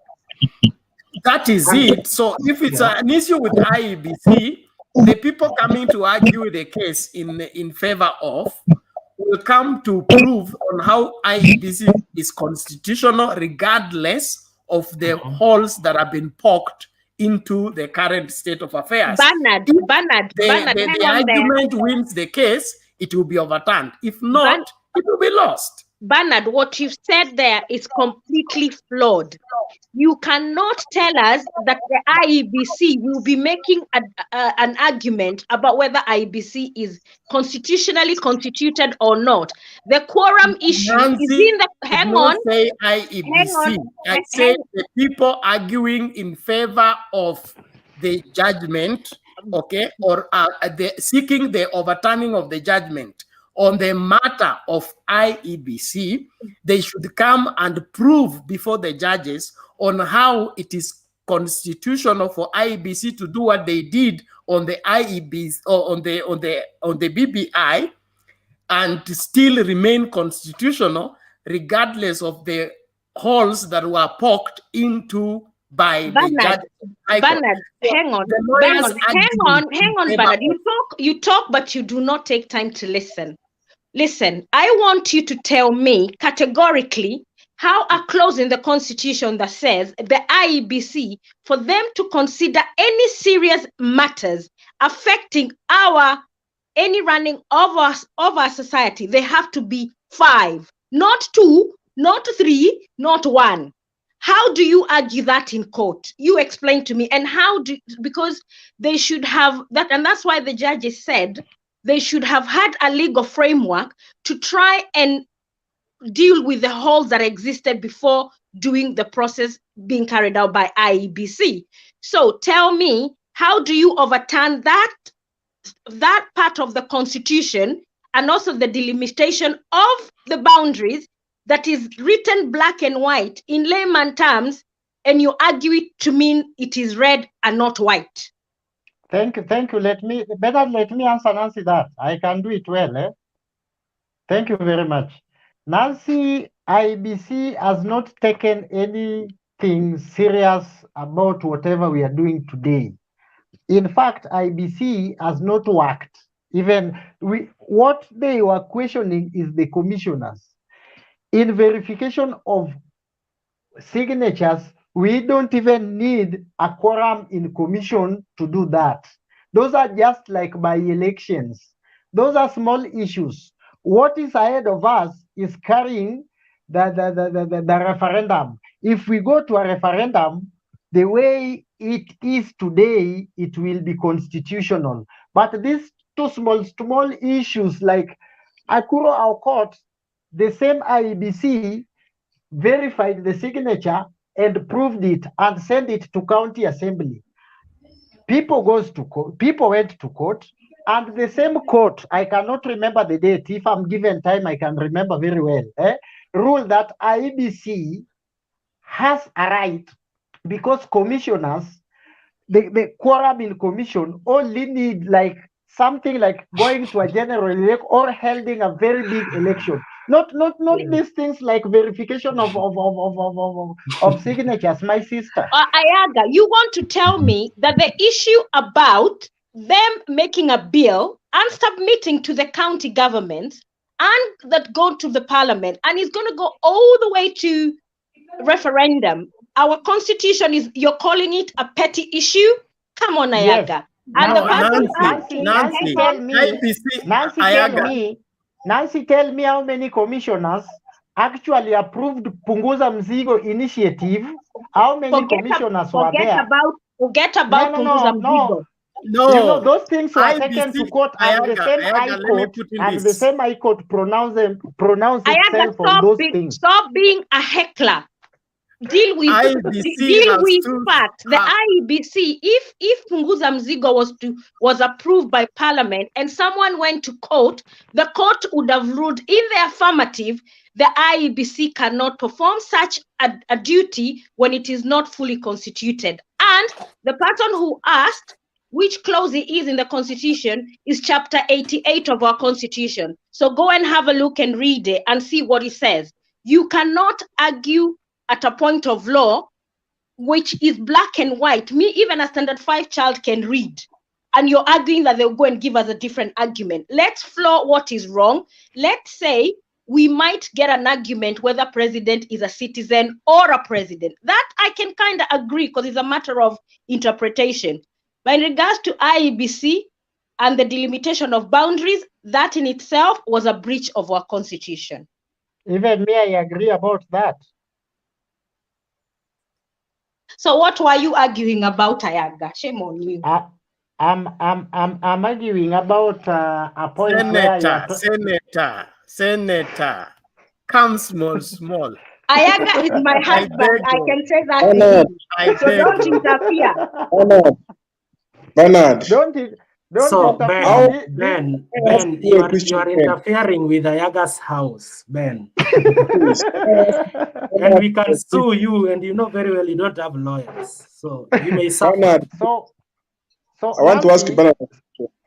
Senator Nancy, before calling. Fighter, before you ask him a question, let's hear from the Duke, na Yeri. Alafu, we're gonna get back to you, Fighter. Okay. Yeah? All right. First of all, I'm saying I would have forgotten it, but it's fine. I want to start by responding to Ayaga.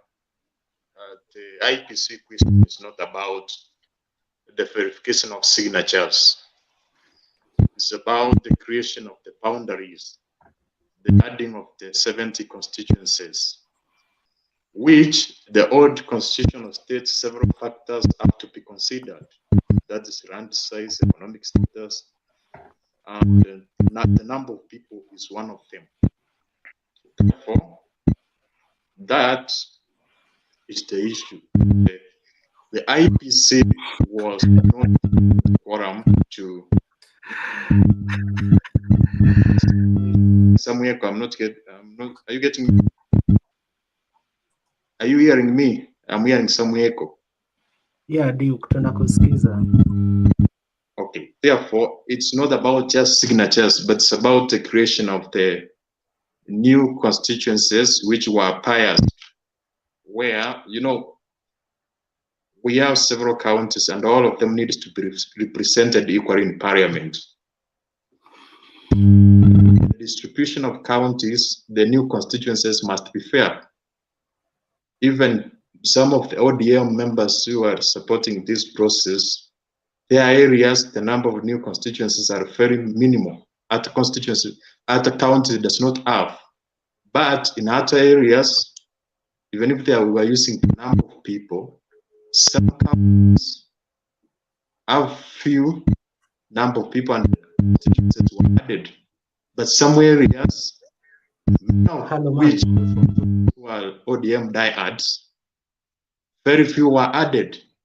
So that's piousness from the start. You should not actually be supporting this. So the court is trying to assist you, is trying to bring fairness and the justice to you. For instance, if you take an example, I've done some research. For example, you talk about Migori County, it was not given an additional constituency. It has 1.1 million people. Same way to men, but if you see counties like Muranga was having 950, it was added one constituency.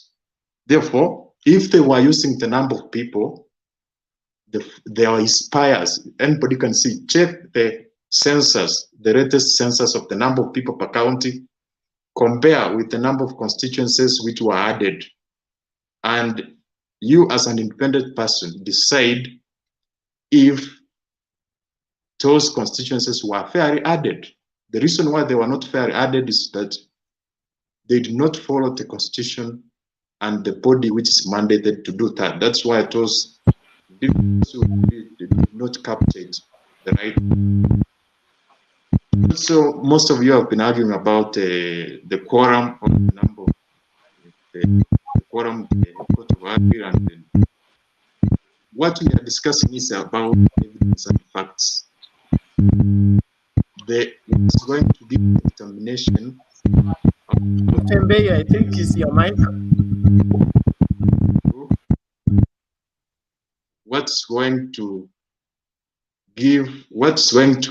the outcome is going to depend on the facts which are in the constitution, which are in our rules. Therefore, the quorum does not make sense to me. Even if we have 3 judges or 10, the fact remains they have to use the constitution and the laws which we have to give a fair determination of the process.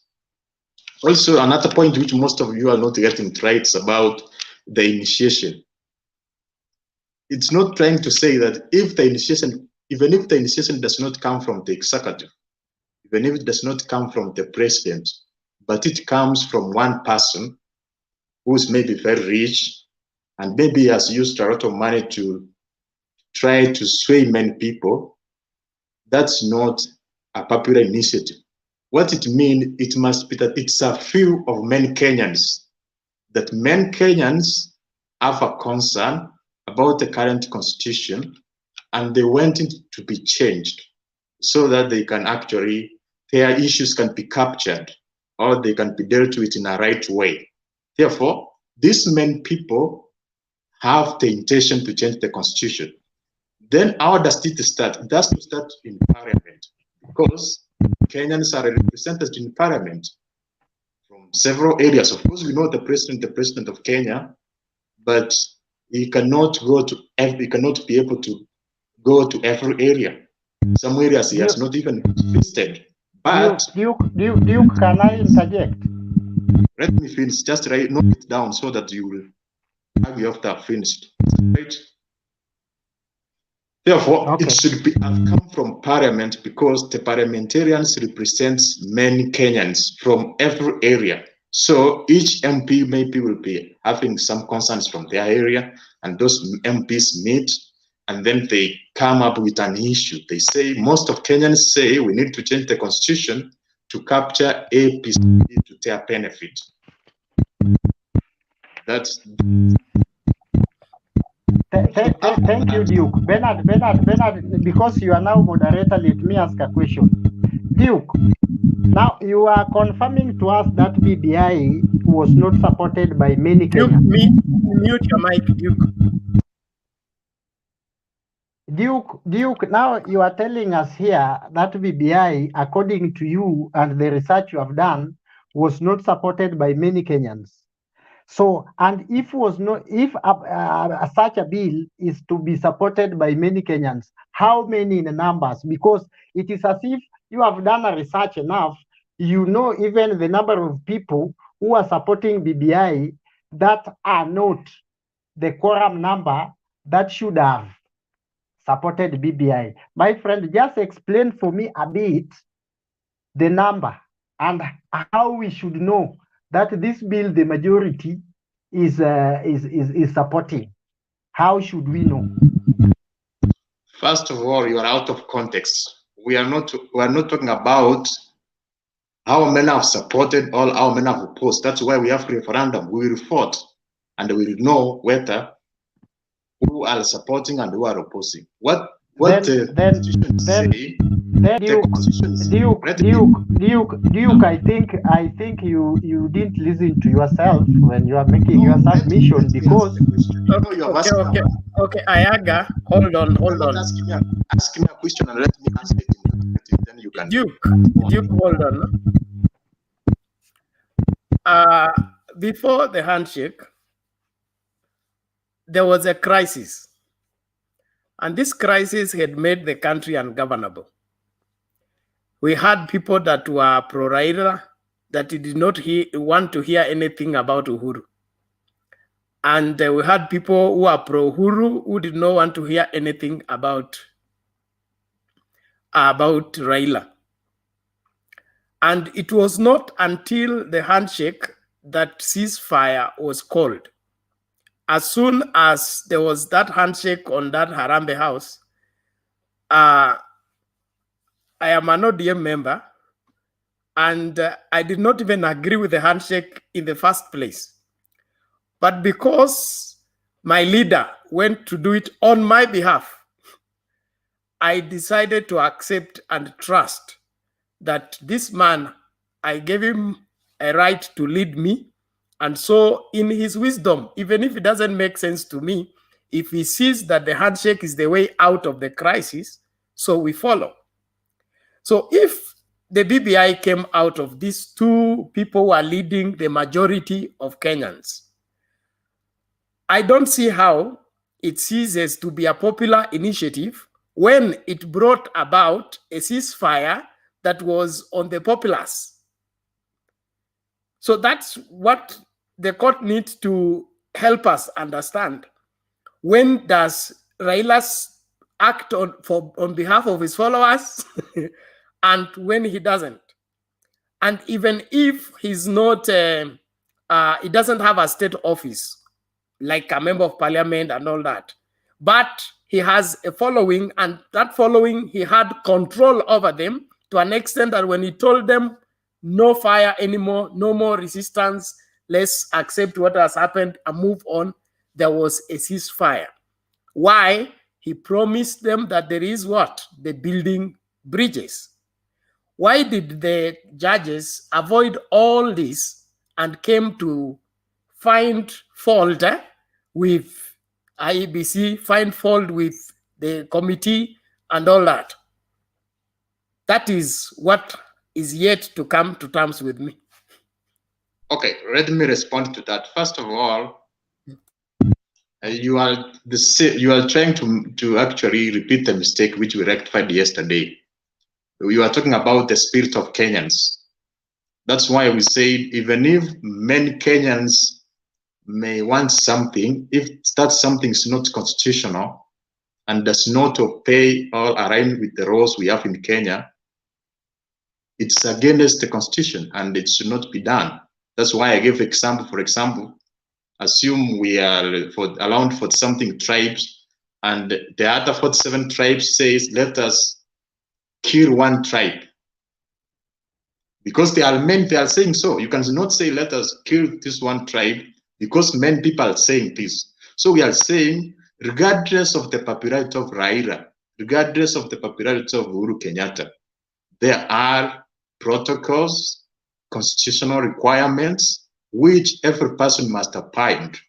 The processes of changing the constitution must follow a given protocol. It doesn't matter that whether maybe you have a lot of following. What if somebody has a following and somebody says, let us not use the constitution because maybe Raila is very popular and maybe millions of Kenyans are supporting him. I get your point, Duke. I get your point, Duke. But there is what you are told by Nelson yesterday, that there is the letter of the law and there is the spirit of the law. This spirit of the law, Duke, mute your mic, please.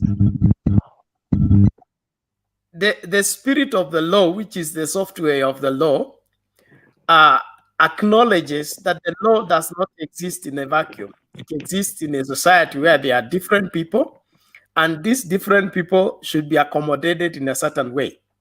And like Jesus said, man was not made for the law, but law for man. That means when the law does no more serve the purpose of man, that law can be adjusted, because we are here to save life, not to destroy lives. I don't know how you take that. Bernard, Duke, answer that question as well with mine. Let me respond first. Answer. No. Write down and answer them together. Duke, even by looking at the comment, I ask you a question. You are telling us the number of people who supported. I'm telling you, just give us by an extension of approximation, maybe the number that ought to have supported BBI to look popular, to be a popular initiative. Okay, to start from that, the Constitution does not give a specific number. It gives the protocol and how it should start. It's clear. It should start by a specific person in a specific way, by specific task forces. Therefore, there is a specification of how it is started, not about the number. So what you are trying to say, also it says that the executive power should not come into it, should not interfere, or there should not be an hand of the executive within the initiation process. That, are you getting that? So the president Thank you very much. Thank you very much. In that point of executive, in the court yesterday, they said very well, and you can even read the comment in the screen. They said very well that the amount used in BBI, is not in question where it came from. So they don't know if it is the government that supported that or it is unknown. So you cannot allude here that you are double sure that it is the government that supported this, because government cannot support something and hide whatever they are doing at the same time. The evidence could have been presented at the court, and that begs a question: where is Uhuru supporting this as Uhuru Muigai Kenyatta, the son of Jomo, who is a normal Kenyan, or Uhuru, the president, His Excellency, the President of Kenya? My friend, these questions are going to be asked in the Court of Appeal. Try to answer them as you answer the Bernard question. Please. Viewers want to hear that. Can I say something?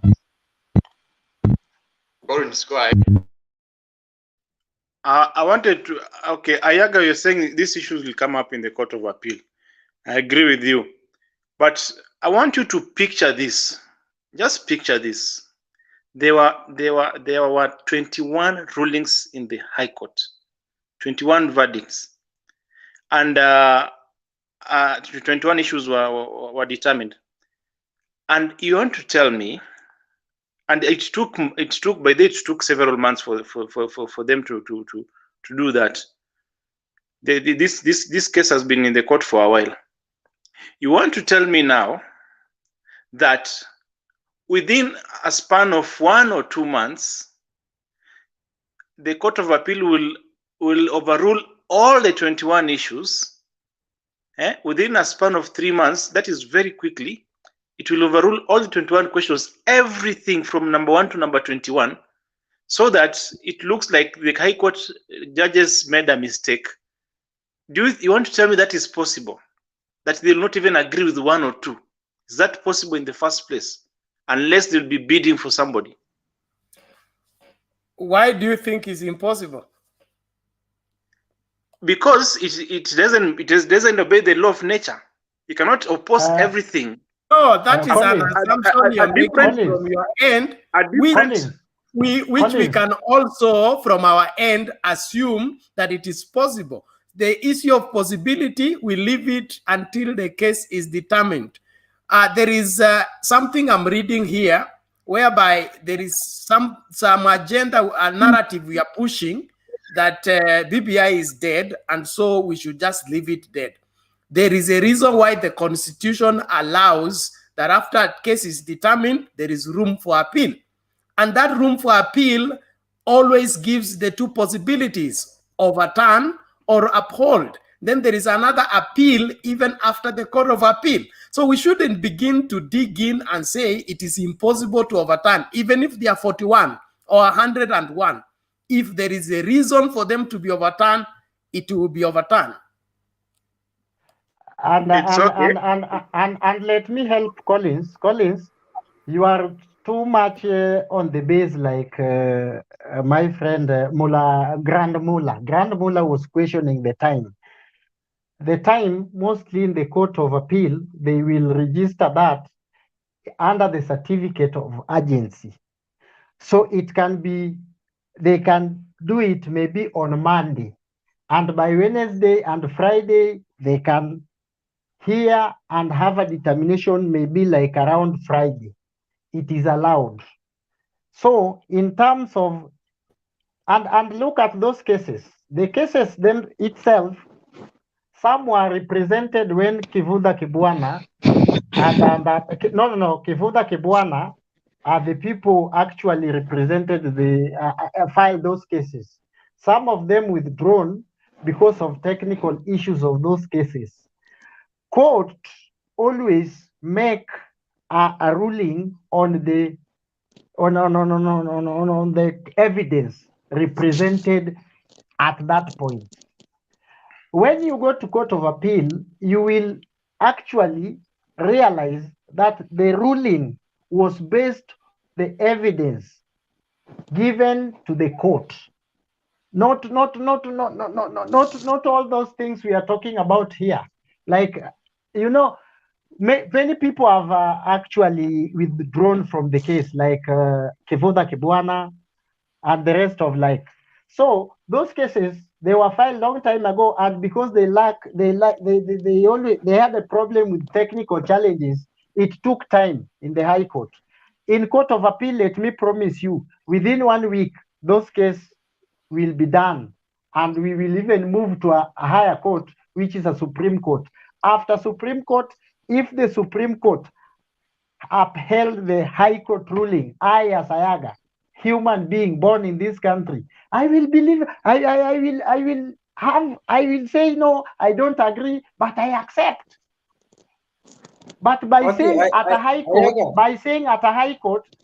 court level that BBI is dead, I as Collins, I'm sure it is dead. That mentality, if it's overturned, if a Court of Appeal overturn it tomorrow, you are the people who will tell us it was dead, now it is because of intimidation, now they were bribed.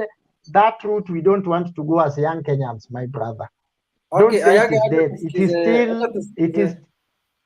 Acha tusikize BT sasa. BT, naambiwa na watu ongee. Okay, thank you. I've been listening, and I'm actually surprised that Ayaga and Bernard are very much insisting that this thing is very much possible.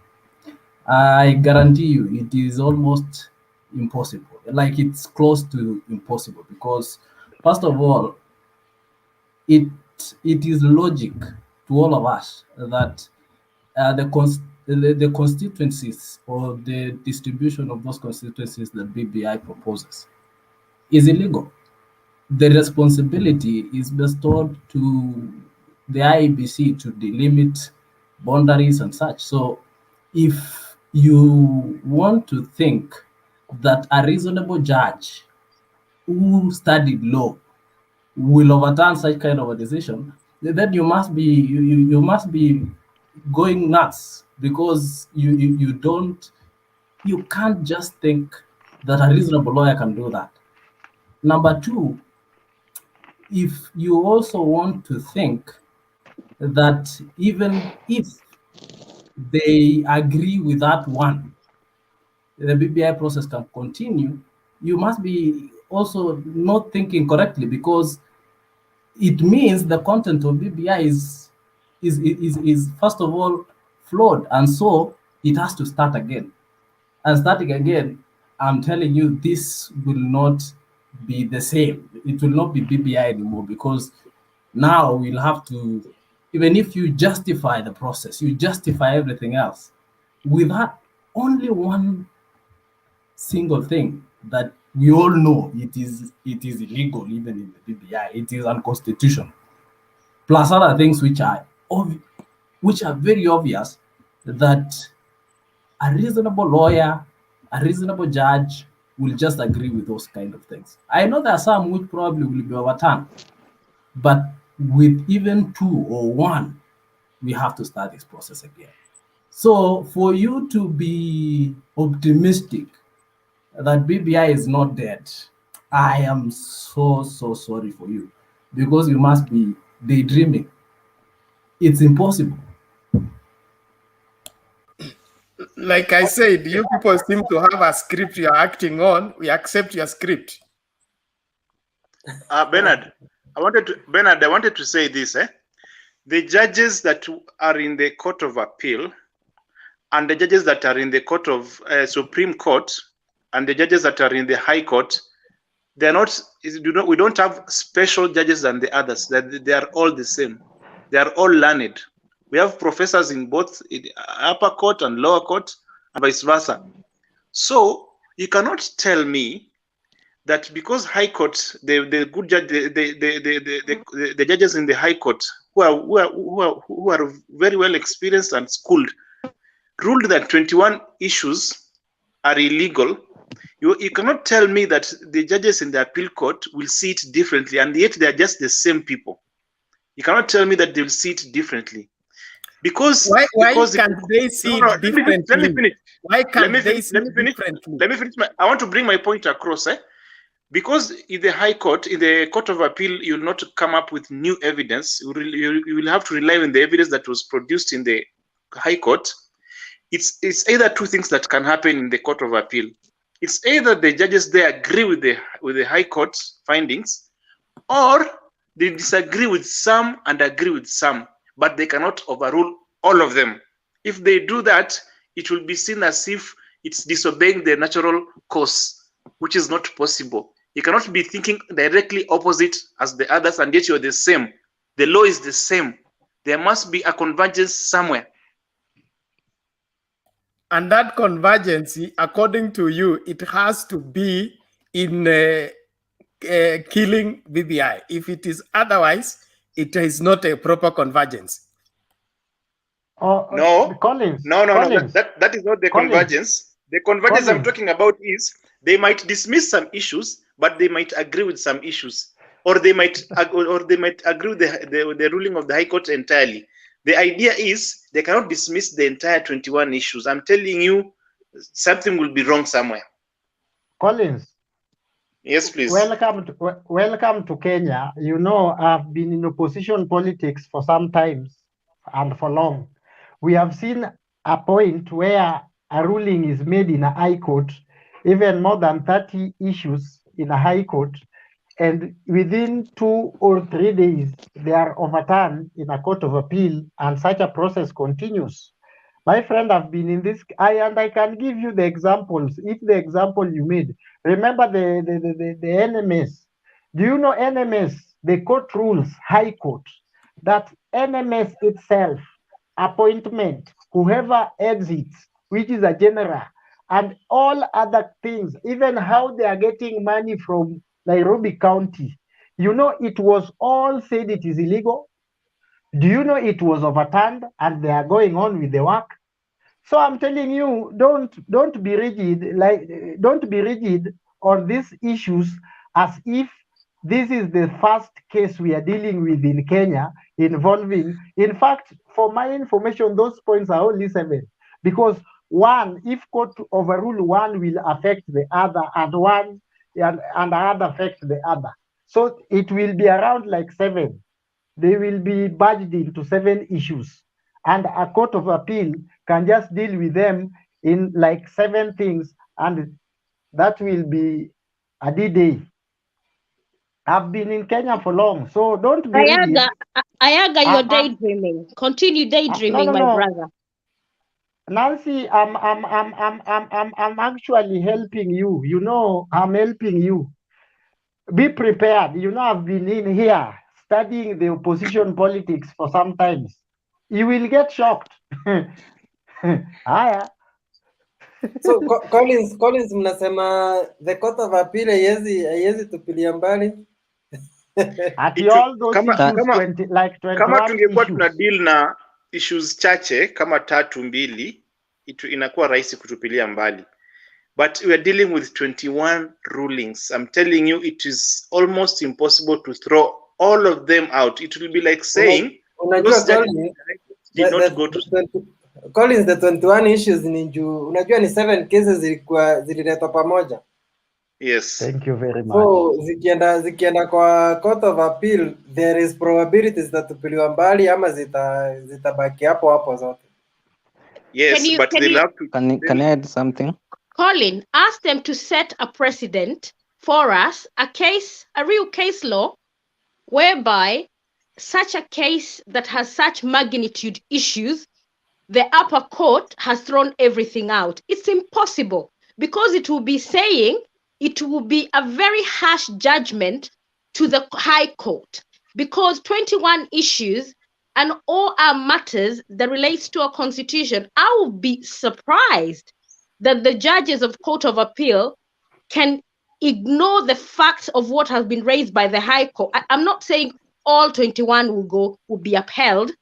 I cannot see them quashing all of them and saying, oh, this is just crap. I don't believe that. They will have some issues. Nancy, do you know that 2 of the judges walikuwa kwa hiyo High Court ni among the 41 wenye Uhuru amekataa kwa point? But you can't say that, because that's a separate issue. They cannot have a gripe.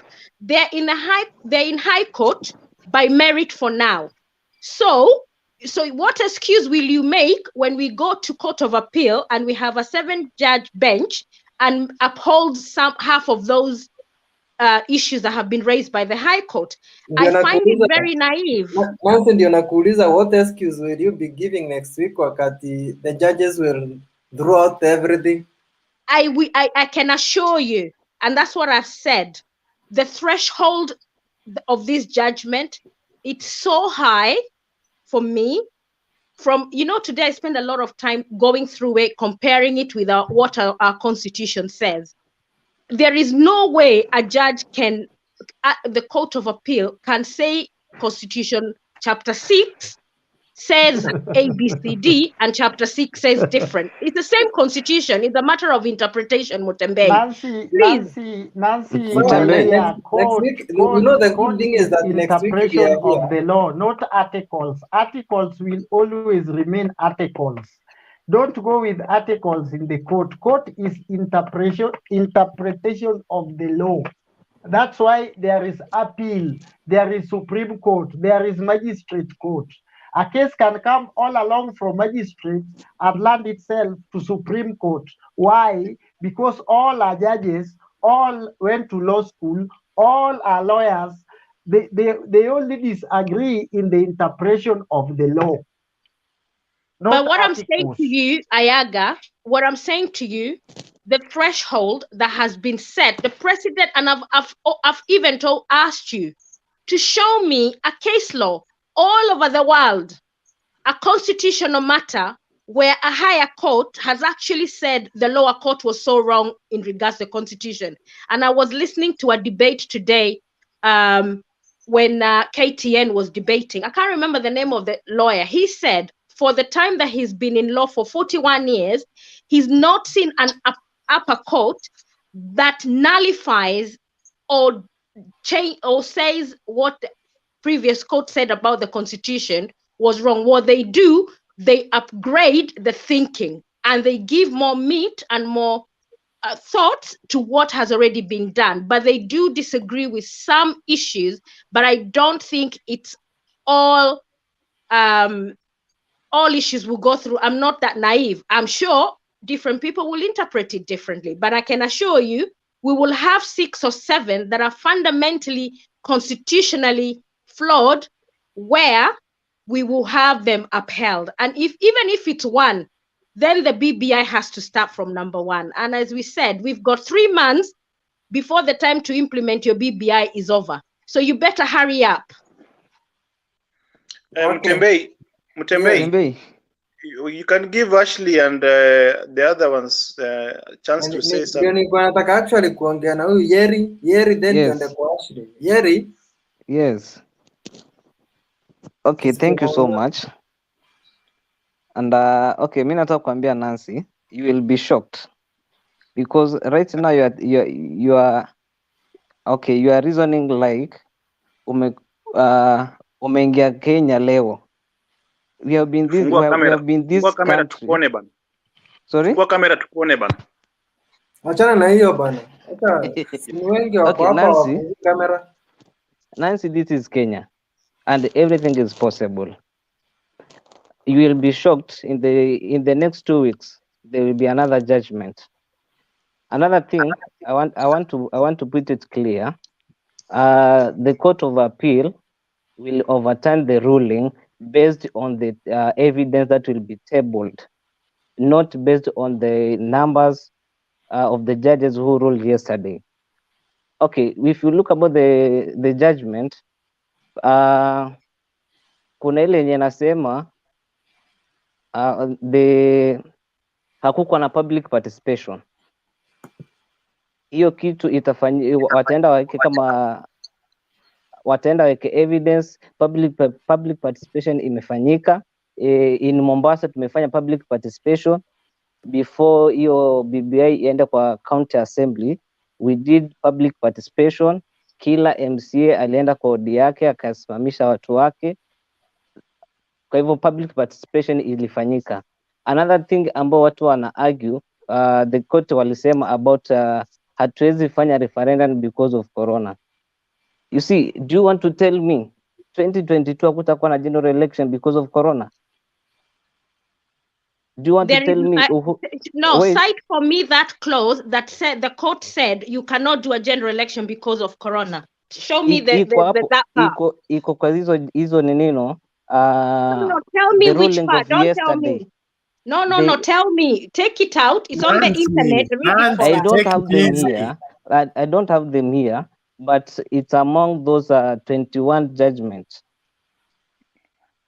Another thing, okay, let us deal with the problem that we have in Kenya. Let us not just if you are in the other side of a political wing, you see things different from the other people. Let us be neutral. Let us deal with the issue that are affecting this country. Like for instance, if you are a supporter of Raila Odinga, if Raila Odinga says this is the way, we are going to that way. If you are a supporter of Ruto, ukiambiwa fanya hivi unafanya hivi. That's not the way. We as youth of this country, we need to have a sober mind. Tukae mahali, we reason, not just following these people. I hope umenielewa. Umemaliza, tuende kwa Ashley. Yes. Okay, Ashley. Okay, someone else can talk. I am on the road and it might cut off. Okay, nani mwingine? Eli Omondi, niongea. Asante. I just wanted to make a comment about. Now, I have no legal basis of saying anything that you guys have already said. You know, I'm not a legal person, so sina hizo those powerful words that you guys are talking about, you know. But I wanted to say that the big elephants in the room are the things we constantly try to avoid, you know. And those are the people that run the country and the others don't run the country. So we're talking about the usual suspects. You know who I'm talking about, yeah? They know this game and they're laughing at us while we are having these arguments, okay? Me, I said yesterday that this BBI will pass, and I still believe that it will pass because in our continent, the incumbent has their way. I'm not bitter that we're having this contest because I think this contest is necessary. You know, this is a sign that Kenya is in a good place where people can debate and have these difficult arguments, you know, it's a peaceful way of trying to do something. But what I don't understand is that, and I was being accused of being tribalist because I said this. But what I don't understand is the same people, yeah, who were saying that Uhuru and Ruto were God-given leaders. Yeah, these are the same people now who are calling this Uhuru names just because he decided to cooperate with his opponent. You know, this is the thing I don't understand. This is the elephant in the room. We need to speak about the elephant in the room, or the elephants in the room. Yeah, because it doesn't matter which tribal leader. It could be any other person apart from Uhuru and Raila and all these people in 10 years' time, right? But we need to be specific and speak about these things. You know, we can be experts of legal language and all these kind of things, but the bottom line is the Kenyan in the grassroots knows these big names, right, who run the show. And in this situation, these two people decided to forget their differences and bring Kenyans together in a way. Okay, you know, you can disagree with this. You can call Uhuru names, whatever you like. But 5-10 years ago, you were not calling him these names, you know? And now you're calling him these names, right? Me, for example, I used to say the most unspoken things about Uhuru Kenyatta and that Kenyatta family. But when this guy decided to do that handshake thing with Raila Odinga, it reminded me of his, you know, I think it was 2007, 2008. That video that was shown at the ICC, that clip where he was begging Kikuyu people, literally begging them not to forcefully remove people from Kiambu, right? That video, whether you like Uhuru or you don't, and I don't want to make this BBI thing look like Uhuru but, and Raila and all this, but this is a fact. That man, when that video was replayed at the ICC, okay, you have to consider that this man had something there to say that stopped those people from causing mayhem, killing more that they wanted to kill, and he stopped them. It's a fact. It's in the archives, okay? You can deny it, but it's there, right? So if you look at what happened in 2017, 18, okay, this same man decided that he wants to work with this other guy. Okay, we know that he has refused to let the, you know, that document that was meant to deal with historical, you know, legacy issues, the commission of the one that looked into legacy issues, okay? The one that, I can't remember the name of the chap who was the chair of that commission.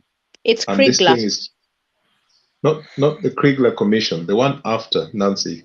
Is it Ndugu report or Waki? No. Truth and justice and something. Yeah, truth and justice. Truth and Oh, justice. and reconciliation. Okay. Yes. All right.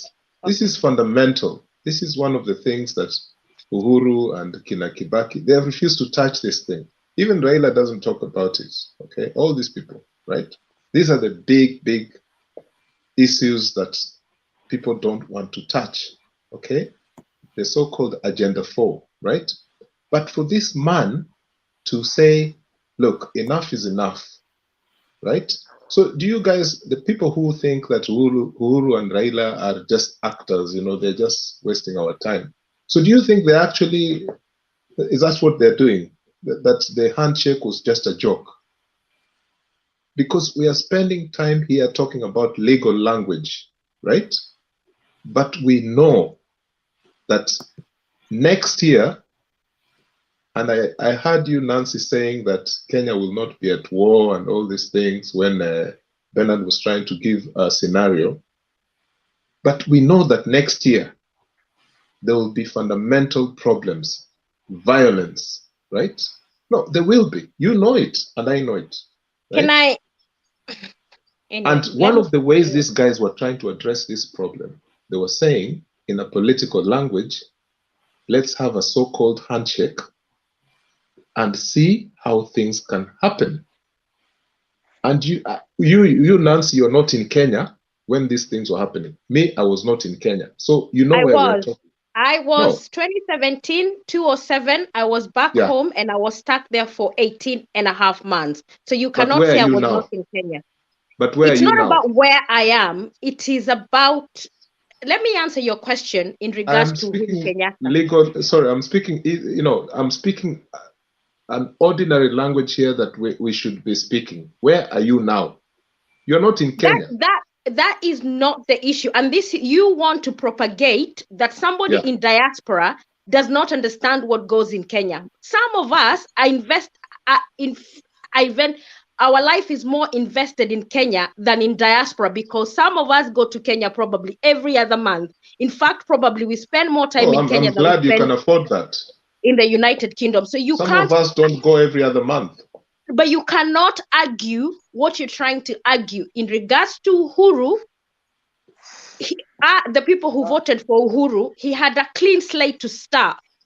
People in Central Province, he had a clean slate. We gave him an opportunity to prove himself, and he has proved actually Uhuru is anti his own people, because the people who had businesses in Kenya who are from his own community are suffering more than any other community. And in regards to you saying that we are saying the handshake is a bad thing, to me, I don't believe the handshake was necessarily a bad thing. The product of the handshake to me is what did not convince me what would stop the scenario of 2017 happening again. If the BBI had the handshake and the product of it had resolved the conflict issue, because I cannot tell you how much some people lost and they're still losing today because of the clashes that took place. So if the BBI was addressing that point of electoral process and how we would fix it, I would be for it. All the other issues are sideshow. Our fundamental issue is the lies that happen at the ballot box. We vote A, they tell us B won. If that is addressed, trust me, I'll be number one to support whatever handshake it is. Okay. Can I say something? I don't want this to. Sorry. Okay, go ahead.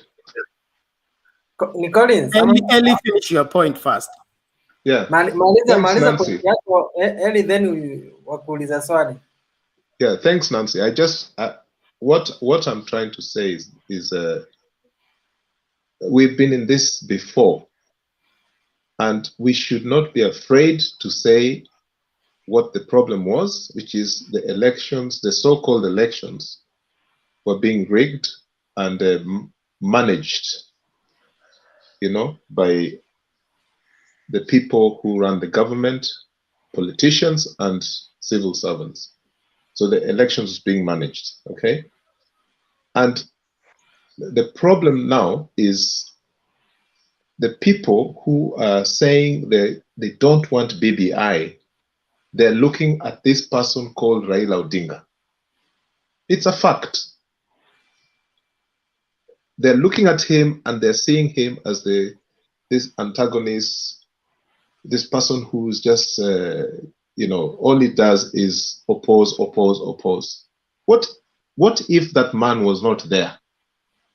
Because I think, Nancy, you asked a question, and I don't want it to be like dialogue again with you, just as if we're taking over this platform. But the other day you asked a question. You said, what if Raila became the president of Kenya? Would our problems be solved? And then I was thinking to myself, why is it that that question is so fundamental to you, just about Raila, but not all these other people? You see, and this is the problem. You guys are so much obsessed with this person, right, that it distorts how you want to, how you want this country to progress, because this man is just a stumbling block for you. Everything is about him.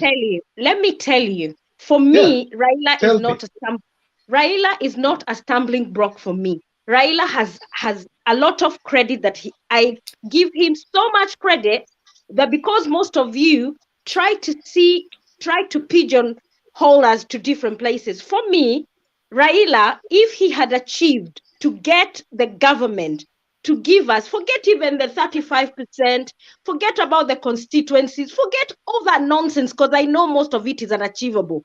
If he held Uhuru and said, my brother, let's shake hands, the only thing I want is an electoral reform, because if we fix our electoral process, everything else will fall into place, because all the violence we see will stop. And at the moment, that question has been left out. And Baba, or whoever call him Baba or Raila, to me, if he achieved that, that would have been the greatest achievement that all of us would remember him for. And even the excesses that the government is perpetrating today, when Raila is quiet, Raila was the person who used to fight for Mnyonge. He never used to fear the executive. Today, my man is quiet. Why? And I'm not saying that. Nancy, there are no. Truth be told, Raila told you people the laws you are changing are going to eat you. You said no. When the laws were being changed in between in 2017, we safeguarded the rigging of the elections in 2017 through the committee that was chaired by Orengo and Kiraitu. I think so. And it was so safeguarded in such a way that it will be impossible to rig elections. We went for the elections. The elections were done clearly. Results came out. People could not stomach the results, went around the system and overturned the elections. These people will be there. It doesn't matter which law we put. So except to eliminate these people or find a way of stopping these people from interfering with the elections, there is no law will introduce that will give us the winner. These people who decide who to be the president will continue doing so. Bernard, my sincere, let me make the final comment and give you the way. My sincere hope, I want a Kenya that functions for me and you. I do not care. And the way you're saying that these people will be there, I look forward to a Kenya whereby if we vote you, you're our leader. And that is exactly what I would love to see. Whether Luo, Kalenjin, Saburu, me, it does not bother me.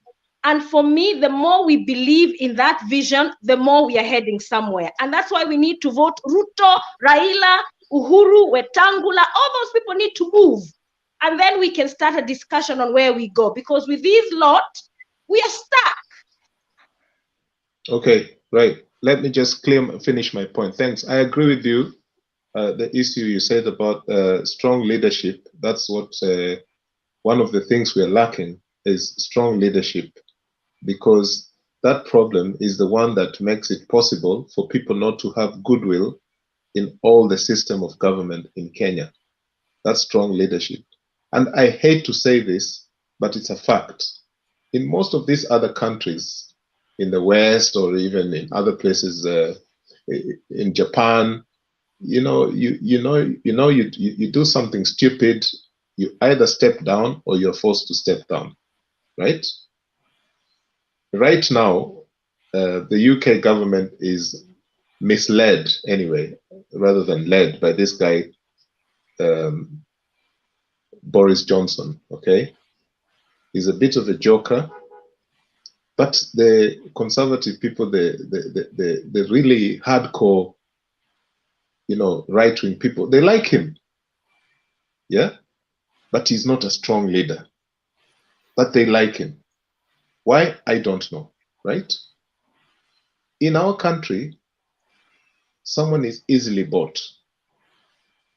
In fact, I don't doubt the things that Moses Kuria or Ndindi Nyoro were saying the other day in Parliament about how MPs are bought. It's a fact, right? That one I will not take sides. It's a fact.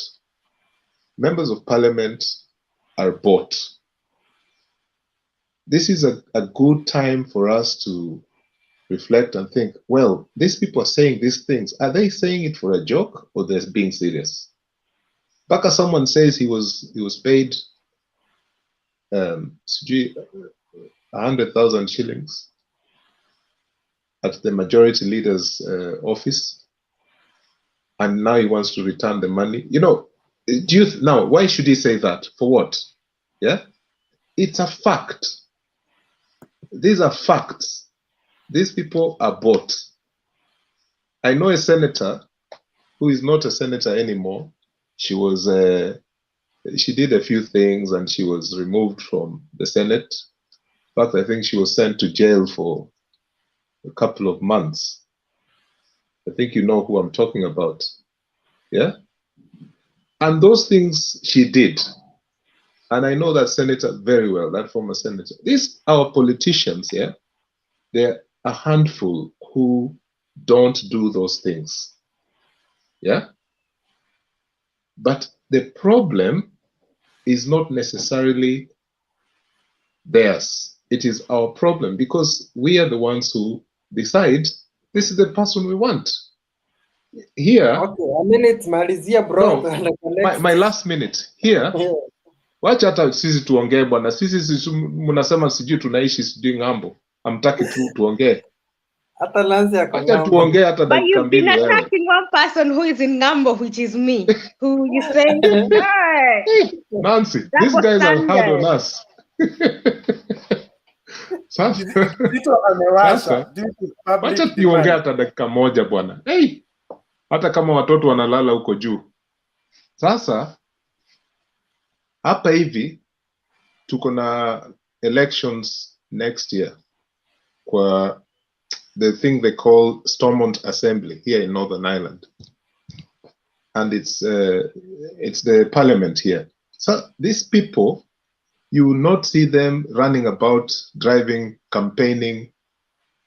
Hata huko England pale huko Nancy, you will not see them driving about. They'll be knocking on your door, and that's it. There will not be rallies somewhere where people are being told all this nonsense. Yeah? And I'm not saying that our Wazungu, they're perfect. Yeah? Even them, they came from where we are at the moment. So we're in a process where things will change. Yeah? Time after, give it time, things will change. Yeah? And I believe so. Right? But at the moment, things are bad. These guys are conning us. There is all these manifestos are fake. Sijui, there are 1,000 and what political parties registered. You can just go and open shop anytime you want, a briefcase party. This is a big problem. Yeah. So I think that what Raila and Mr. Kenyatta decided to do, I think it was a wonderful project. Okay, it was going to meet opposition, and it has met opposition. And even me, I'm like Ruto in some parts about that BBI. Some of those BBI things, I just think it's a waste of money and time. And Ruto should be heard what he's saying about that. But basically, I fundamentally believe that this BBI, this judgment was wrong. These guys are fake. If you read the article by Paul Mwangi on Twitter and all that, and what he says about these judges in relation to they were not appointed to the next level and their own, no, Nancy, their own personal interest into that. This is a fact. Paul Mwangi is a lawyer. Okay. People are saying he has wasted Raila Odinga, but he's the same one who made him succeed with the verdict that was thrown out by Maraga and Mwilu. Okay, so you know the verdict that was declared by Maraga and Mwilu. So what I'm trying to say is this, right? We should. I don't know how many legal minds are there, but what is happening, the way that court has decided to throw out that BBI is a good thing, because in a way people can then reflect. Yes, it's not a part to celebrate, but people can reflect But and Ellie, you then can't talk start it from both afresh. sides. You can't talk from both sides of your mouth. You tell us that Paul Mwangi has said that the judges had sour grapes. That's why they ruled, and then you say it's a good thing. So No, because it allows people to reflect.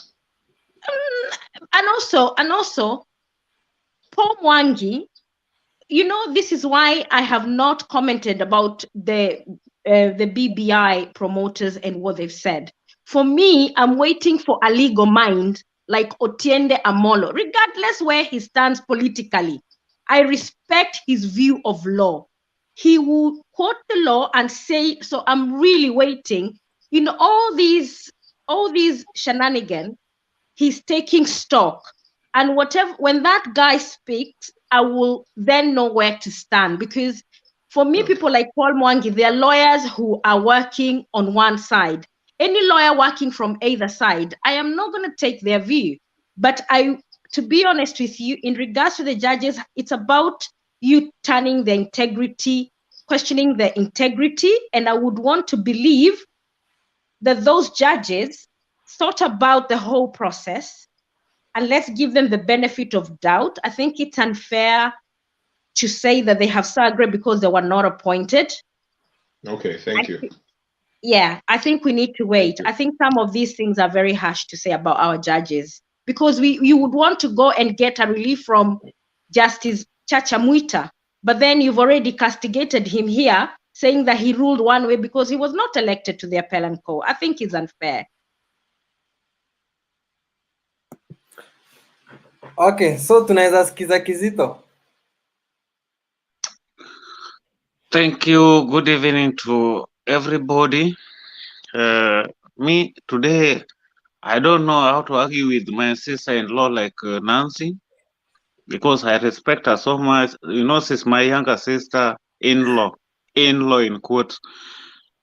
What I would like to say is, what of if tomorrow you wake up and hear that Court of Appeal has nullified what these judges said?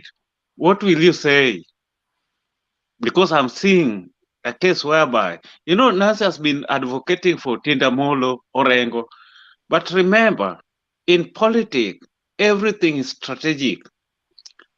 And Orengo and Tindamolo, they are the legal advisors of Raila.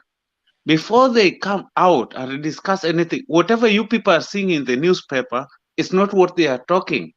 When they are there in their house, in their meeting places, people, there are so many things they discuss that you people don't know. I would like to put it very clear here that let us not take this thing that the court, they nullified, it was this. Everything in politics is planned castrated, and they put it in a way whereby the court, they nullified everything. But we are waiting for appeal. Let them go to court. You will be surprised that all these people, because if you understand very well, you can't tell me that all the MCS, they are stupid. All the MPs who voted yes, they are stupid. All these senators, they are stupid. They also went to the same school. Some of them are lawyers. They knew what is going to happen.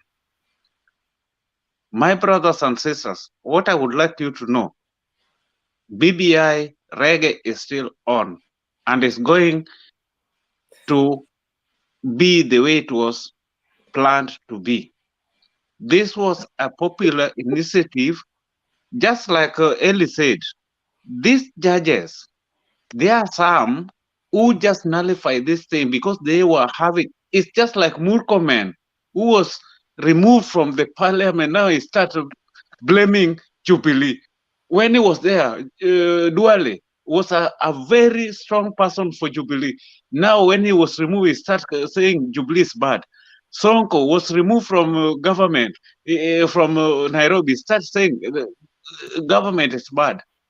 That one is politics. But the truth is, what I would like to say, and next week, before Friday, you will come to this channel and you will tell me that Patrick Kizito, you are right. This thing is going to work. These judges, they just nullify this thing because of 1, 2, 3 reasons. They never talked because they can't nullify. There was nowhere they said that these 4 million signatures were out of nowhere. Whether it was cooked, whether it was real, nobody said about. Nobody talked about it. These MPs, these MCS, these senators, you can't say that they were all stupid to pass this BBI. So, but you please, can, but you can, my but you can, my but sister-in-law, I just beg you, just Kizito, 1 minute, Kizito, but then the same can be looked on the flip side. So you're saying then the 5 judges are fools. So you can't, that statement does not hold water. No, Nancy, the 5 judges also should allow the appellate judges to check what they did. That's fair enough, Bernard. As long as, Bernard, let's wait. If the day we get the appellant court judgment, we will come back here, look at its merits. The way we've done the current judgment, we'll look at its merits and its demerits. And then we can agree as a team a way forward and what we agree or disagree. It is a fair game. Then if it goes to Supreme Court, we do the same. Nancy, Can I I say agree with something? you, but the problem is you have to know why is there appeal court? Why is there appeal court? Appeal court is there to go and look upon every statement, everything that they were ruled with that court. You don't say that they are not judges. They are all judges. But they, like Otinda Molo, the one you are supporting, he talked very well in the Senate, in the parliament, when he was discussing. He said, we as lawyers, we can make a law, we can go with you. You know, what you people fail to understand, that a lawyer can go to a court, you have killed somebody, but he can turn it and say, you never killed. And he argue until you are not being jailed.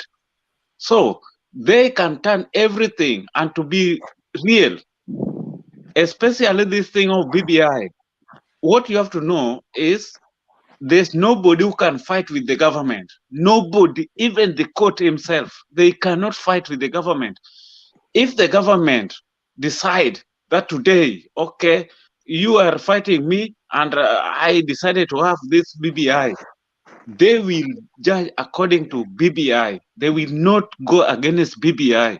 And you, Nancy, you will come back to Kenya and enjoy this BBI. Because where you are in that Kiambu, the day I will meet you in that Kiambu, We will meet there.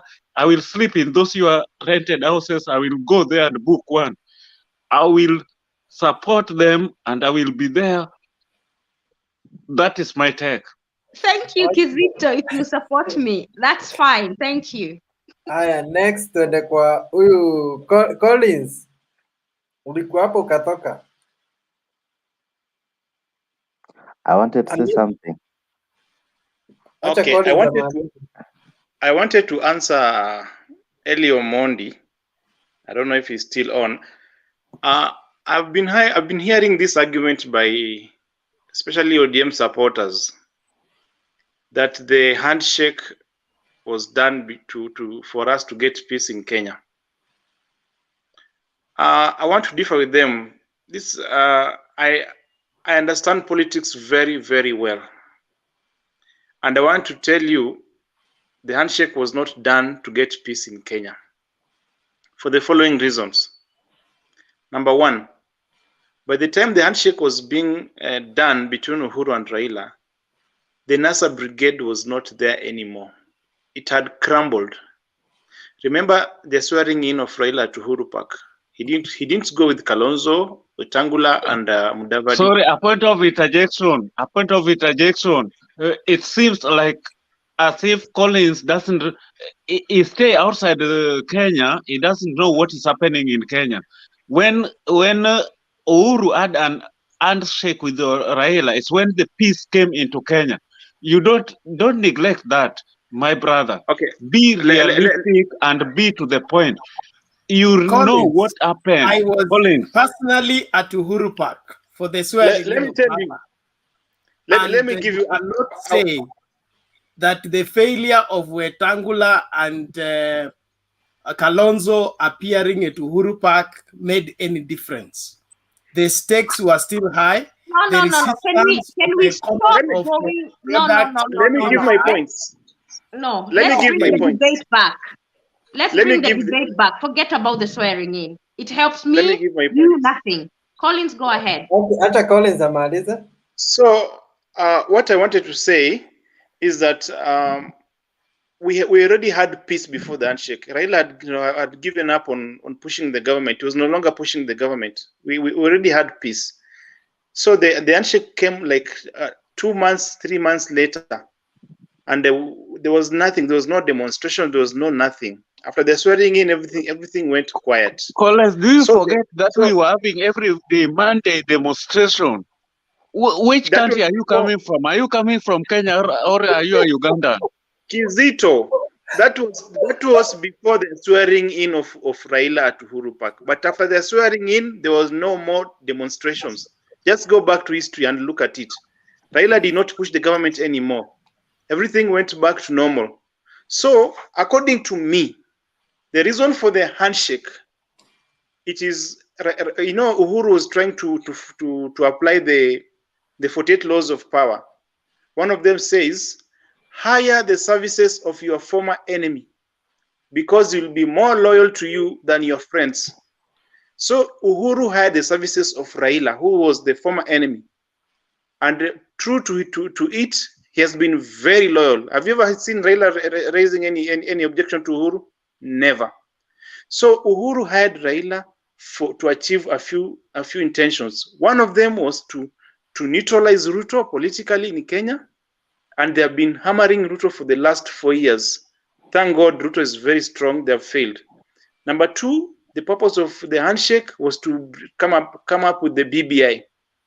The BBI is an initiative of Uhuru Kenyatta, and Raila Odinga was just assigning to achieve that initiative. That's why you see in the last part of BBI, ODM has been grumbling. They have been complaining about the BBI. They're not so comfortable with it because what? The driver and the owner of the BBI is not Raila, it is Uhuru. You see? So, and the reason why Uhuru wants the BBI is because of several reasons, but the main reason is to create the positions at the top level, so that because he knows his preferred candidates are very weak. So he'll want to bring many people together so that they support that weak candidate, who's Gideon Moi. So the handshake the handshake purpose was not for peace. Peace was there. The handshake was for those two reasons, according to me. And so far, it's now coming out clearly. And in the next few months, especially after the BBI has fallen, you're gonna see the parting of ways between Raila and Uhuru, because Raila will no longer be useful to Uhuru. Very soon, Uhuru will have to come out openly and endorse Gideon Moi and try to force it down our throat. Whether he will succeed, that's another story, but I don't think he will succeed. Thank you. Okay, Kizito, na unainua mkono. Thank you very much. I wanted to ask Collins, you know, Collins, please, I'm now sitting down to explain to you. Everybody in Kenya, any person who lives in Kenya, who knows Kenya, who is a Kenyan citizen, knows that it's only handshake that made peace in Kenya. Before handshake, it was everyday Monday tear gas, everyday Monday tear gas. Which Kenya do you come from? You know, there's something I talked yesterday. We people who stay outside the country, let us not look as if Kenya, they never knew what they were doing. When you are outside, don't talk as if you have never been in Kenya. You are in Kenya and you've been listening to how the politics in Kenya. Please, my brother Collins, to your attention, this handshake brought a very big difference in Kenya. Don't assume and don't lie to people in the platform that the handshake was there before handshake. The NASA people were different. NASA people were different. They were. Did you know about that before they talked about it? After they have the handshake has started going on. Before they talked about it, did you know about it? No. Thank you. Can I say something? Okay, Collins, unaweza jibu then tuende kwa Tuya. Yes, nataka kujibu. I want to tell you, Kizito, I knew about it because it was in the public domain that the three guys did not go to Uhuru Park. They were waiting for a number from Nigeria to be called. And another one said after the swearing in Uhuru Park, in their compound, like Kalonzo said. Kalonzo Musyoka said a grenade was thrown in his compound, which is a big lie. There was no grenade that was thrown in his compound. Collins, please yes, listen. Please. After the swearing in at Uhuru Park, which I was personally present, the next line of action was to enact people's assemblies, which was passed in Kakamega, it was passed in Kisumu, whereby the people were to deliberate.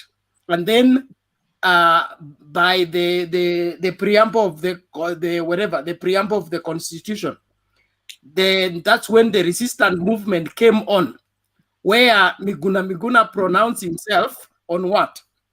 On the matters of now that we have a president, we should cut our own Kenya and then leave Uhuru with the other Kenya. So these things were going on parallelly. You cannot say peacefully. Were going on parallelly. There was no violence. Underground. It was only after the handshake that the People's Assembly was called off. Kinandi were the ones in charge of that, and it was catching fire. So you cannot say that the handshake did not bring peace. That one, you are misinforming people. Atuya? Acha tuende kwa Atuya. Yes, thanks for the opportunity. I think I want to address more of the Raila Uhuru handshake so much. I think I'll just only talk on the topic that is actually running on YouTube. First and foremost, I think the High Court actually never. The High Court ruled, and it ruled on the question of the process that the BBI had taken. The major illegalities that they cited. They said that the BBI process never followed the due process that is supposed to be followed. That is one of the major issues that they raised, and that's why they threw it outside. On the issue, I think there was somebody actually trying to smear the judges who made the judgment yesterday. I think it's actually very unfair to actually say that they were taking sides. And I think it's an issue that we have seen in this country. You remember back in 2017 when William Ruto was on the other side, he was saying that wakora fulani wameamua sijui aje. But yesterday when they made a judgment, he was saying there's a God in heaven. And I'm very sure if the judges yesterday had quashed all the 21 cases, you could have seen majority of the pro BBI saying that the judges were actually on the right side of history, and some of us could have maybe said those guys were bought by the system. So let's leave the judges do their work. Let them interpret the constitution the way it is supposed to be interpreted. There was another issue. Somebody said that we are living in Kenya and Uhuru and Raila have the power. I don't think Mr. Kenyatta, as he was referred to yesterday by the court, can risk again being disregarding court orders. There were a pronouncement that he can be prosecuted at a personal level on issues legality apart from criminal issues. So if Uhuru was to disregard this judgment from the courts, I think somebody can go to court and take Mr. Kenyatta into court. Regarding what Nancy was speaking earlier, there were 21 issues that were raised in court, and 17 of them actually won against BBI. So when we are headed into the Court of Appeal, I find it so difficult that the Court of Appeal can find 17 of the rules of the judgment that were made that they were null and void. It will be a slap in the face on the judges of the High Court. For instance, there was an issue that the judges raised that it is actually it was not proper that IBC was going to organize for a referendum without a mass registration of voters. Since 2017, we have never had a mass registration of Kenyans. So we have millions and millions of people who could have taken part in the referendum and make a decision that could have not gone into the elections. So even in the Court of Appeal, there is no lawyer or there is no judge who can see this as something that is not an illegality. If this was to take place, then IBC must register people first. I don't know the period that they can take. It is something that they must do. And then there was an issue about the illegality of the people that the 14-member BBI task force and the steering committee. I don't think any court in this country will find it that it was legal that they were chosen by the president, of which the president was the judgment yesterday was never supposed to be involved in the process. So there are so many very obvious issues that I think that the Court of Appeal will uphold in the judgment. There are some few issues maybe they can quash out, but I don't think out of the 17 we can miss even 2 or even 1 that will be found as illegal. And in the legal process, if there is 1 against BBI, then the process has to be started again. That's all I had to say. Okay, before tuende kwa Gerald, Jakes, nataka tusikize Ruto kiasi hapa akifurahia the ruling.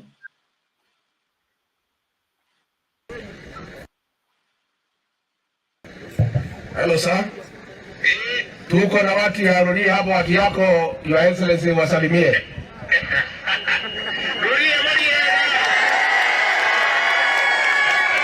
Habari zenu?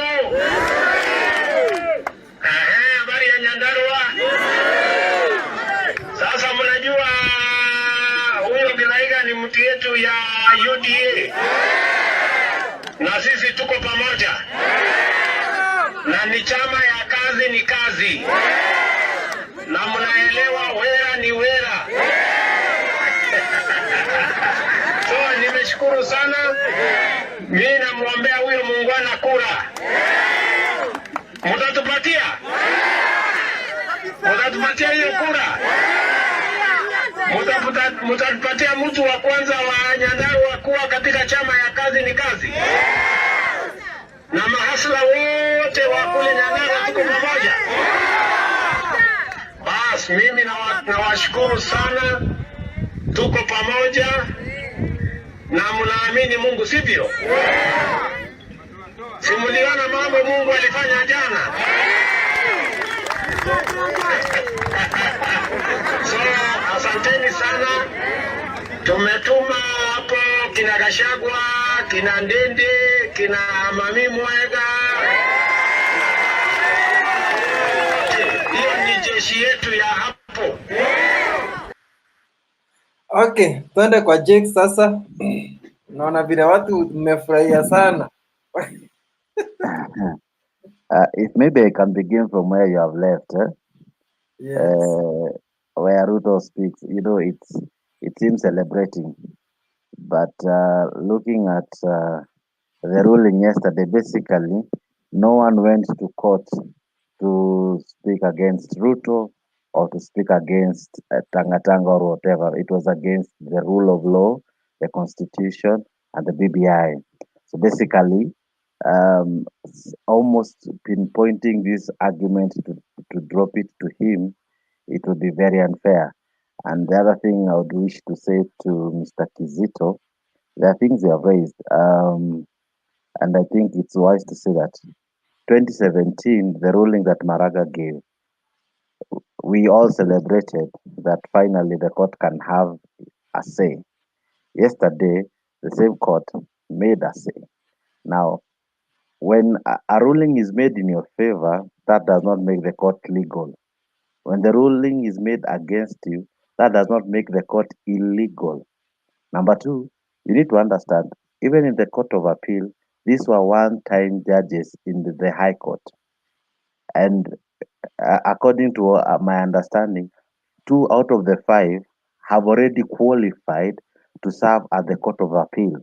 Meaning the Court of Appeal is just, the High Court is like a training ground for the Court of Appeal. That's my thinking. So by the end of the day, the Court of Appeal cannot cite anything outside the law. They will not come with their own amendments. They will not cite anything outside the Constitution. What they will do, maybe they might contradict what the 5 judges said, but they will not overturn what the law says. The law is very clear, and the law is supreme. The court they don't exist to maybe support our ideas, opinion, and at times our support to a party or to an individual. They stand to rule both the minority and the majority, which basically forms our democracy. The majority had their say, the minority had their say, but eventually the law have its way. We might ridicule the judgment, but what does the Constitution say?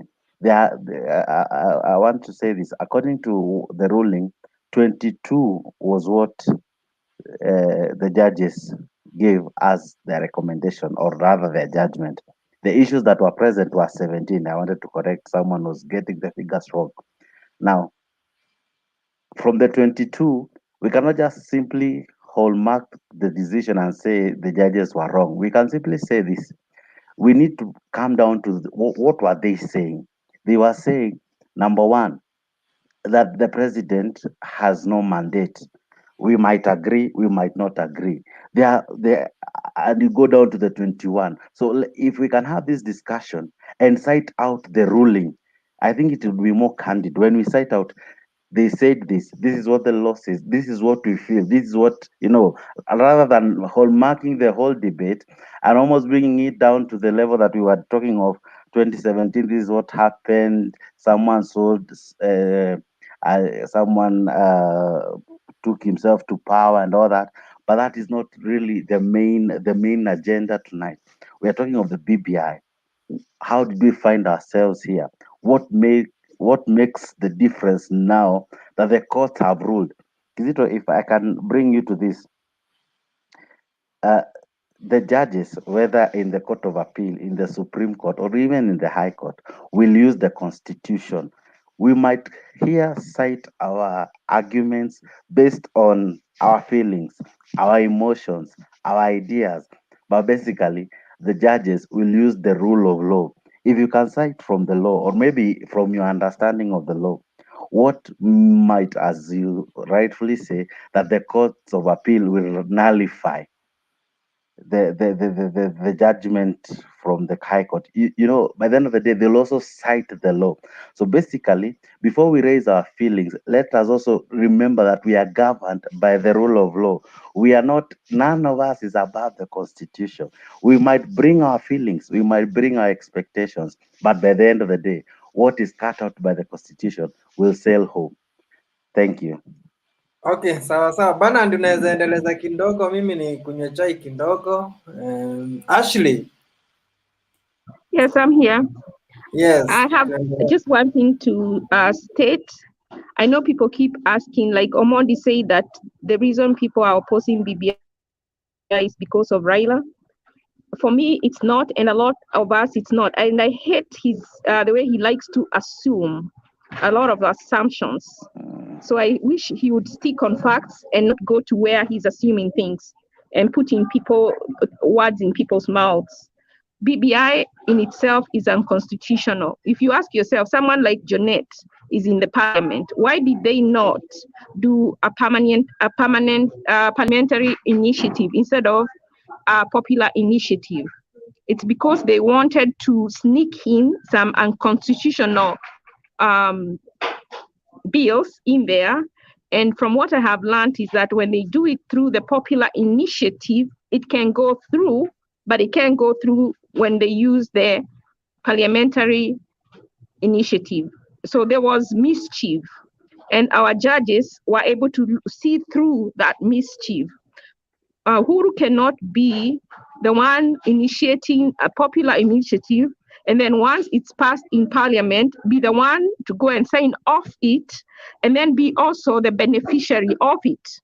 Because it's been rumored that he is going to be either the beneficiary, and he has also stated that he will not leave the seat to a thief. So he wants to also dictate who takes over the seat.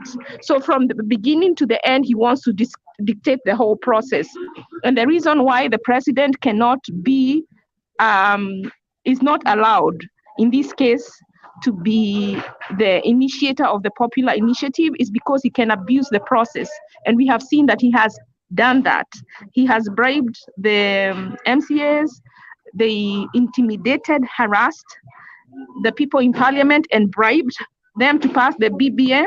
Kizito is saying it passed, they are not fools. We all know what goes on in Kenya. We know that this bill was passed through intimidation, harassment, and bribery. So the judges were able to be bold enough to take a stand and see through it and make a decision. So BBI has some good things, but those are sugar coated in order to sell it to us so we can accept it. But the main thing in that BBI, and that is why they didn't want the point form, the questions, is because they want the executive positions. And if they do a question form, that is not going to pass, and they want that to pass. So they are manipulating the bill. And that is why it is the judges are saying that Uhuru cannot be an initiator of the popular vote, because he's also paying people he paid the chiefs, he made the chiefs force people to sign. So when it's like when Matiang'i said, if you're a boss in the police force, you will not be allowed to date your juniors, because when you're in a higher position, you can use your position to manipulate.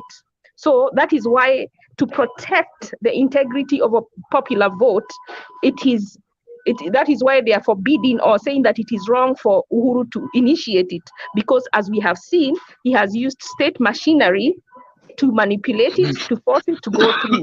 And some people here are saying, wait, next week you'll see it will go through, because Uhuru wants it to go through. He wants an expected outcome, and that is the danger in it. If he was really genuine, he would have gone through the parliamentary way. And they have no reason not to go that way, because if you look at most of the people there, they are people in parliament. So why did they not take that route? Because they wanted to use the loopholes through the popular initiative to sneak in what they have snuck in. That's all I have to say. And then maybe Ashley, just a question to you, Ashley. just How slowly. does the BBI benefit Uhuru as a person? You know what, Uhuru, let me tell you, like when Moi left, it benefits him that if he wants one, there's a probability that he wants to stay beyond 2022. So and I heard Murad say this the other day, he said that if the Uhuru will respect the constitution. He has always said he will respect the constitution. So remember, if the referendum goes through and then there is a new constitution and a new arrangement in the executive, he can come back and say, okay, and even Murad quoted and said that even more, he came back after the new constitution or the multipartyism, and he went 2 years and then he left. So from what I inferred, from what Murad said, once the BBI goes through, Uhuru can come back as president and say, I am not disobeying the constitution. It has been changed. So it's like it's starting all over again. That's one way. The second way he can do that is put someone there that he wants, because he wants to protect what he has stolen or what his family has stolen, and he wants to protect some interests to make sure that he is not in danger. So he wants to control who becomes the next president, whether it is him or whoever it is going to be. And that is why he is so determined, more than anything else, to make sure that BBI goes through. If Obama, Ashley, let me finish. If he cared so much about Kenyans, if he cared so much about Kenyans, probabilities. Let me finish, you are please. giving our probabilities; they are not facts. No, those are my facts. If by change of constitution, one has to extend his term of presidency. It's not extending; it's starting all over again. Hold on. I asked the question. Why couldn't Mwai Kibaki say that the 2010 constitution has now come in the middle of my last term? So because now that we have promulgated the new constitution in 2010, let me also extend by another 2 terms. Why could everybody is not the same? Kibaki had integrity, which Uhuru lacks. So that's my answer. To add on that, hello, can you hear me? Jex. The 2010 constitution is 10 years old, right? It has only been served by one president. What justifies that it only takes one person to almost say that the whole constitution has an issue? Why shouldn't we have waited at least to get the second, a third? You see, the previous constitution, as much as it was changed before, it had served several presidents, at least 3. This one, the first president who serves under it, is the first one who has obeyed several court orders, is the first one who has failed to implement several issues that has been raised to him. Some are very grievous, and some have even come to haunt him, including the appointment of the 41 judges. And now he's the first one to say that this constitution has issues. Why should we have maybe first one thought of maybe change the presidency to another person, and then from maybe 2 or 3 opinion? Because by the end of the day, it only took him to say there was a problem.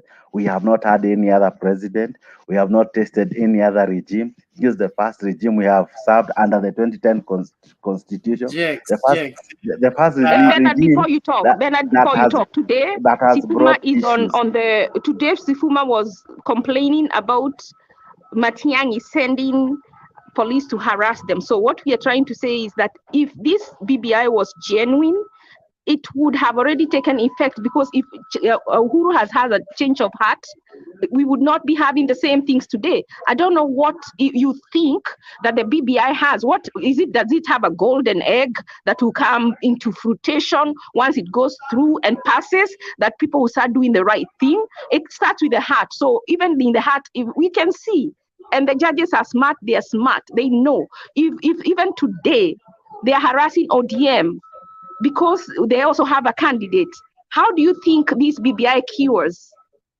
It doesn't. And any fool can see, even a child can see. You only close your eyes because you want to benefit. Let me tell you, the day we all want what is good, you know why we have hatred? Is because you want to gain while someone else is losing. The day you will say, I do not want to gain at the expense of my brother or my sister, that is the day we will overcome these traitors, these demagogues that are coming here to manipulate us, while they live in opulence, while our people live in abject poverty. We should, even if you're gaining some constituencies in your whatever, in your county or whatever it is called, and other places are not gaining, you should say, no, I do not want them. I want something that is fair for the whole country, so we can live in peace. Why are you so comfortable with this thing that is you're gaining from, while you can see it is putting another part, Tanga, they are being at disadvantage? Why are you comfortable with that? I have a problem with that. You're a pastor. What do you tell your God at night? What do you preach to your people? Come on now. Don't sell your soul. Don't sell your soul. Ashley, thank you for your input. I hadn't finished. No. In fact, Ashley, I've always wondered the same about Bernard, because he has told us people now you're turning this one into Bernard. Look here. No, Bernard. No, here. we have to I contribute. only asked leading questions so that we get clear points. No, Bernard, you're the moderator, but we can ask the question. Sorry.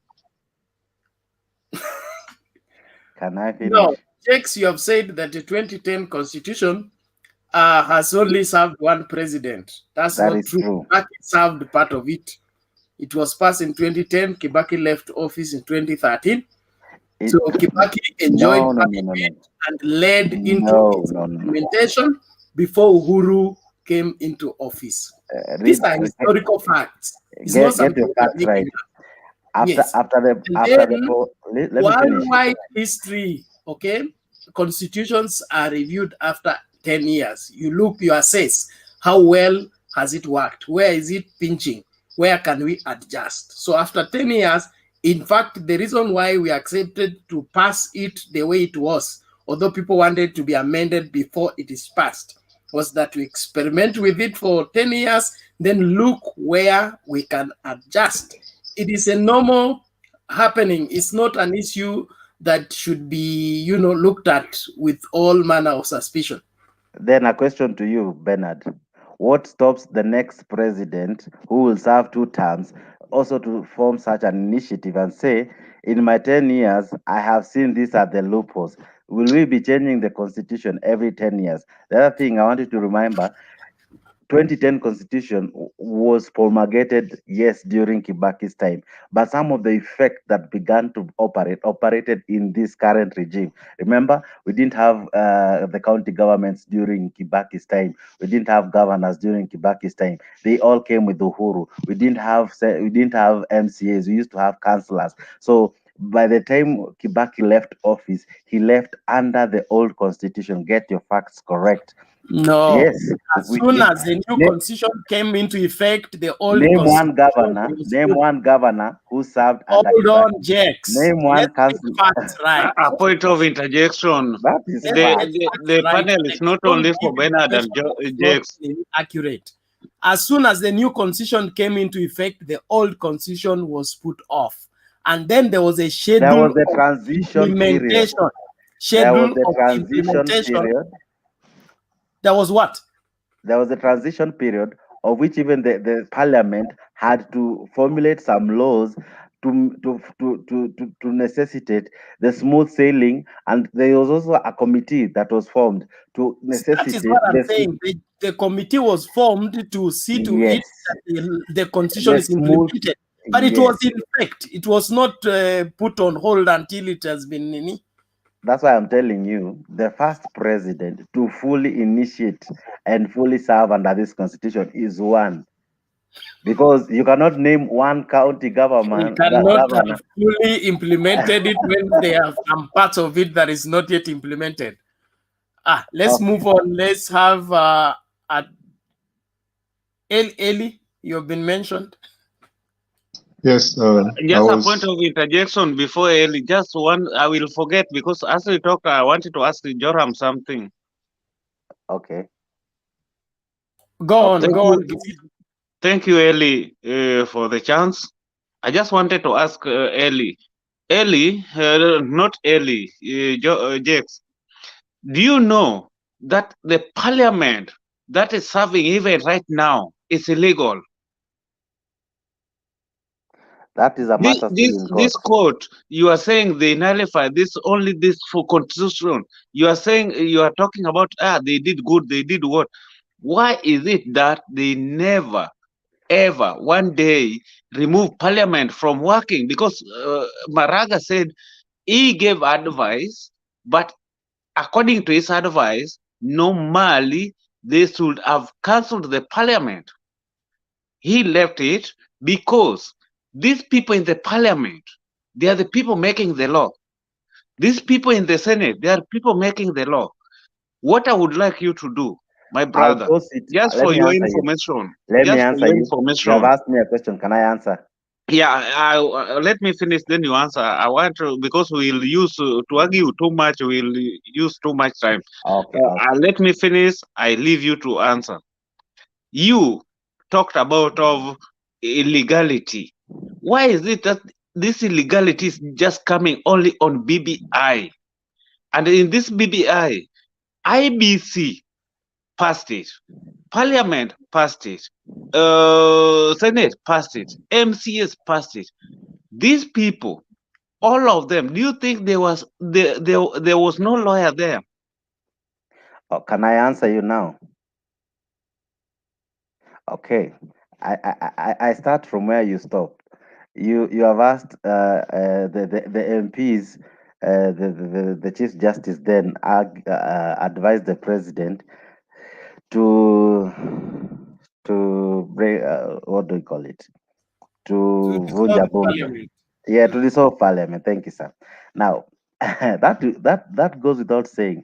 Anything then that they have done, because to answer you, it also means that even the BBI that you say they approved, then it is a parliament that is illegal. Hence, even the BBI then failed from the first time Maraga nullified the parliament. So that is to say, even the action to vote 200 and something, it goes then without saying it's already illegal. Number two, the courts did not determine on whether it was right for the MCAs to sign, whether they were sober when the MPs signed. The court argued on the process. You see, they gave out the clear lining of what a process was, and they truly said that you do not begin from where you are pointing, that the MPs and the MCAs signed. There is what they termed as the debate point, as the assembly point. Just a moment, Joram. After Gizito, mute your mic, please. After Joram, there will be Eli, and then Duke. Then we go to Atuye. Let's keep that order. Thank you. The court said we need to have public participation, collection of signatures, assembly and debate, and then referendum. What you have asked me at the level of a referendum and the level of assembly and debate. The courts, the questions they were asking were the 17 questions. Nobody went to court to challenge the 286 people who voted. Nobody went to court to challenge those county assembly that passed. Those who challenged the court, they challenged on the basis of the process, how it started, who initiated it, the promoters, why they are promoting it, are they using public funds to promote it? And by the end of the day, the judges gave 22 rulings, and these 22 rulings, they range from the president to the attorney general to the IEBC. So we cannot just look at it on one side. There are 21 ways. There are 21 ways to look at this judgment, and any court of appeal will have 21 ways to dissolve or nullify this ruling. Thank you. Have you forgotten that this process was started? The president never instituted this thing. The Raila Odinga never instituted this thing. That's why it is called popular initiative. Popular initiative is like the president, even if he was a member, they went as Uhuru Kenyatta, not as the president. Raila Odinga, not as the people's president. If I can answer you with a question, who is in court? Is it the people, or is it who is the plaintiff and the respondent? Which names appear? Who is the promoter? Even when you go to the court of appeal, who will be the one defending those who maybe lost the court ruling? Who will be the defender? Who are the ones who are crying foul? You see, by the end of the day, the people who will be the one defending themselves are the ones who we might almost say are the promoters. And as it was rightly said, Attorney General does not represent the Wanjiko. He represents the government. So the government was the one that was on question. The government is headed by the one Mr. Uhuru Kenyatta. Okay, let me leave for Elio Monti to talk. I will wait for you next week, Friday. We'll see what will happen. Okay. Jax, before I make my point, I have a question for you, Jax. Why do you think a president has executive powers? I mean, he can use that executive power to make something, that looks political, so that he can find a solution to a problem. So there are those three arms. No, wait, two seconds. There are those three arms of government, apparently, and his is one of them. Why is this not fundamental to you? That this man decided to execute his executive powers, to make a benevolent, thing like let's have a review process, because this has happened before. Can I answer? So why is it this?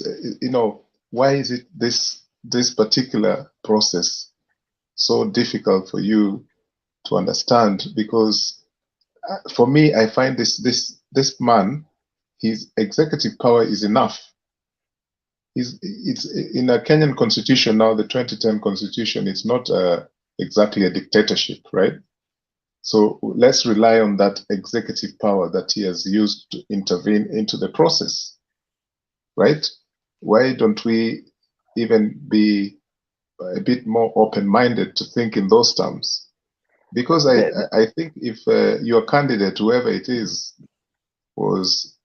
had similar powers, probably you wouldn't have a problem with it. I don't think so. Because I would answer you with arms of, according to this three. system, 2 seconds, there are three arms of government. That's true. Right? And one person just decided to use his exercise of power. And it happened, and he didn't go out there killing people to support BBI. It was a benevolent, process that he has actually decided. And I don't want him to look like an angel, but this is a fact, what he did.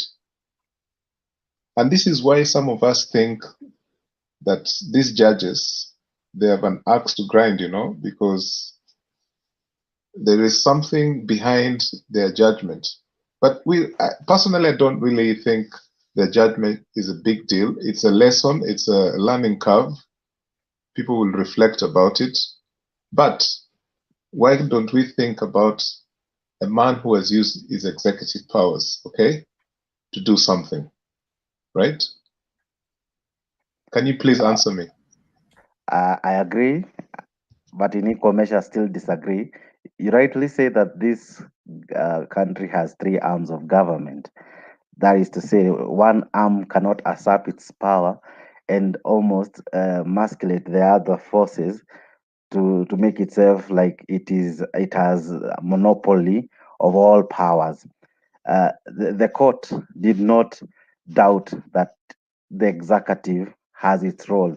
In any case, when you look at the president, he not only unifies the nation, he is the leader of our country in all aspects. He leads both Tangatanga and Kieleweke, ODM, Jubilee, name it.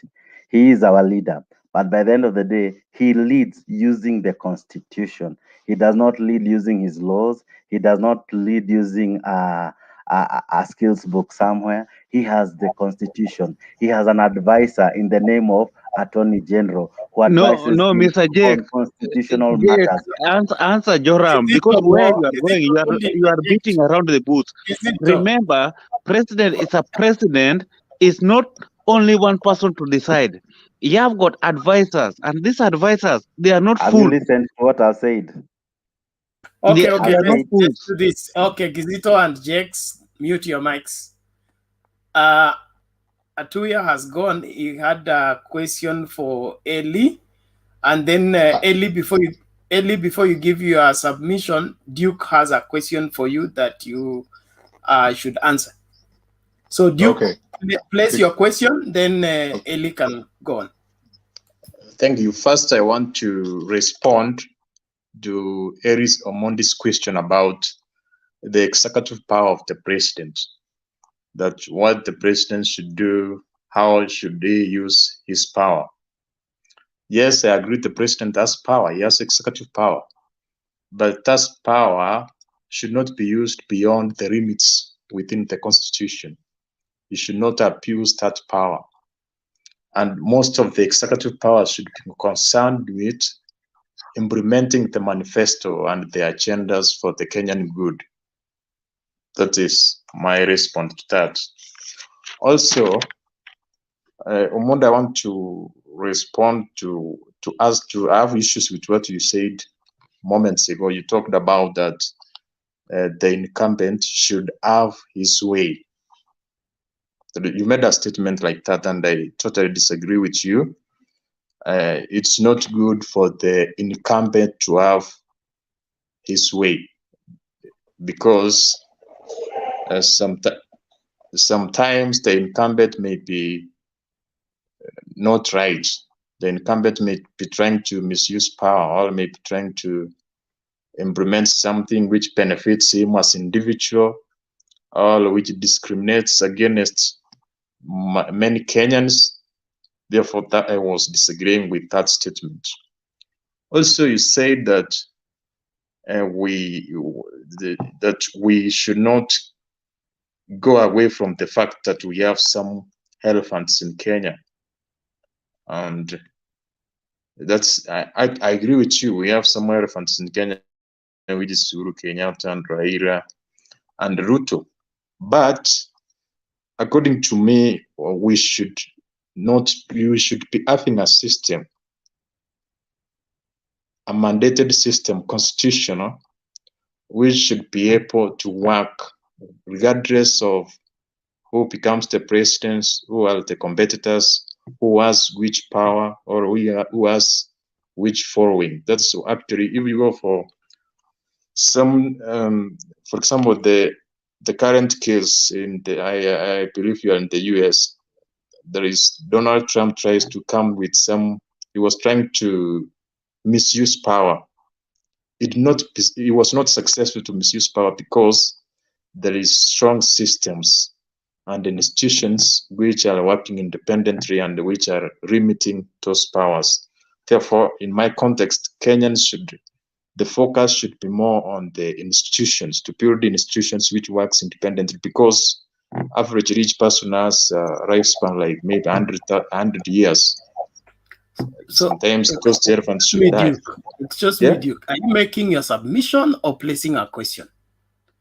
I thought you said you want to ask a question so that Eli can respond while making his submission. Your mic is mute. It's more like a question. I'm trying to give a contrary opinion so he can be able to rectify that. Please land in time. Land in time. There are people here that want to also contribute, and the time is also going. Okay, let him respond then. Oh, okay, thank you, Duke. When I spoke about the presidential executive power, I didn't mean that this person should abuse the office. Okay, I said that, for example, the process of the BBI, if we take it in the way these judges have argued, that it was initiated by Uhuru Kenyatta, so I am making that connection that this man has executive power virtually to do anything and everything that will be presumed to be legal for the benefit of Kenyans, protecting of life and all that. All those utopian, idealist things that we want and practical things that we want, not the aggressive, murderous things that we don't want. So in that way, I was just trying to say that this man donated his executive power, if I use that word, to start up a process. Yeah, this man is a human being, right? No matter how we see him, I'm sure he was troubled as well by the conflict of 2017, 2018, right? He's a human being. That's fundamental, right?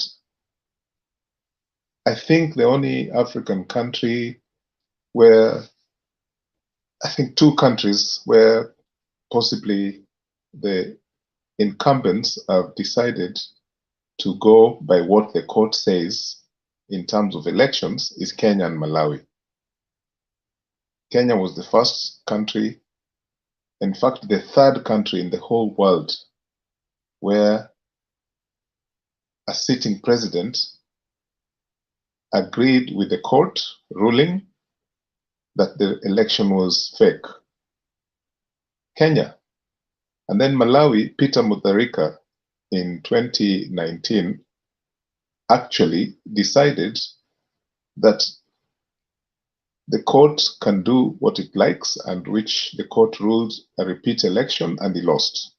Okay? So for this person, okay, say for example, Raila Odinga and his team decided to go ahead for a new election, and they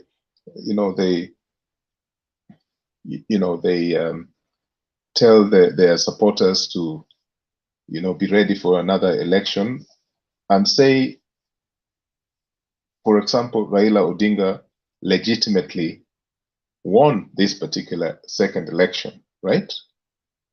Would you not say that there is a sign here that shows that Mr. Kenyatta actually risked his own position? Because he risked it by, in a rigged election, he still risked his position by agreeing with the court, right? So I am not saying that this man is flawless, but there are examples of things that he has agreed to do, which many African leaders would not have. I mean, like, come on, Museveni. Do you think Museveni would have taken a Maraga type ruling, with open arms? That would never have happened in Uganda. But we forget these things because what we see is, this man is from this dynasty, I don't know what. Me personally, I was there before. That's how I used to look at Uhuru Kenyatta. And over the years, I've whittled down to see this man in a different light, right? But he did a good thing to use his executive power to look for something positive for the nation. Number two, I didn't say that the incumbent should have their way. What I implied was earlier on that mostly in Africa, the incumbent has their way. And that can be anything from you used to have the local mayor of the town or the chairman of a county council, all the way to the president. The incumbents had their way. If some of you were alive in 1988, there was that Mlolongo election, and a few strange things happened to many candidates. And in that election, many incumbents of those constituencies, including the president, had their way. So that's what I meant. I didn't mean that incumbents should have their way. I said that in this BBI, right, most likely it will go through because that is the nature of our politics at the moment, right? That hasn't changed, okay? Unfortunately, all right? So you mentioned a third point. I can't remember what it was, but it was something that you hold close to your argument. I can't remember. You were questioning me about something else. I think about you said something about elections in other countries or something to do with Donald Trump. I can't remember what point you were making there. But anyway.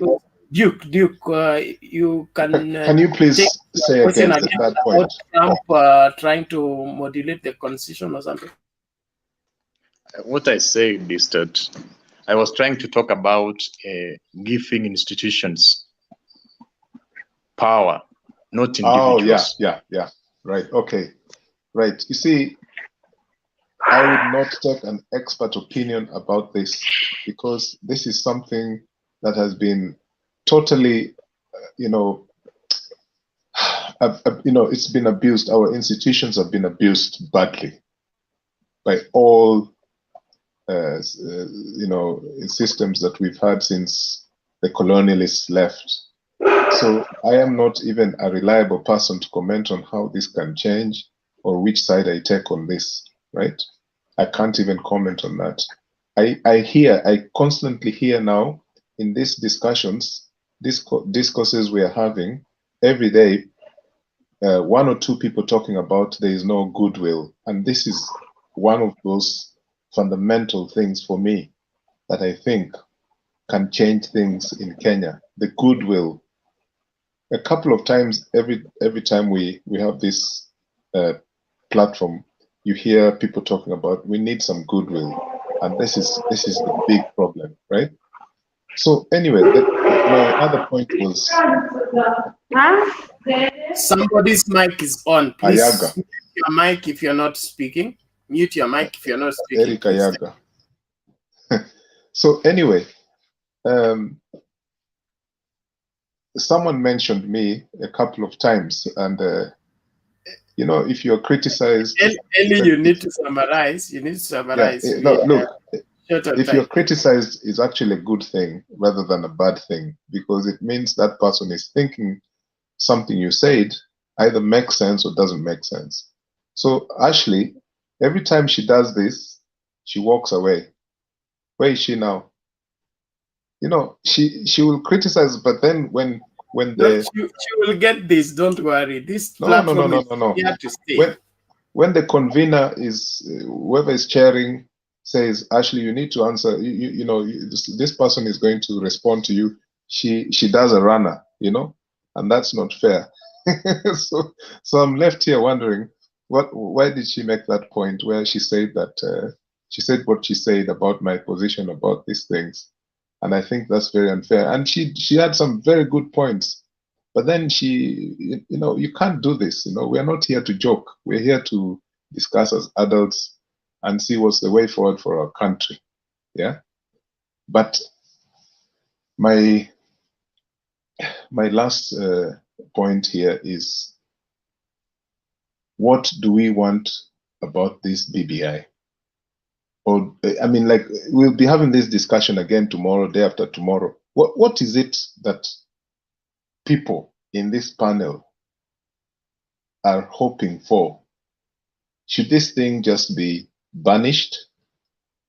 Should it be, like last week I talked about some intellectuals probably in the BBI committees and advisory groups were taking Kenyans for a ride, which is normally what people don't look at, because in all these constitutional review processes, there are people there, intellectuals who have their own interests as well. Yeah. And maybe they're not being probed enough. So maybe this is one of the issues. So what do Kenyans want from this thing? Or do they not want it at all? You know, this is what I'm asking. I'm actually missing that guy from Wajir, Sijui Mandera, because he's always talking about those things that are affecting them there. It makes it look like they're in a Omondi, sorry to cut you short, please. The only problem, all these people blaming the government, your point is very clear, but all these people blaming government, I'm 100% sure, most of them, they are not even in Kenya. Most of them, they complain and they are not in Kenya. They just blame Uhuru. I'm telling you, nobody, I've traveled all over Africa, I've seen all Africa, the best and the coolest president is Uhuru Kenyatta. Somebody who can accept the rule of court. Nobody in Africa can accept that. But only a small thing that doesn't benefit them is what they are complaining. I just wanted to add that on top of what you are saying. Thank you. Yeah, thank you. Thank you, Kizito. That was a point I was making in order to explain why I think how he donated his executive power to initiate this BBI was a good thing. Other than that, I have no extra points to make.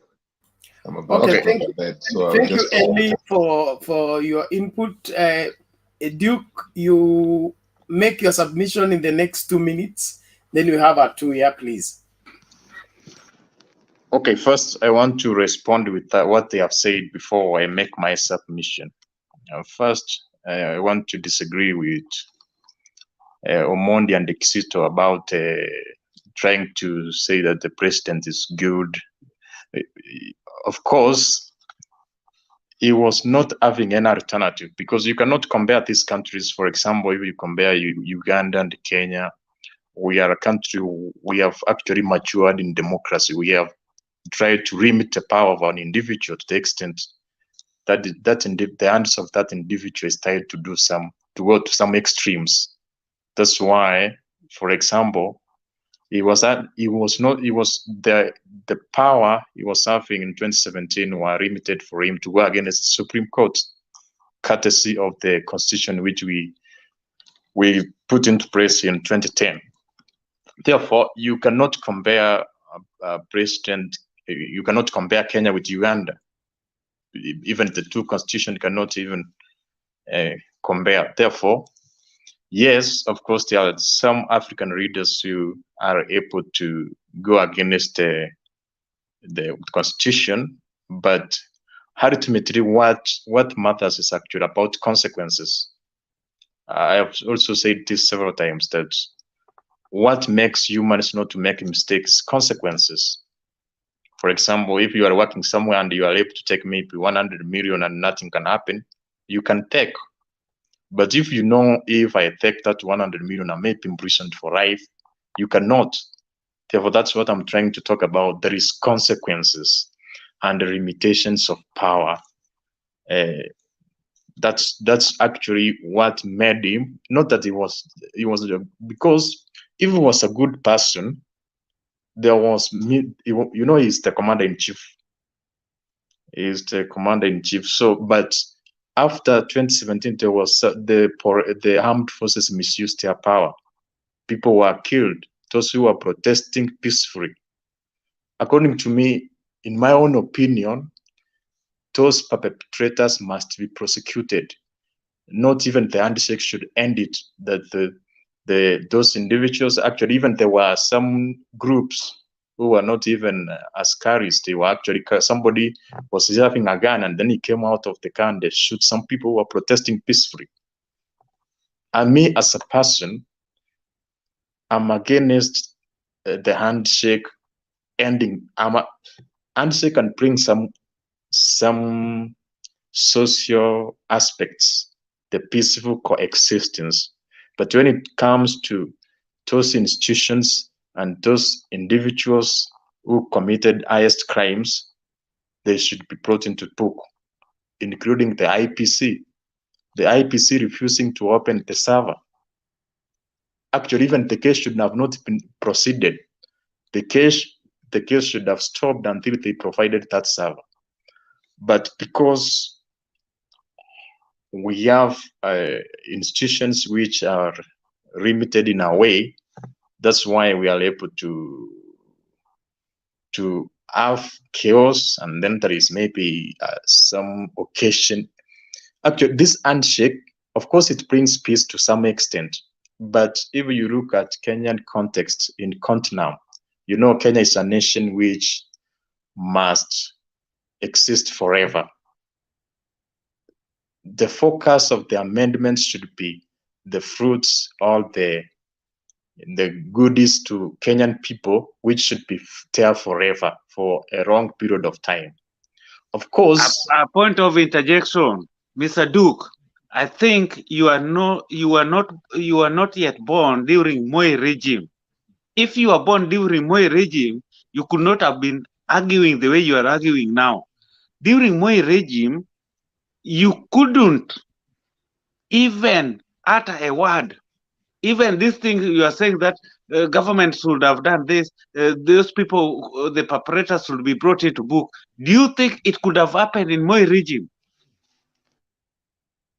It's okay, that's right. But I'm trying to explain what has made it to happen now and not during Moi's regime. It's because we have removed power from one person and we have institutions which are more powerful compared to the time Moi was in as a president, but not perfect, not to international levels. They still need to be advanced. Therefore, that's what I'm saying, because we have limited the power of Uhuru Kenyatta. He cannot, maybe he's not a good person. Maybe if he's given all power, he can be like Moi. But I'm not saying that. I'm trying to say that it's because there are changes which have made one person not to have too much power. Okay, Mr. Right? Duke. But that is what Elio Mundi was saying. That is exactly mute your mic. That is exactly what Mundi was saying. That executive power. He was talking of executive powers, because if Uhuru Kenyatta is the executive, he has executive powers. He can do it, but he decided to leave that executive power to come and have handshake, to come and be like a human being. No, the executive power, what is the strongest arm of the government is the judiciary, and the Supreme Court is supreme. The executive power is actually under the judiciary. What the ruling of the Supreme Court is final. No executive power which can overturn it. So he did not donate executive power. He was not having an option. Even if he can not even decide. Hold on. Now you people are beginning to open up things that will not have time to exhaust. Let's leave this executive power struggle on the overturning of the elections. That was a descriptive of the character of Uhuru Kenyatta in respecting the Constitution and the rule of court. So let it rest there, please. Can we have Atuya, and then Samilong has come. How are you? And Ombuna. How you Welcome doing? to the show. We'll listen from Atuya, and then Ombuna, then Samilong. Thanks for the chance once again. Bernard, I've never agreed with you before, but there were some places I wanted to agree with you, but I had no chance to speak. Jex was actually arguing wrongly that Kibaki never served under this constitution. Something he should know that Kibaki was the first president to work under this constitution wherever he is. And then there was somebody else, I think still Jex, who was arguing that we should have like 4 or 5 presidents before we do an amendment. Something that I found laughable. An amendment can be done immediately after a constitution has been promulgated because there is no law that prevents you from doing that. Just having said that, I think I'll go back to what Eli was actually saying, saying that the president donated executive power. I think we have 3 arms of government, and one of the reasons why we have the 3 arms of government is to have the checks and balances. So the president has got the executive power, but we have parliament to check on that. We also have the parliament to check on that on behalf of the people. And we also have the courts, the judiciary, to check on the excesses of the powers that any other arm of government may try to do. So in this case, President Kenyatta might have acted in the good faith of trying to initiate a process, but according to the Kenyan laws, he went beyond the powers that are bestowed on him. From the judgment that they read to us, President Kibaki could not initiate a popular initiative. The only thing they did wrong from the judgment, if him and Raila had that will, I think they should have given that mandate to other people to lead it, and they should never have appointed, President Kibaki should never have appointed the BBI task force, because the moment he did that, it became a government project. And then that's how that's where the illegality emanates from. That we cannot have an executive leading a process to change a constitution. I think on that issue, Eli, the president was overstepping his mandate. And then there was, I think, Kizito. Kizito was arguing that the president was acting in personal capacity when they were initiating the BBI process. I think that thing was addressed by the court, and I will read you what the judgment was. Those who argued that the president was acting in person and was promoting national unity through the 9 points contained in the BBI document, the court said the argument is betrayed by the fact that the BBI task force was formed by the president and was answering to him. Now, that is the reason why we cannot say that the president was acting in his personal capacity. The moment he gazetted the BBI task force, it became a government project, and that is illegal in the Kenyan constitution. And Bernard, I think I've heard you persistently say that the Court of Appeal might have a chance to nullify. So I could really want you personally to tell me some of the issues that you think the High Court ruled wrongly, 2 or 3, that you feel strongly that the Court of Appeal might nullify. I could be happy if you did that to me. I think with that, I'm through. Unless you answer me, please, Bernard. Okay, thank you, Atuya, and I appreciate your input and question. Well, I will not cite any of the many whatever rulings that have gone out, but my take is the dismissal of the BBI process is on technicalities, and if it is on technicalities alone, the appellate court will look at it from different angles before considering their ruling, either to uphold or not. So we shouldn't just look at it from one side where we say this law was violated, so it equals this law was violated, so it equals to this.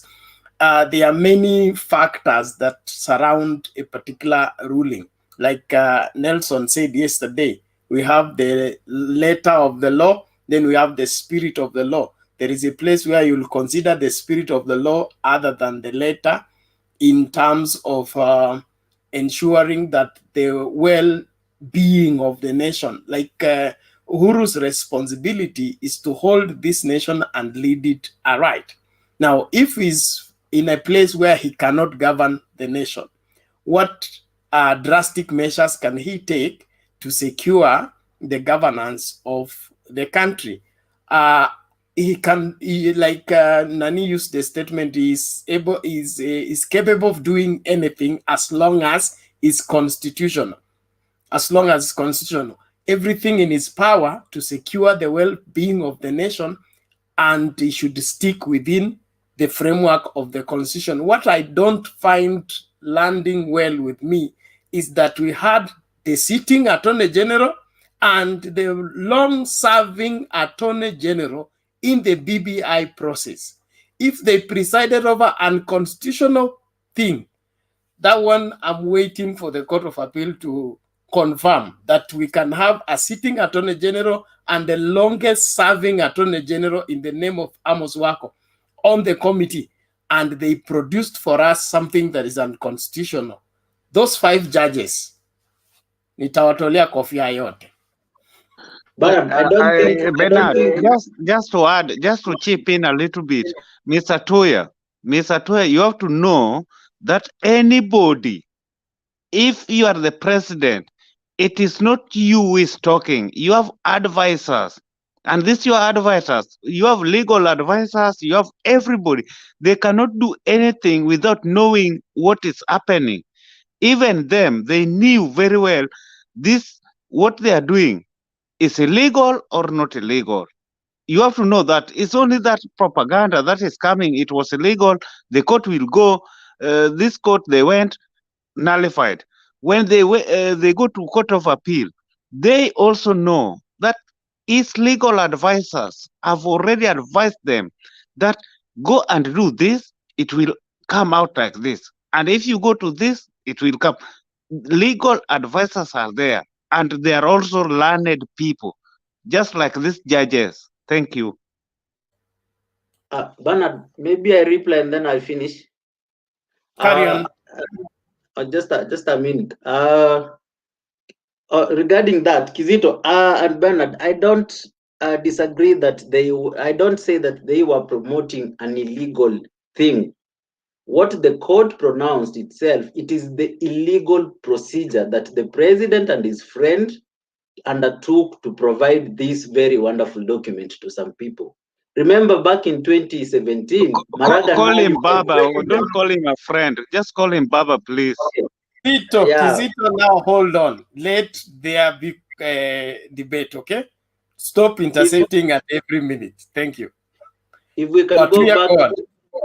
can go back to the 2017 elections, Maraga and company actually nullified the elections, not because, as Eli said, they were stolen, but because the process that the elections underwent was in question. So what the court yesterday pronounced is the process or the procedure that the president and the former prime minister Baba used was illegal. We can have BBI back if they can go back to step 1 and follow the constitutional how it is supposed to be. And just to finish up, Eli, if we can allow the president to actually exercise the executive powers without checks, then he can wake up tomorrow, sponsor another BBI and extend his term in office. He can easily get 10 million signatures instead of even 3 million. So we must have checks and balances. Thank you. No, Atuya, please. Don't just say things for the sake of it. I didn't say without checks, please. I emphasize that this man has donated his executive powers. This is my words. I may be wrong, okay? He made that gesture just previously. Him and Mr. Odinga and their two sides were at war, okay? And this man decided to step in and make a gesture. And then the BBI thing came about. Kizito has said, he's made a good point there, that there are people behind the scenes, who shake these people's heads and tell them this is what to do, this is what not to do. These are facts, I had Collins, is it Collins? Jacogero, what's his surname? The guy Clinton Jacogero. Clinton, yeah. He was talking about something the other day, and he said that Mr. Odinga has been done because he's an engineer and Uhuru Kenyatta has a degree in political science. Sometimes when people talk things here, I just wonder, where are they getting this stuff from? Okay, we know that's...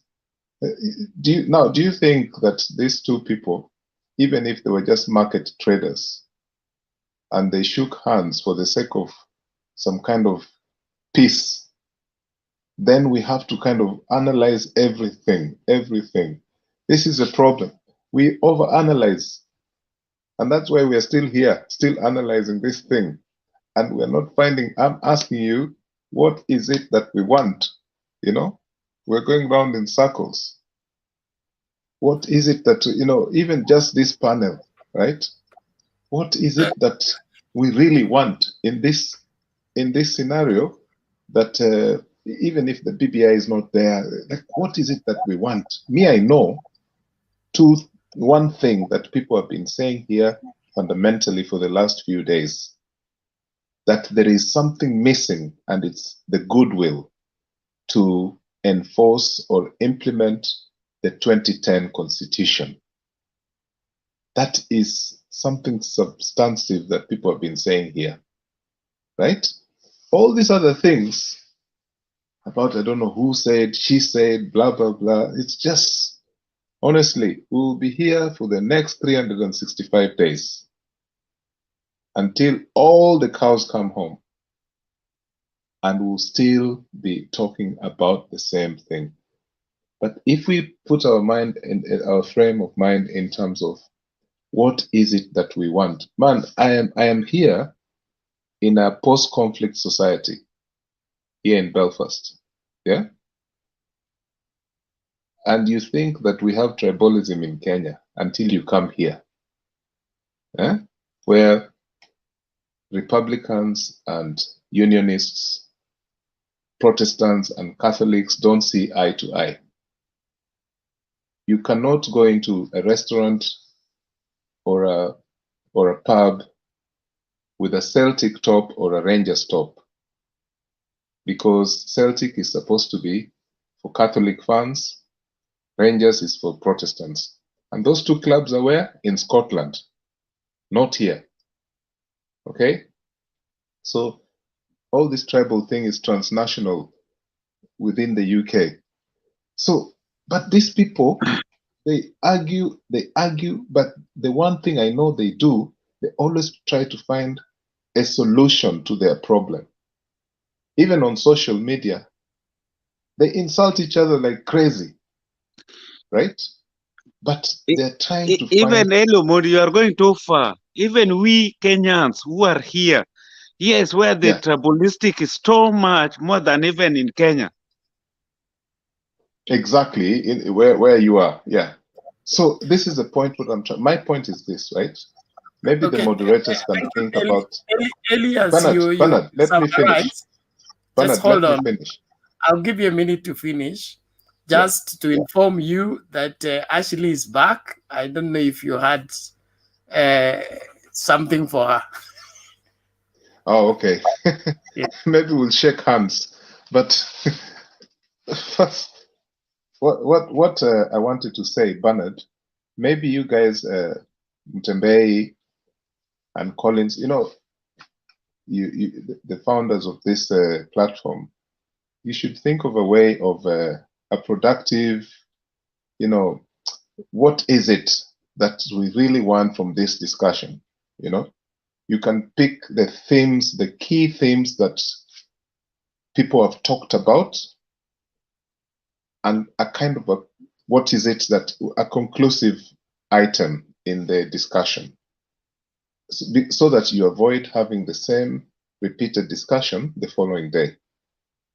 You know, that's just my suggestion. Because otherwise you'll end up now starting having ulcers and seeing the doctor you don't want to see. As for Ashley, I want to keep peace, because I think what she said about me earlier, I don't think she meant it. I really don't think she meant it, because she was so articulate about all the other things until she made a reference about what she thought I meant in my discussion. I really don't think she meant it. So I'm not going to ask Ashley anything. I'll just leave it. Thank you. Thank you. She says she wants Uhuru impeached. You asked, what do we want on this platform?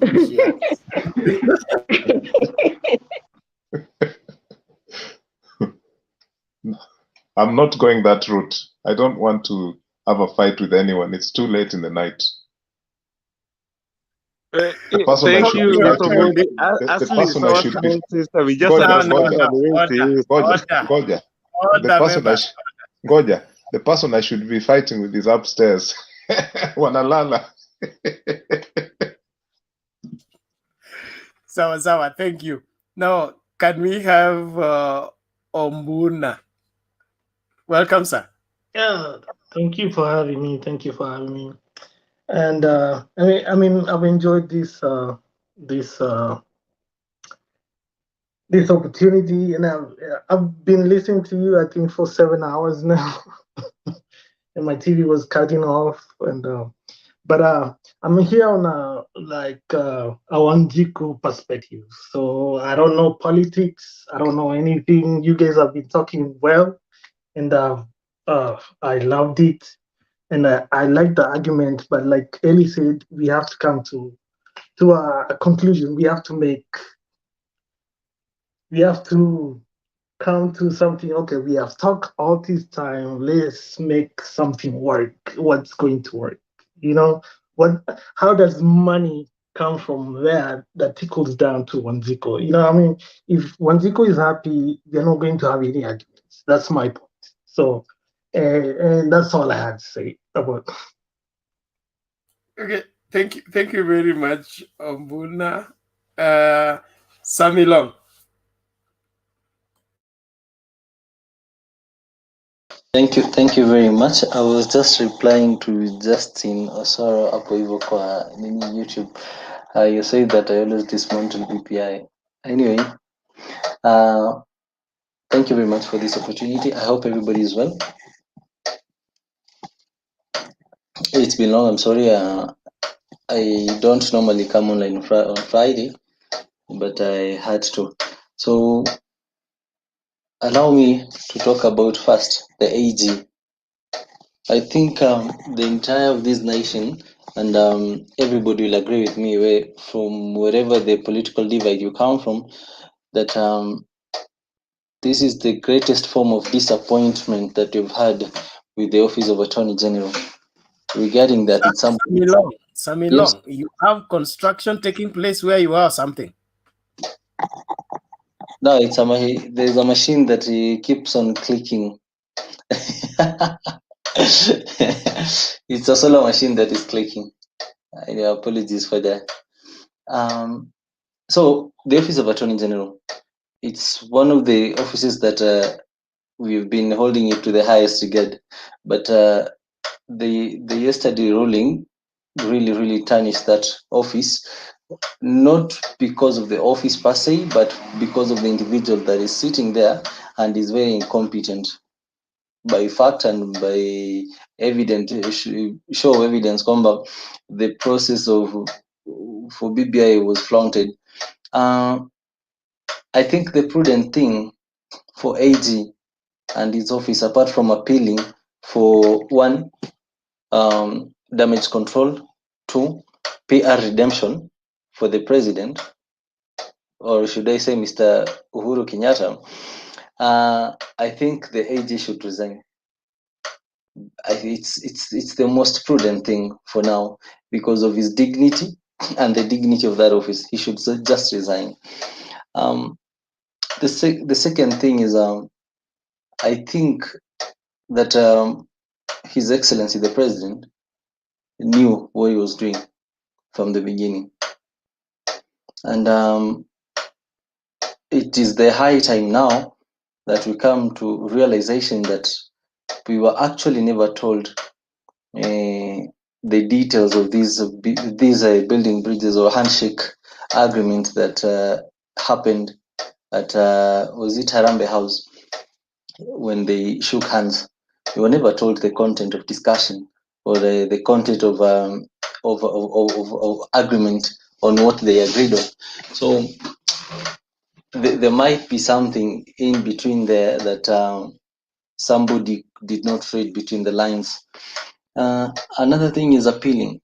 Well, let us respect the judicial process. Let's go to the Court of Appeal, and most definitely we will land to the Supreme Court. That one is definitely. But for what purpose? I hope you see people like Junet. Junet is somebody that we can never never take serious, since he referred himself to as a cow for Baba, and it's on multiple times that he has said that if Baba say jump, he will ask how high. So for people like him, I actually don't think that he should even be the face of the appeal for now, because A point of interjection, Mr. Speaker. Samilong, please. Yes. I do understand that Kalenjin, you people are security. When you are talking as a security guy, please mind your language when you are talking in the panel like this. When you started very well, but please don't go where you are heading to, because don't condemn somebody. These people, all of them, they are being guided. Thank you, Kizito. Samilong, go on. You see, Kizito, you'd want to object this, but the fact is, somebody like Honorable Junet will do more damage to the appeal more than good, because one, people already know that he's a sycophant. He'll do anything, right? Second thing, instead of even acknowledging the fact that things like the IEBC and the process. You see, for Junet, he's just there. I think he's daydreaming or something, because he's too much into this thing must go on. And if you listened to his speech, he said that nothing and nobody can stop BBI. BBI must happen. It's like, first you need to acknowledge that there is a court, and we believe in the rule of law. And him citing that nobody and nothing can stop it. I don't think, he already damned himself. Anyway, moving aside from that, the timing is gone. So people like me, the people of Tanga, and people that really wanted us to focus on how to deal with COVID-19, how to resuscitate our economy, and how our kids going to get back to school, we believe that the timing for BBI will come after the 2022 elections, of which these people, you will bear me witness, Kizito and Bernard, you know very well that all this was being done, pushing very fast so that it comes before 2022 election. But with the judicial process and timing, we can all agree that time will not allow the process to We go. cannot all agree. We don't be a typical Kenyan. A Kenyan whom even you gave birth to your child and you know very well that the child will go to school, then you start complaining that I don't have money to take the child to school. But you know very well, when you are giving birth, you knew this child have to go to school.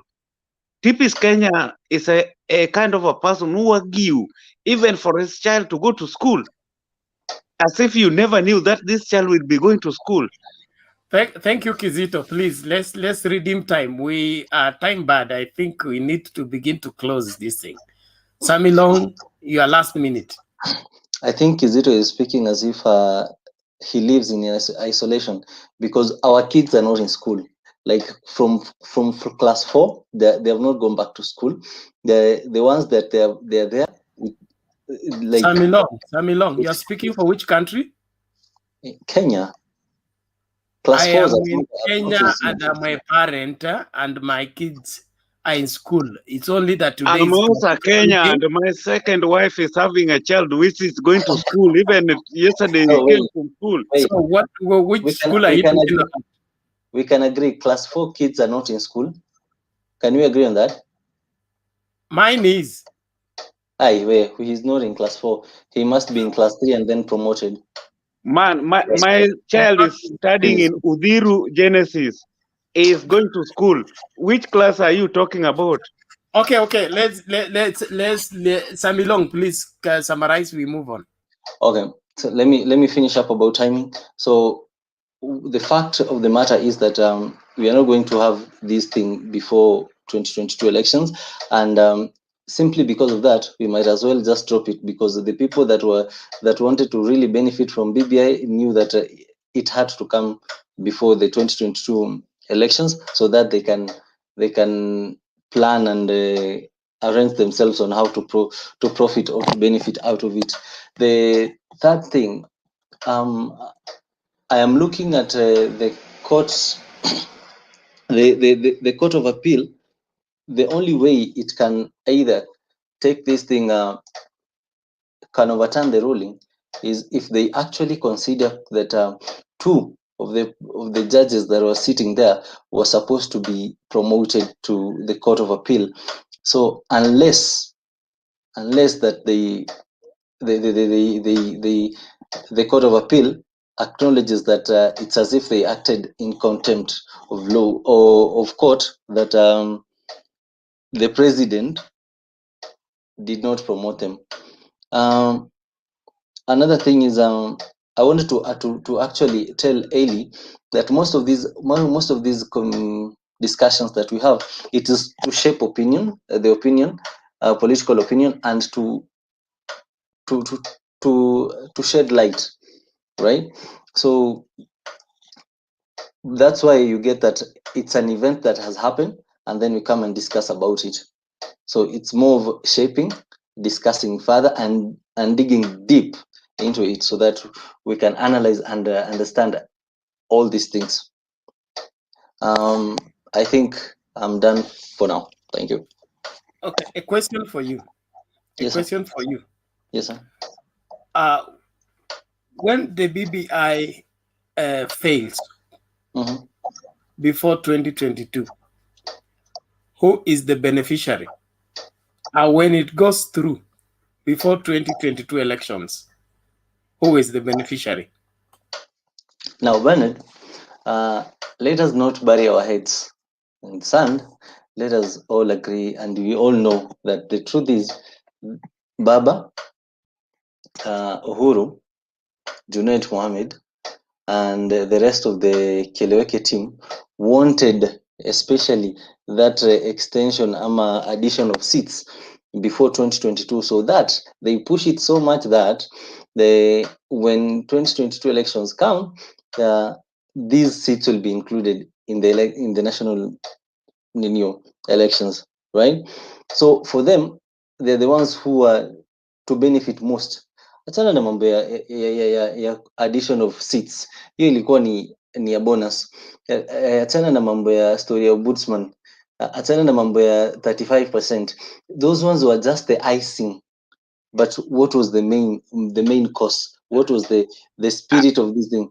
We do understand you very well, because you are a Tanga. You only talk of bad part. You cannot talk of good things. Why are you telling us to leave the good one? Hold on, let him answer my question. I am considering. That's why I'm saying. No, Samilong, hold on. You say they were to benefit by getting seats. Yes. And so when they are denied the seats, who benefits? They have not been denied the seats. Yes. They have not been denied the seats. You see, for them, they were doing all these things in expectation, or in the projection that they will win 2022 elections, right? So that's where they stood to gain. But unfortunately, I was very sure and I'm very sure that they will not win in 2022. Either way,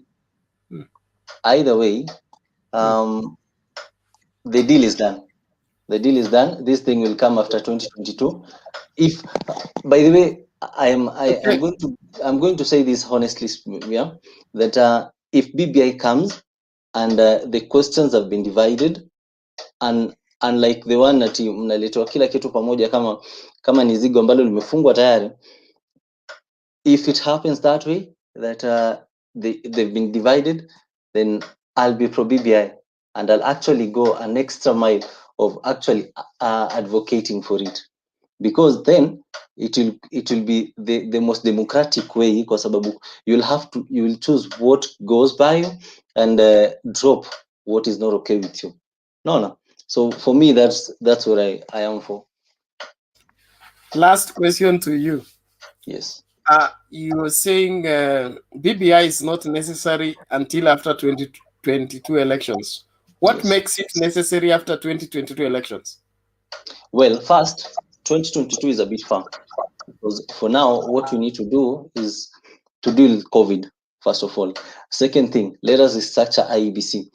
You have already seen, from history has it, kutoka the post-election violence, it was caused by ECK. Then we came to IEBC when they did the entire thing, and then they were told elections is not an event, it's a process. Then now we come again in 2021 that a constitutional or an unconstitutional process, it's implementing, or what do you say? I lack the words to describe this BBI now that it's the way it is. Amending. Anyway, the fact is, IEBC has a problem. We need to fix that one before we go to 2022. We need to register all the voters that were not there, are not in the register roll from 2018. We need to verify that we actually exist on the roll. That thing is, we need to resuscitate this economy, and then now we can think of political things afterward. Okay. Thank you for your input. If the IBC were not on board, they never organized their work. How long will we wait for them? Will we wait for them to? How long, as IBC 3 people remain? For how long do we need to make them know that it is their work to employ other workers? Do you? Kizito, please don't display your ignorance. That is Uhuru work. It's not Uhuru's work, Madam Ashley. It's not Uhuru's work. It is IBC. When you are given a mandate, when you are given a mandate as a chairman, Order. Let me explain it. Allow me to explain it. Everybody mute your mic. Okay. Thank you. Now, Kizito, you will speak when you are given permission to speak. All right? I'm waiting. It's only that I've stayed for long without talking. That's why I'm getting bored. Oh, okay. Atuya has something to say. Atuya, say something. No, I wanted to. I was adding something to what Samilong was saying on you were actually saying on who are the beneficiaries if BBI does not happen or if it passes. From my own perspective, if BBI was to pass today, there was the political clout that will engulf around Raila Odinga and his colleagues going into 2022. I think that is one of the main things that Raila Odinga was looking for, forming a coalition, a BBI coalition pre the 2022 election. And if it doesn't happen, there's nobody who is actually a beneficiary, but it puts William Ruto on a more favorable position that he still has the political clout around him as the head start candidate compared to if Raila was to go into a referendum and win the elections with a new coalition. That is it. Okay. Thank you. Now we're going to do, I think, our last round. Everybody to do their. Ombuna has not spoken. He has spoken. He spoke once. So we're going to do one round. Everybody, you do your submission as we begin to close. So we start with Ombuna, and then Ashley. We follow that chain. Ashley, Eli, Duke, Kizito, Otuya, then we finish with Samilong. Tuende kulala. Wale wanalala. Ombuna, go on. Sawa. Me, in my opinion, BBI would have passed like really good if everybody had their opinion. Kila mtu angepatiwa chance yake ya kusema ewe, mimi nafikiria hivi, na wapatiwe option zake, waambiwe okay, hii option ni A, si ati A, unaambiwa hii ni option, unaambiwa unaipenda ama uipendi, unasema hiyo ni option poa. Sawa. Ngojea kidogo Kizito, ngoja, wacha ngojea story yako. So mi nasema let's think about the little guy that's suffering huko, anachuna sukuma wiki kutoka kwa hao yake, anaenda kwa marikiti na haiwezi uza juu kuna wase huko wanasema ati hapana, hii market we can't sell any food for this one. So mi nafikiria the only thing we can do better for Kenya is think about the small guy. If a worker is very happy with their jobs, they will not complain. Na hiyo ndo story yangu.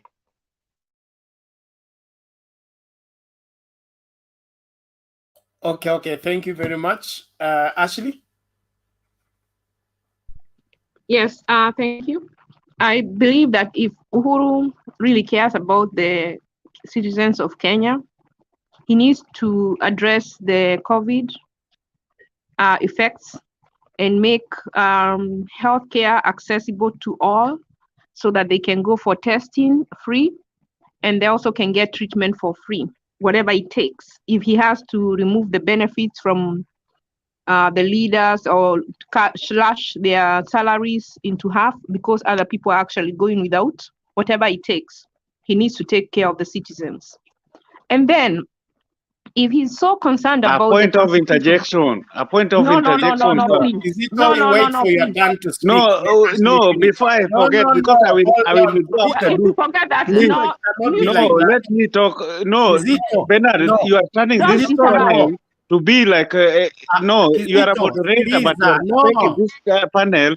Ashley, you have to know very well. You have to know very well that Kenya cannot take care of. I don't have to know anything. I don't have to know anything. Actually, you always turn us down, but you always turn us down because we always just listen to you. Whatever you are saying, we do not believe that is right. We have to talk real sense. Real sense. Thank you. But we have to be you are not reality. the prefect of this place. No. You are getting out of order, please. No, I not said that out of order, hold Bernard. on. Not that you only support, because Ashley always talk. Hapana. No. This one is not only a platform for Ashley to talk only what is thinks. We also have to interject and to put our also online. Kizito, I said we are doing our closing remarks. Everybody will have their chance to speak. We are not opening a new debate. You cannot begin to interject when we are closing. Please, let's go through smoothly. We close this program in order. Thank you. Ashley, go ahead. Na ukitaka tunaweza ona nyuma ya tent tuongee. Honor the invite. Tuonane macho kwa macho, uniambie vile unasema. You teach me some manners or I teach you some decorum. Anyway, so if Uhuru really cares about Kenyans, he needs to address the COVID pandemic. There is no reason, with all the money we have been given by IMF, all the money they have wasted on BBI, all the money that they pay these people in parliament, all the money they pay those people when they come for meetings, 5,000 per sitting for the committees, all the money they pay for benefits, all the money they are giving to Kalonzo for pension, all the money they are giving to Raila for pension, all the money they are giving to all these people. We can have a crisis moment where they say, up from now on, we are going to cut this budget to where we take care of our people and make sure that nobody dies because they have no medical access. Nobody dies because they did not know they had COVID. That testing is available. We have received a lot of money. That is possible. And the people who, like most people have insurance, the insurance should kick in. Those without insurance should be able to get access. And I'm telling you, if Uhuru called around the world and told leaders of the world that he has a problem, he needs money, that he wants to be able to make sure his people are okay, he can get it. But they have to be sure that it is not going to corrupt pockets. It is possible. I know it's possible what I'm saying. Second, after he has locked that in, if he really needs or thinks that the constitution needs amendment, he can either wait for his term to be over and then put an interim government and then lead the popular initiative as a private citizen. And then once it goes through, then we can have elections. Or he can wait until his term is over and then lead that popular initiative. As long as he's in office, him being the initiator, the sign off on it, and then being also a beneficiary. And if you look at the powers that are being given to the president, there are a lot. And it's because he is driving the initiative. And that is the danger. And that is why the judges are helping us, are protecting the citizens from abuse of power. So we should want that. Bernard, you should want that. Because if you are on the opposition, you don't want a president who is on your opposition having that much power. In order for us to live in peace with our neighbors, we have not to be happy when we are on an advantage of them. We have to be happy when we live in peace, when things are done fairly, like in this channel, like the way you're conducting it. That is how we need to run our country. And then when you have people like Kizito who wants to manipulate or to dictate, you put them down, you show them where their place is. And I'm telling you, if we all rise and say no, these dictators cannot, how many are they? 5, 6? They have no power. The people have power, but we get selling our brains. We get to sell ourselves. At what cost? So those are my closing remarks. If Uhuru really cares about the people of Kenya, he will address COVID first. He will make sure our children are going to school. I'm telling you, they can do online learning. It is possible. It is possible for them to do online learning. They do not have to stay home without computers. They do not have to stay home without learning. But our priorities are twisted and mixed up. And the reason they are is because BBI serves them. It benefits them. And that's the problem. I wish you would all see that. Should stop looking at our tribes and look at the better benefit of us all as Kenyans. Okay, and I hope Kizito nione baadaye. Tomorrow is another day. We will link up. Eli, are you there? Eli Omondi, are you there? Okay, let's have Duke. Okay. Eli is back. Let Duke go, then Eli will pick. Okay, first of all, my final submission will be mainly focused on what Omondi asked. He asked, what do we want? Or what are we after?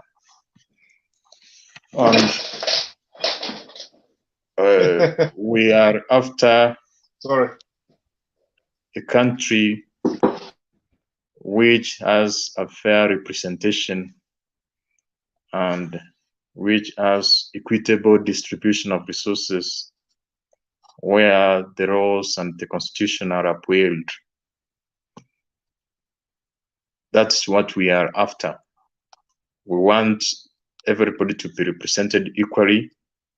We want everybody who has an opportunity, who has a potential to explore their potential, to have most people to have a decent income.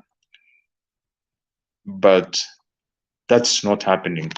Why is it not happening? We have those at the top who are not executing their mandate. They are not serving the interests of the Kenyans.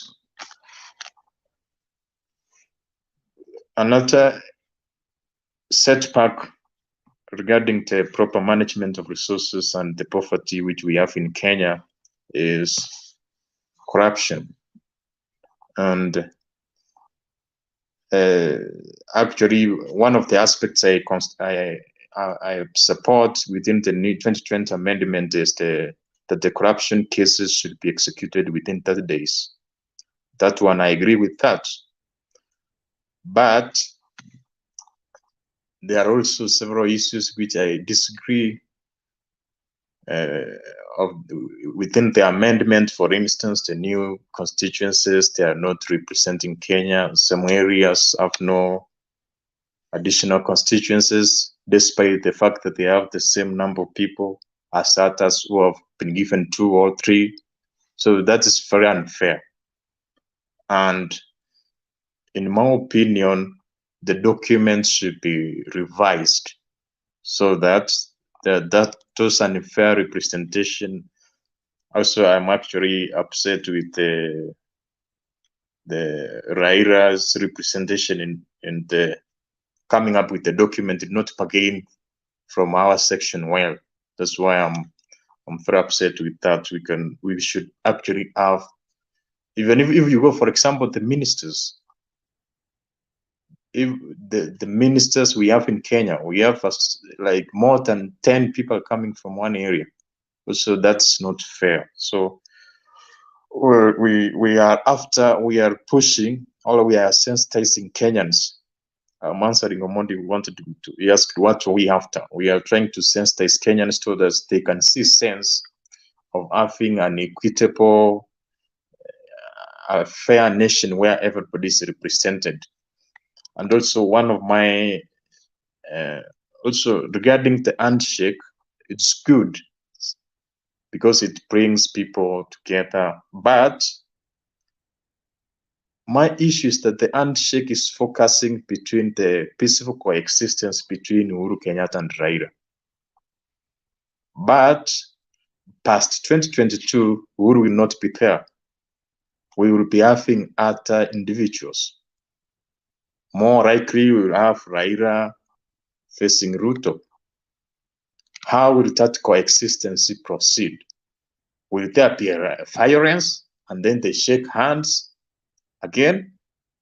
That's what I'm trying to do. That's why I'm making the sense that we should have institutions. We should have, it's not about 2 people. It should be within Kenya. We have institutions which are there, which are permanent, which have power, which monitors. Also, the handshake should not do away with or cover the atrocities, the crimes, the maiming of some individuals which we witnessed previously before. According to me, there should be peaceful. People should stop the fighting. But those victims, the victims should be brought to justice. Of my final submission is that one of my proposals. The victims or the perpetrators? The? Who should be brought to the books, the victims or the perpetrators of the atrocities? The perpetrators of the atrocities, more especially in the armed forces. You know, a lot of people were shot and killed during 2017. You are aware of that. So the handshake should not, actually the handshake should not bring an end to everything, because another president may come or somebody in power can do many things, kill people, and then comes with an handshake. There is some crimes which should not be which the handshake should not end. They should be prosecuted. That's my opinion. Also, one of the proposals I was proposing actually to the constitution, the new constitution, the amendment, you know, they have captured corruption in a small portion. That is that the cases of corruption to be executed within 30 days. Also, one of the reasons why we have corruption is that the treasury is not independent. We have the executive can take money from the central bank, use the wage. My proposal was in the new constitution should actually try to include or to make the treasury independent, to be like an arm of government. For example, in the USA, we have the Federal Reserve, which actually manages the finance. Yeah, the president can come up with policies, the manifesto, now to implement this agenda, but the financial management should be monitored by a treasury with qualified auditors and accountants who traces every cent. So the problems that we have is like the treasury is part of the executive, and where some people can take a lot of money, pour a lot of money. Also, the independent treasury should advise, also even make recommendations on how Kenyans should borrow.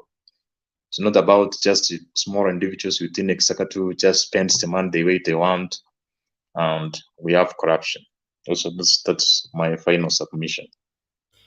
Okay, thank you very much, Duke. Now, can we have Eli, then but be as brief as you can, and then Kizito, Atuya, Samilong, in that order.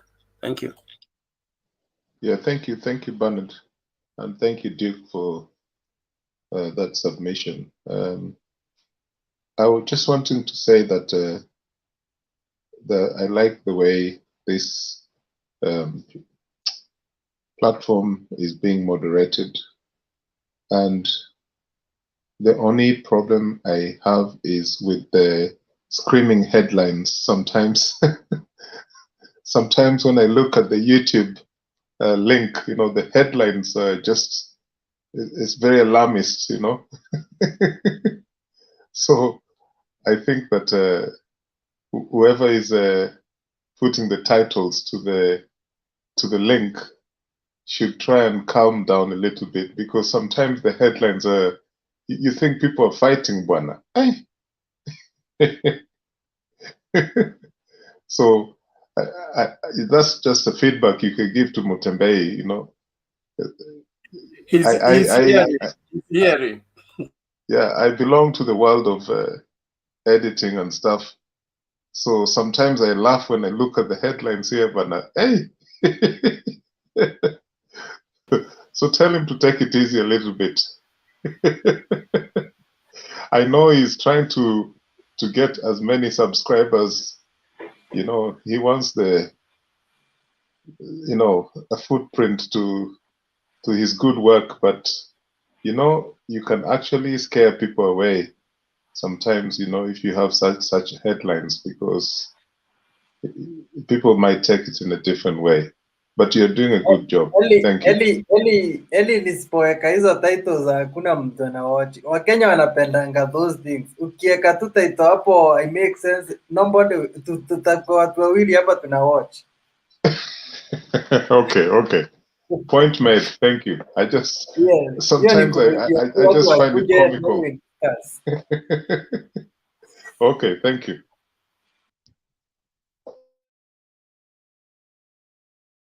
You made your point. Thank you very much. Can we have Kizito? Okay, thank you very much, Mr. Bernard. First, I would like to say the way Haley appreciated that you moderated well. We have to have balance in the.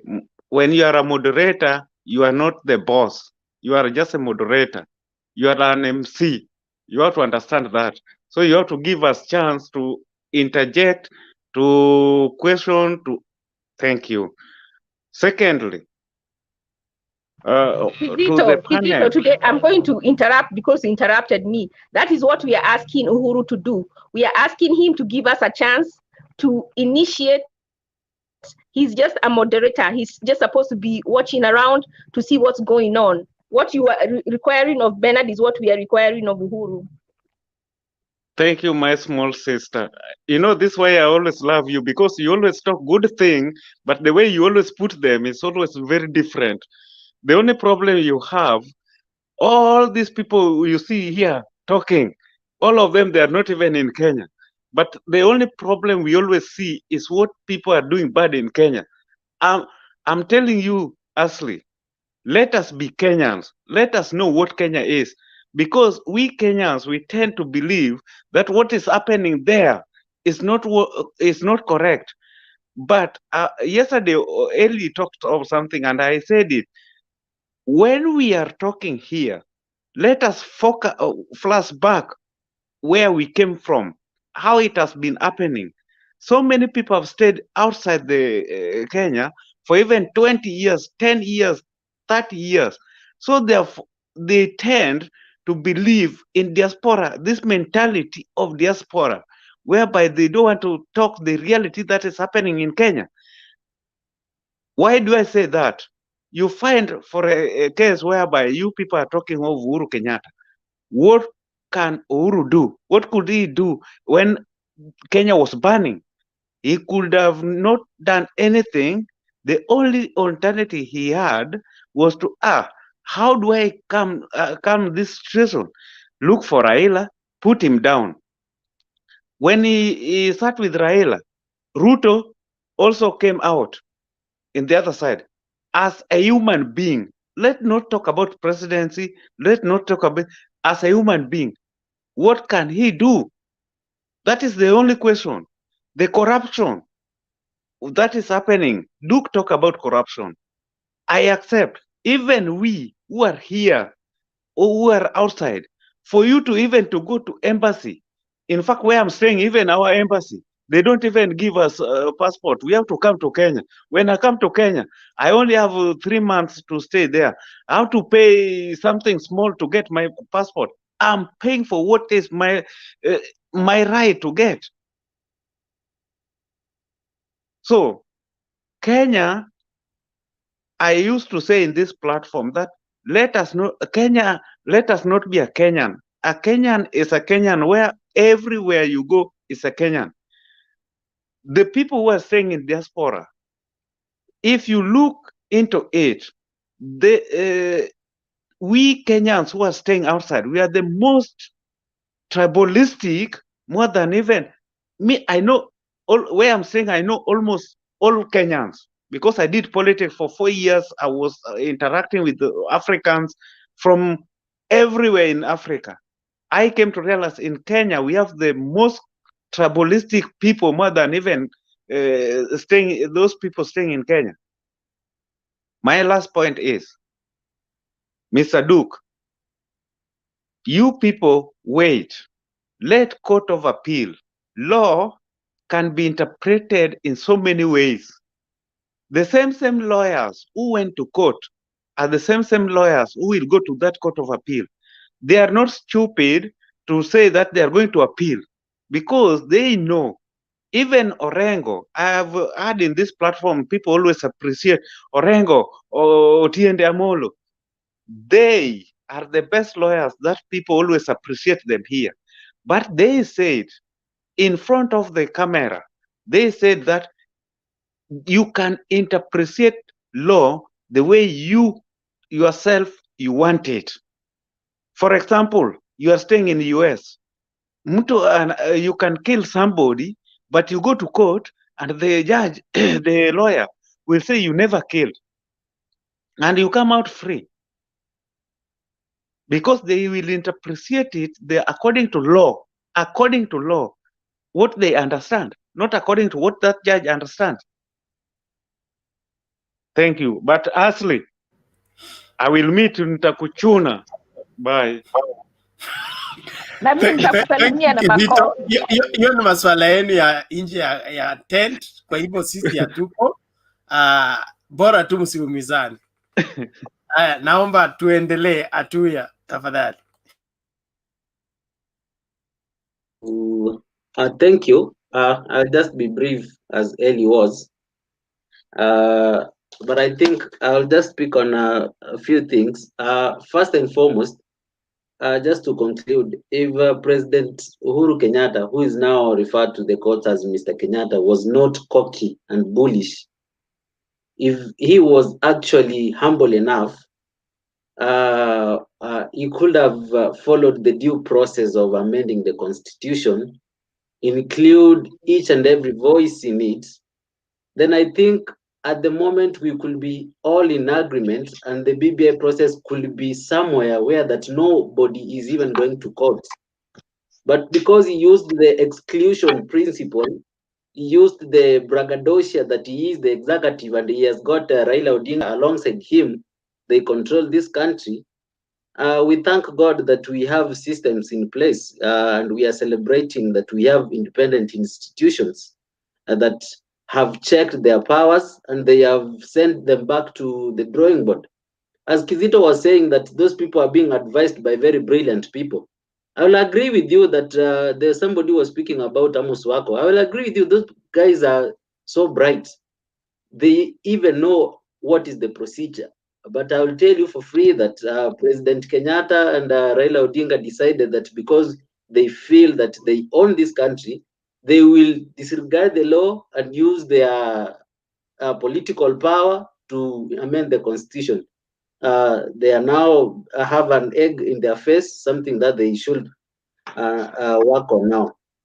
Number two, I think Umbuna was actually speaking on having an economy that is all-inclusive, that Wanjiku does not complain. I want to tell you, Mr. Umbuna, that we, the people on the other side of the BBI, we actually engaged in coming up with an economic policy that will empower the common mwananchi, one that we are referring to Wilbaronomics, or more economic term, the bottom-up approach. So after 2022, Mr. Mbuna, if you're abroad, I think you will have to come back and you'll see the lives of Wanjiku will have changed. Number three, the BBI goodies. Now that BBI has hit a dead end, we have some good ideas in the BBI document. I think Kelly will agree with me that we have some. I think everybody will agree that we had something that was good in that document. No. Now, because BBI can no longer continue, I will suggest that the amendable things like the 5%, they can take it to Parliament. They have the numbers. I think Bernard, you have. Who says BBI cannot continue? No, why are you pronouncing yourself on matters that are yet to be concluded? Don't be conclusive that you will counter me. You will counter me when you will be giving your final remarks. So the good thing, you have to be strict to your points. When you are in the other side, stick to your lane and leave the other lane aside. Don't mix those things.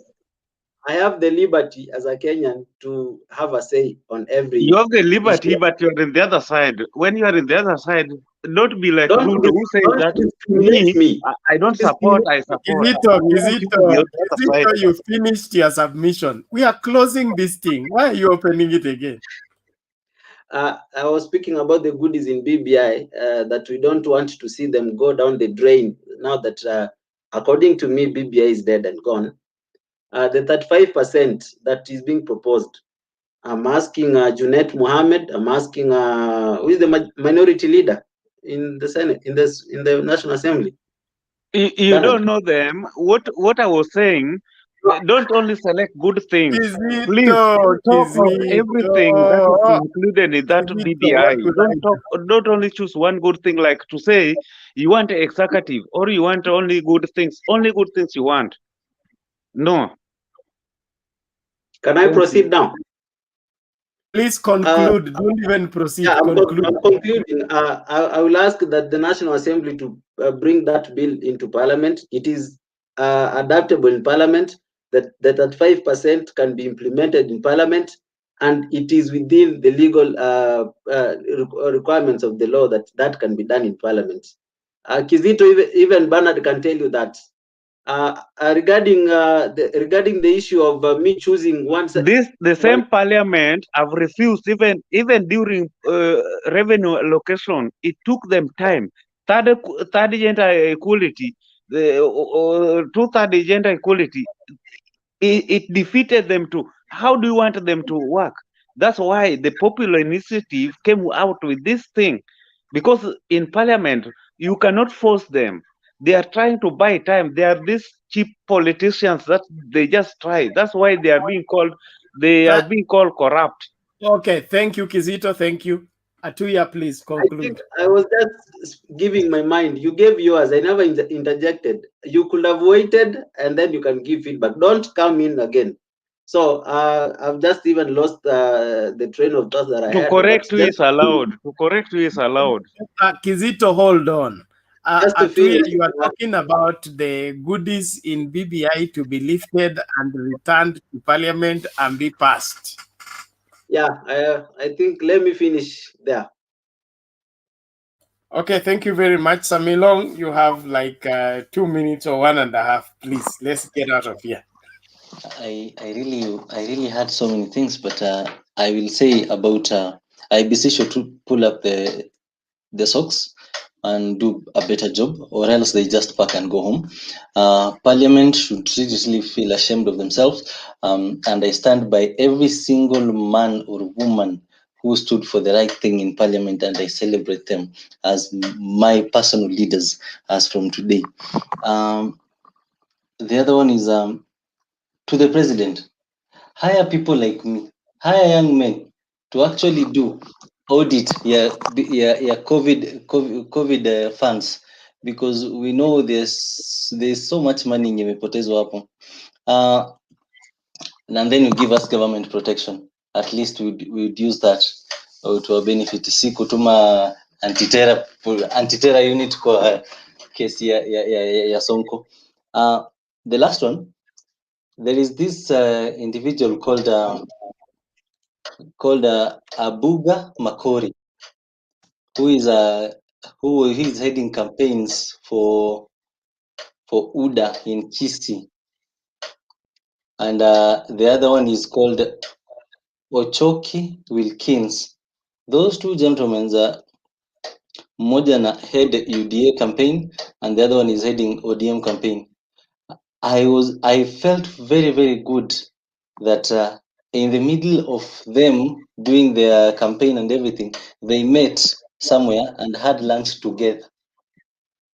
They even posted the pictures, the two teams together having lunch, and then they depart and go do their campaigns. That is the kind of politics we need in this country, that we can agree to disagree, yeah, so that at least we build this country and we move forward. Another thing, I'm looking forward for this coming week. I'm looking forward to hear what His Excellency Mr. President will say, what Honorable Raila will say, and what Ruto will say, because I believe, forget about those ile inaitwa nini, Kenya moja, whatever, that one, they will align themselves with whatever the three will say. So I'm actually waiting to hear these three people what they will say, because I'm sure it's going to shape where we are heading to as from next week. Otherwise, guys, thank you very much. Good night, and may God bless you all. Okay, thank you very much for your contribution and your continued followership of this channel. Let's keep this work going. And as the case proceeds, let's understand that it's just a case, but Kenya remains here with us. And since we did not recruit anybody to be a Kenyan, we were all born and found Kenyans. We must look for a way to live together. Tanga people, there is no need to celebrate. This is only the initial stage, so hold on, ngoma bado. Otherwise, mulale vizuri tuonane baadaye. Otherwise, tell me long to security. We don't want somebody who is selfish like him. He just want himself to be. He want himself to Uhuru to. Why don't you say that Atuya to be taken by the president? It's only you. I've said Keep youth this like Kenyan. me. You only want yourself. Youth. That is selfish. No, I have said youth. I have said Asante Kizito, asante, please. Allow me. Kizito should Allow be me to say handled. this. Allow me to say this. The reason why I'm saying youth ni kwa sababu the other day I said kwamba for a youth, somebody like me, somebody like Ayaga, people my age from 25 to 30, hatuna hii complications ya sijui accounts, properties and everything. So it's very easy for our integrity na hata serikali kufuata, because now if you're given such a job, it is easier for the government to follow your money and your wealth. Hii kitu umeipataje? Because you cannot tell me ati nipewe kazi leo and I'm able to build a 3-story building in 3 months at home. That one will most definitely show that there is something that is not right there. No. Unlike these other people like akina Kizito wenye wako na investments everywhere, sijui wapi na wapi na wapi, and it is hard to track. That is why I'm saying youths. Thank you. No. You have to know what begin to build a 20-story and say it is your angle in Stop where Dubai. you are going to. Don't be selfish. Anyway, bye. Okay, bye. Stay blessed. I was glad to meet you all. Thank you.